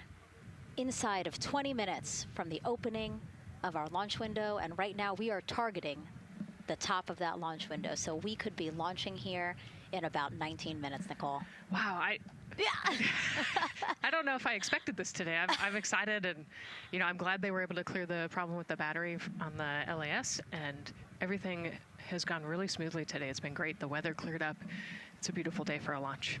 And so now, as we are so close to possibly launch now, just what are your final thoughts as we are about to embark on a mission back to the moon, the first time in more than 50 years?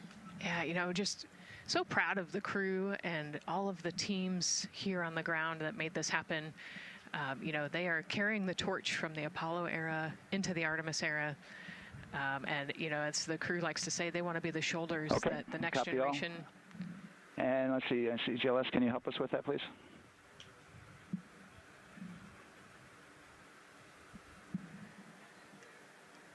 They want to be the crew wants to be the shoulders that the next generation can climb on. 001. You know, I think it's in their patch. We're going for all. It's in the name of their capsule, integrity, representing humility and the professionalism of everyone that got them there today. So proud of them. We love them. We're excited for them, and we cannot wait to see what they see. Just leveraging everything we've learned so far as an agency, taking us from Apollo now to the launch pad here, 39B, with Orion and SLS poised to again fly us into the history books. And before we leave you now here at the host desk to get back into operations, we just wanted to answer one question for you guys. We asked you earlier on today, what are you most excited for? And we asked you to go vote on Instagram and Twitch. Instagram, you guys said launch. Twitch, you guys said lunar flyby. So I think you guys will all be very excited since we are now about 17 minutes from the opening of our launch window today. And so with that, as we approach terminal count, let's send it back to Daryl Nail in firing room 1. Daryl. All right, thank you, Megan and Nicole, and just want to give you an update on the launch abort system that you just reported that they cleared. They believe, they're convinced, this is an instrumentation failure. So there are 2 batteries on the LAS. The LAS, of course, and with the help of my 2-year-old son's model rocket, Daniel said I could use this, so it's okay. The LAS is right here. It's the tower above Orion. Orion capsule is inside of here. It's used to pull Orion off the rocket in case the rocket something's going on with the rocket, either on the pad or in flight. 2 batteries are bad. Well, I'm sorry, one of the 2 batteries reported an out-of-family temperature, and it was very much out of family. And so they checked their data going back into the vehicle assembly building where they recharged the batteries and worked on them. And they have good, solid data, they reported, that tells them that this is an instrumentation failure, that there's something wrong with the sensor. And so they took it before the mission management team, which has to accept the risk, any changes to launch commit criteria, which this would be one, and they all fully accepted it. So now we are clear as far as that constraint is concerned. And one quick thing as we count down now, we are getting into the final minutes before liftoff. There's a 2-hour window. We haven't quite set the T0 yet, but this is a list of the cutouts. There are 150 cutouts that are included for this 2-hour launch window, and that's important. They're in very small print. That's important because there's basically 16 minutes inside this window that they cannot launch. And these are because of small things flying in orbit. There's a lot more things in orbit than there were back in Artemis 1 when we had 35 to 40 cutouts. For that reason, because of these 156 cutouts, they're going to be managing the launch window as we go forward. So they may have to wait out one of these cutouts. They range in time between 2 seconds to 23 seconds, but you'll hear the NASA test director talk through that. We're getting ready to merge that loop from NASA test director Jeff Spaulding.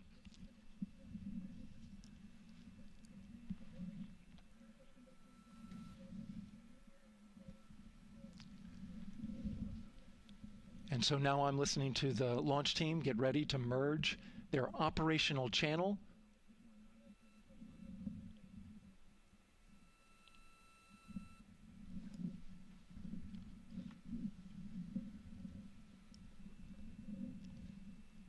We're now entering one of the most consequential phases of launch day, and that's terminal count, the final 10 minutes. And OTC, NTD on 212 for comm check.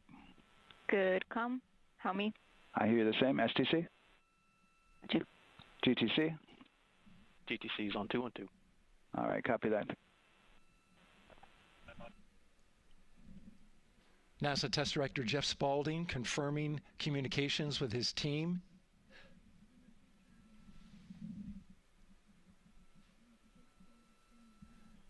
There will be 2 polls that we'll hear. One from Spaulding, the NASA test director, confirming the ground systems and the launch team are ready to proceed. At this point, we have a clear board, no constraints, but we need confirmation from each individual on the NASA test director team. So we'll hear him poll his team. The other poll that we're waiting for is the poll from Launch Director Charlie Blackwell Thompson, who will take that final status from NASA management before giving the go to come out of a hold. And you're seeing the clock count down at L minus 12 minutes. CCL, OTC, Orion, RS1. CCL. Yes, sir. Reconfigure ARS primary loop ISO valves. Copy, that's in work. And CDR, OTC, Orion to Earth 1. Go. ARS loop ISO valves are being closed at this time. Integrity copies. NGDLP. Go. Yes, I had a discussion with sea ice and with MER manager regarding the observation the sea ice had a few minutes ago. They were able to confirm with BCI photos that the condition that they observed has been there since 2025. MER manager has had a chance to review the findings, and they do not have any constraints from either a sea ice or MER manager perspective. Okay. Copy all. And Launch Director, NTD, you copy? Yes, sir. I copy. That's good news. OTC, CCL 212. OTC. ARS primary loop isolation valve configuration is complete. Copy.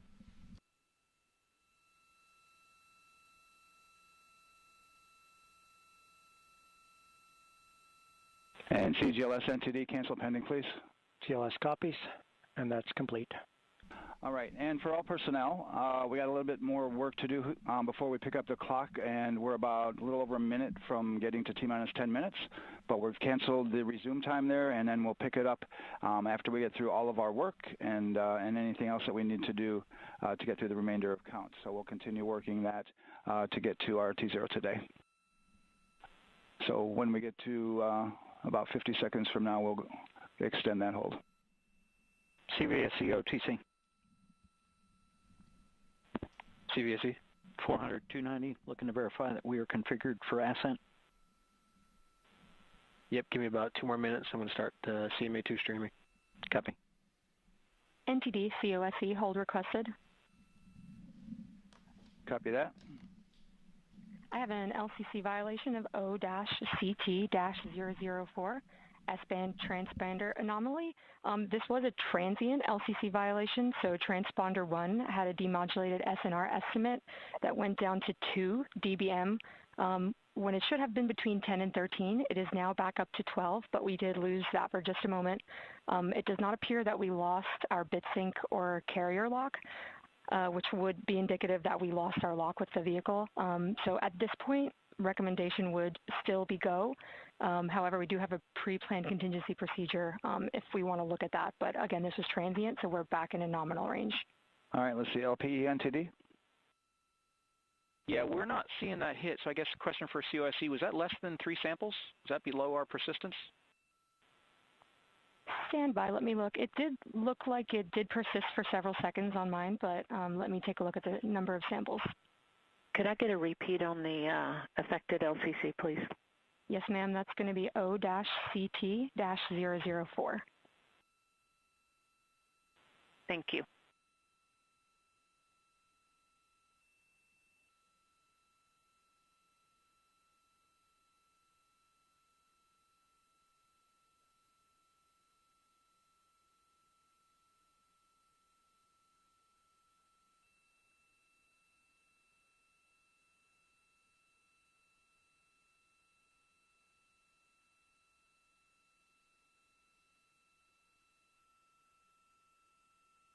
Yeah, us taking a look at the data right here, looks like that was a single sample.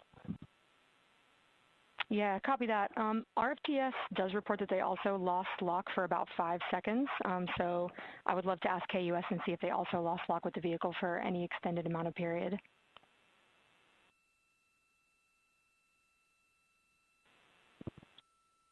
And COSE, while we're doing that, these are 1/10 hertz measurements, correct? So we would have had to lose it for over 10 seconds to get a second sample? Yes, sir, that's correct. It is 1/10 hertz. Yeah, so from our perspective, the allowance is effectively up to 30 seconds, up to 3 samples based on the 1/10 hertz. This is not an LCC violation, I believe. Yes, sir. I would agree with that at this point. Copy that. We're checking with KUS on 232. I don't think they have 212 access. We're trying to verify, but it sounds like they have a loss of lock as well. About 2 seconds. Okay. And I guess for both KUS and COSE, do we have lock now? That's affirmed. We do have lock for COSE.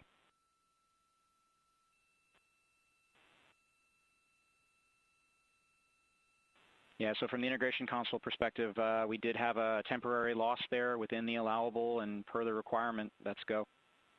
And this is Houston Flight. We have lock and we have good telemetry here in GSC. And KUS has reported too, they have good lock now. So with all of that, OSC, then are we in a go configuration per your LCC? Yes, sir. Recommendation would be go. Okay. LP, you concur with that? Yes, sir. LP concurs go. And Launch Director? Yes, sir. Launch Director concurs go. All right, and I'm going to go ahead and just verify everybody has everything else complete, Launch Director, and if we do, we'll be ready to pick up the poll at that time, unless there's something else that you're aware of.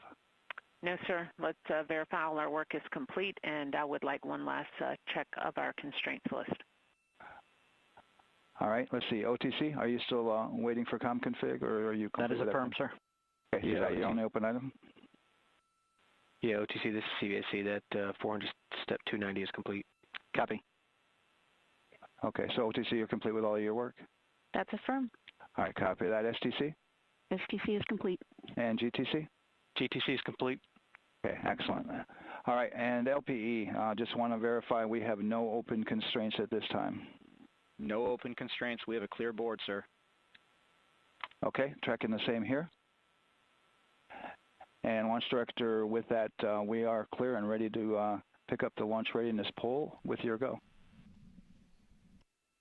All right, sir. I am go for the poll.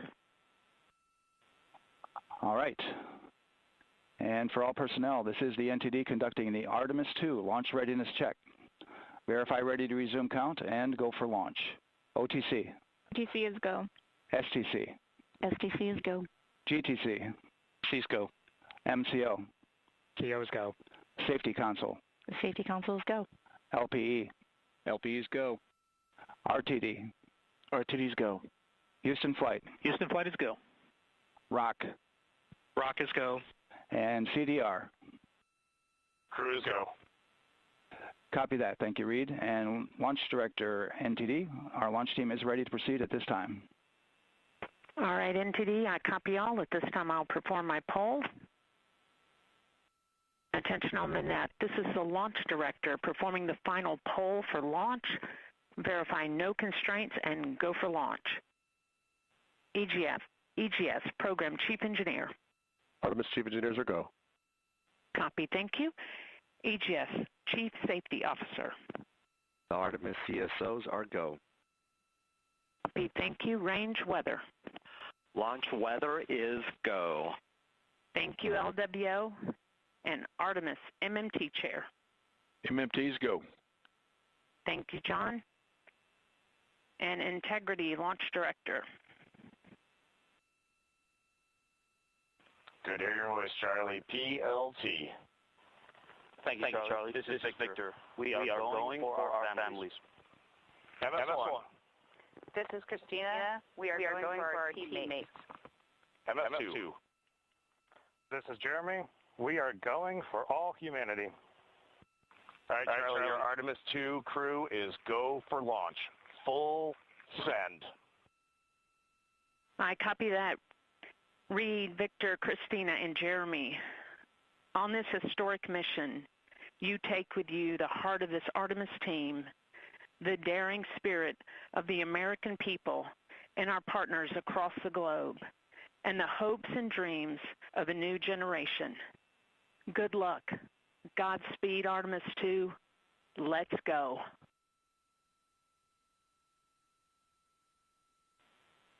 And NTD Launch Director.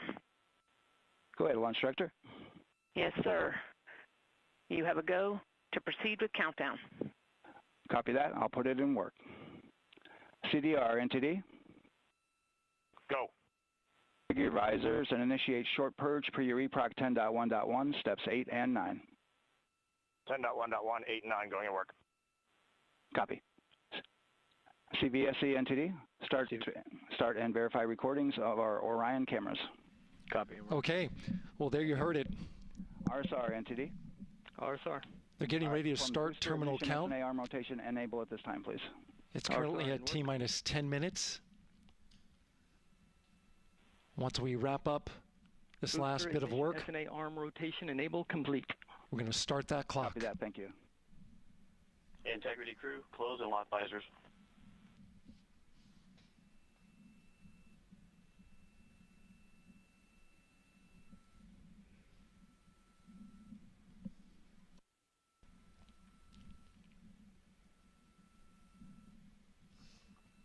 You heard an issue, worked in real time with telemetry lock on the Orion. It was transitory, it was very short. They checked the data, confirmed that they had a good lock. This was with the S-band transmitter on the Orion. Worked through that issue, looked at the data, and cleared it. All with the world watching. Impressive work by the launch team. So we have a 2-hour window, which starts in just a few minutes at 6:24 p.m. Eastern Time and goes until 8:24 p.m. Eastern Time. And ECL NTD will be waiting for your verification on the short purge. ECL copies. And for all personnel, once we get that short purge verification, we'll verify that we are clear to go, and then we'll proceed with the terminal count.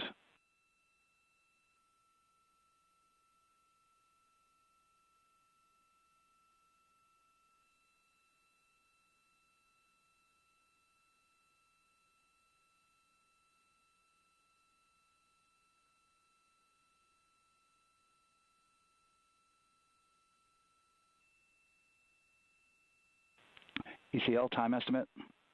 About a minute. Copy.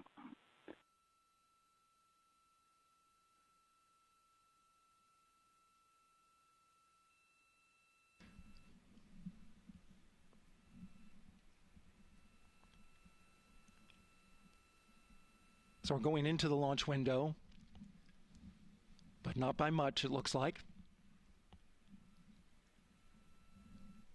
Just wrapping up some final work. And once that's completed, you'll hear NASA Test Director Jeff Spaulding ask for the ground launch sequencer operator to go ahead and start the clock.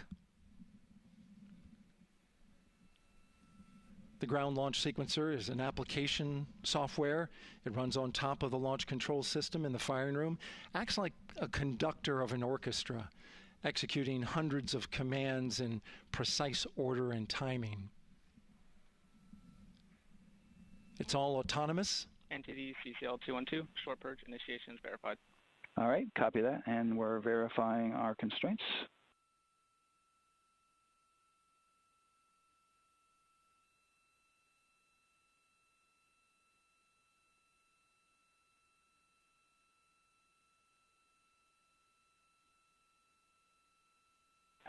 All right, and we're clear from cutouts. And with that, we're going to resume the clock momentarily. And CGLS, you can resume the clock on your mark. GLS copies. 3, 2, 1, mark. GLS mainline has been initiated. T-minus 10 minutes and counting.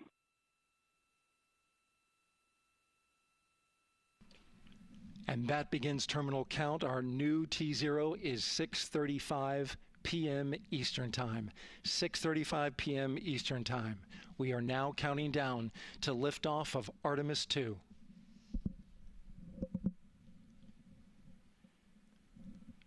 From now on, you're going to hear two voices on the loops.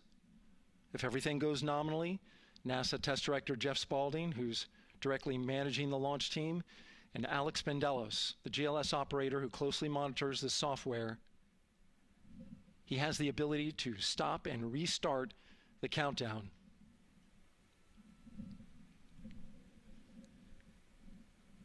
A lot of people ask about whether there's a launch button. There certainly is not. Flight and Rock, our new T0 is 22:35:12. Houston flight copies. Rock copies. 22:35:12. Affirm. There you heard confirmation of the exact T0, 6:35 and 12 seconds p.m. Eastern Time. Again, our T0 is 6:35 and 12 seconds p.m. Eastern Time. But as I was saying, there's no launch button. This is autonomous, But there is a button that keeps you from launching, and that button allows the GLS operator to pause the countdown outside of terminal count and during terminal count and submit a hold to the next holding point. So the clock won't stop right away. If there's an issue, we'll go to the next stable holding point. This is how GLS configures the rocket and ground systems to a stable point where they can stop the countdown if that's needed. But right now, we are counting down. Our next big milestone, looking to retract the crew access arm. GLS is go for crew access arm retract. And there you see the crew access arm moving away.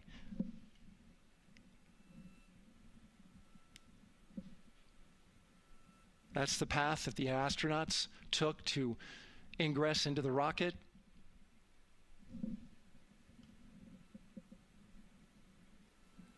Until this point, that was their way off the pad if they needed to evacuate.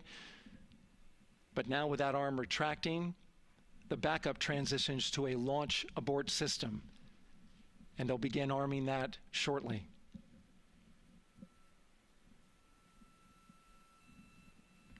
Of course, the launch abort system, great shot there of the crew access arm retracting away.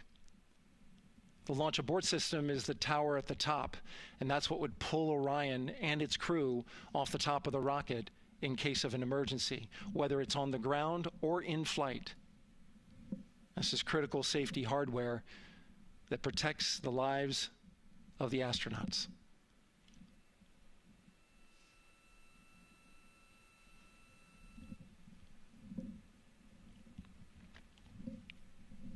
Starting at T-minus 6 minutes, the GLS will start bringing that and other high-energy systems online, starting with core stage pressurization.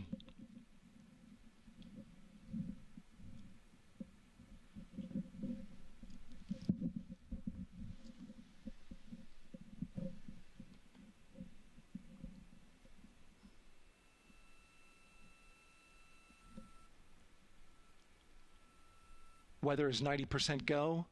The range is go. All systems are go.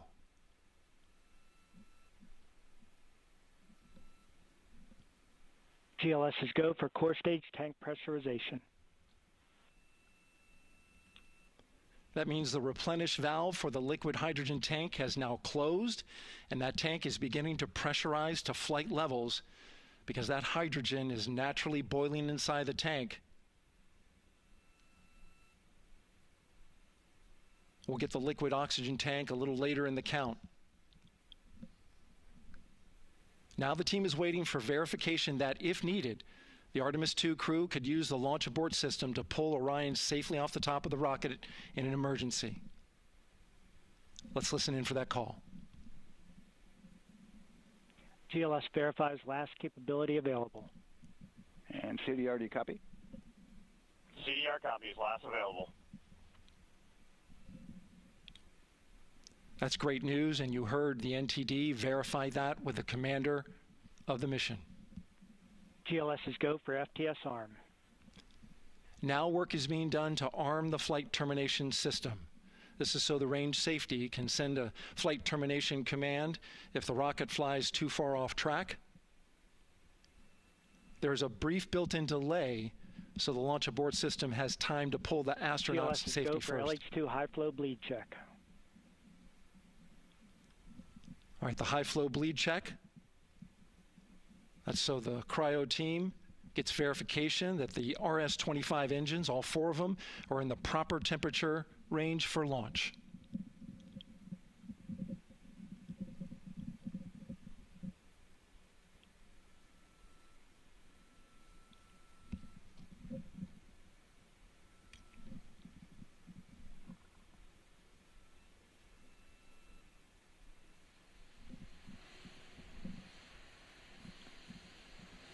GLS is go for core stage APU start. Core stage APUs start. Those are auxiliary power units, high-speed turbines which provide pressure to hydraulic pumps that steer the RS-25 engines. We're going to see a gimbal test a little later at T-minus 2 minutes and 30 seconds. This is what allows that to happen.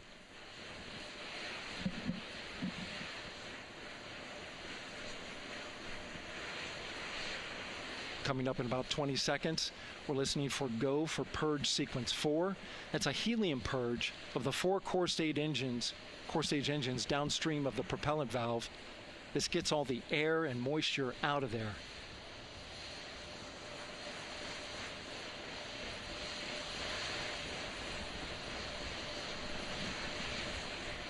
GLS is go for purge sequence 4. Moving through the milestones. All is looking good.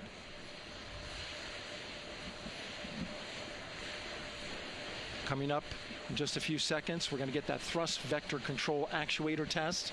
This is a gimbaling of the engines.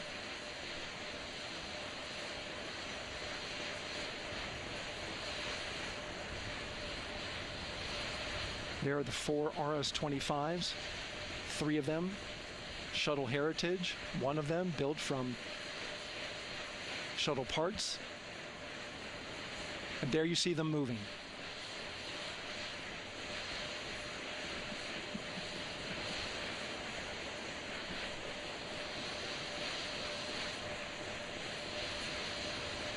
Now we're going to start moving the power from both the upper stage and the lower stage of the rocket to internal, taking ground power away and now going to battery power. GLS is go for upper stage to internal power. All right, power is removed from the rocket's upper stage, the ICPS, and it's been switched to battery. Same milestone for the lower core stage coming up at T-minus 1 minute and 30 seconds. Right now, the 4-person Artemis II crew is 248,000 miles away from the moon. And if all goes well, they will fly by it in 6 days. GLS is go for core stage to internal power. All right, there's the rocket's core stage, which houses 3 flight computers, is now on its own power. There's no more hold time because there's no more margin on these batteries. So we would have to recycle back to T-minus 10 to recharge if we had a hold.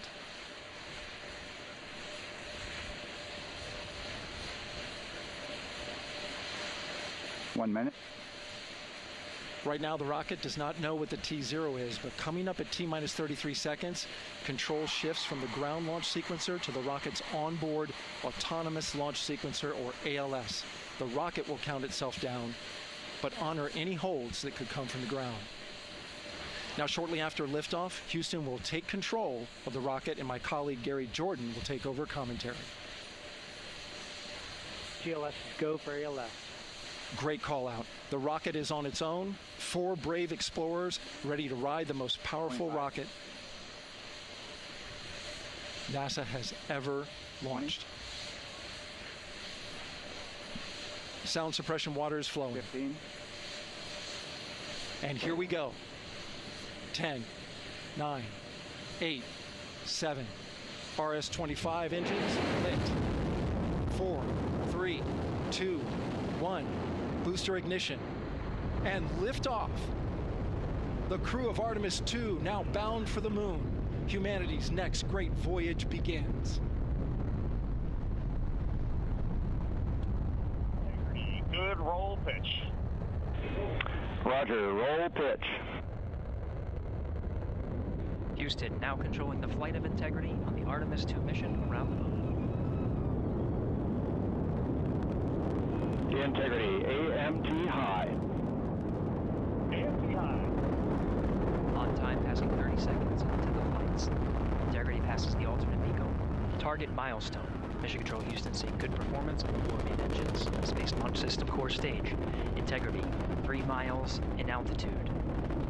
Traveling more than 1,200 miles per hour.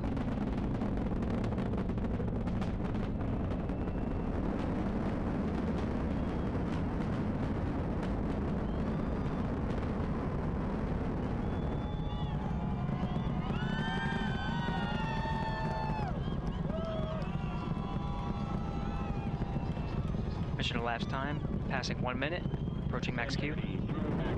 On, Ponce de Leon. Stan, we have you loud and clear on Ponce de Leon. Have you the same? Communication signal transfer confirmed as Integrity and its crew go supersonic. Approaching 90 seconds into the Artemis 2 mission. Integrity is 14 miles in altitude, 8 miles downrange, traveling more than 2,600 miles per hour.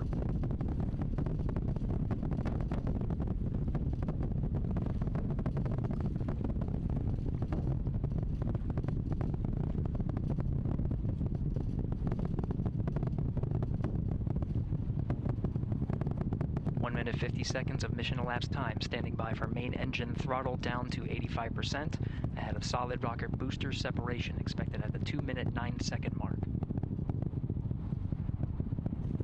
We see throttle down.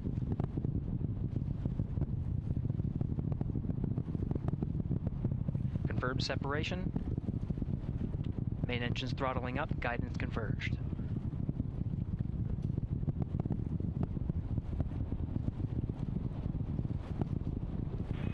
Integrity, guidance converged, performance nominal, upper stage RCS ready.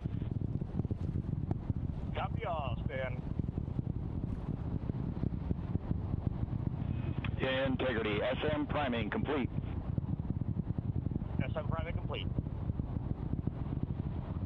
2 minutes 45 seconds of mission elapsed time into the Artemis 2 mission. Thrusters on Integrity and upper stage confirmed in a ready state, ahead of service module fairing separation.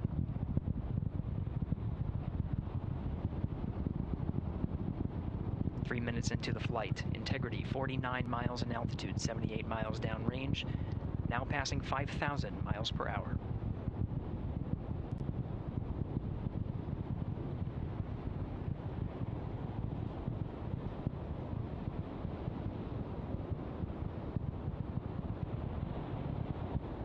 Standing by for launch abort system jettison. Houston Integrity, good last jettison, great view. Copy jettison, Team Eco 8+02. We see the same on board, Stan.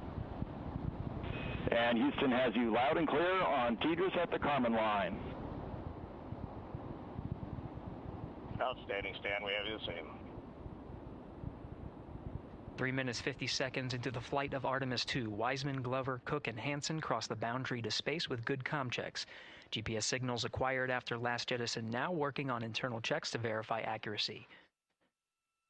Flight Dynamics Officer analyzed the time of main engine cutoff, confirmed at 8 minutes 2 seconds, time of MECO.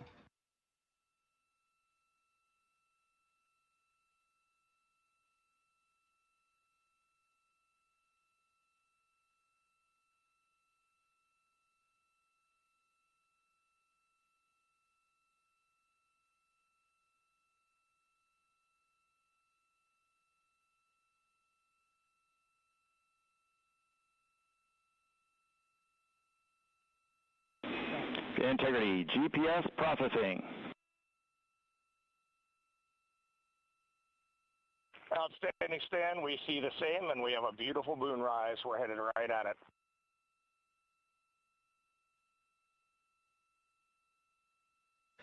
Approaching 5 minutes into the flight, Commander Reed Wiseman confirms he has visuals of his destination. GPS guidance, navigation, and control software finishes internal checks and sends to navigation channels. Integrity, 3 engine press. 3 engine press. On time, now passing 5 minutes 20 seconds of mission elapsed time into the Artemis 2 mission. At this point, 3 good main engines are all that's needed to carry Integrity to a nominal main engine cutoff target.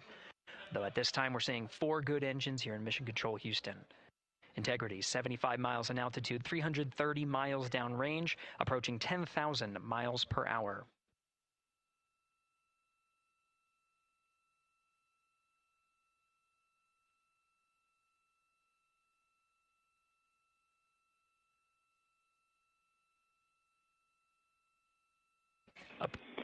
Integrity, looking good at 6 minutes. Same on board, Stan. Good trajectory and engine performance. Booster officer will soon report the shutdown plan to Flight Director Judd Friedling, expected at the 7-minute mark. Integrity, 78 miles in altitude, 460 miles downrange. Integrity, expect nominal shutdown.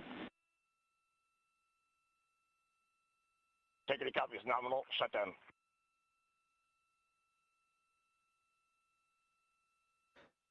Six minutes, 40 seconds of mission elapsed time. Shutdown plan is as expected. Again, the time of MECO was confirmed at 8 minutes, 2 seconds into the flight.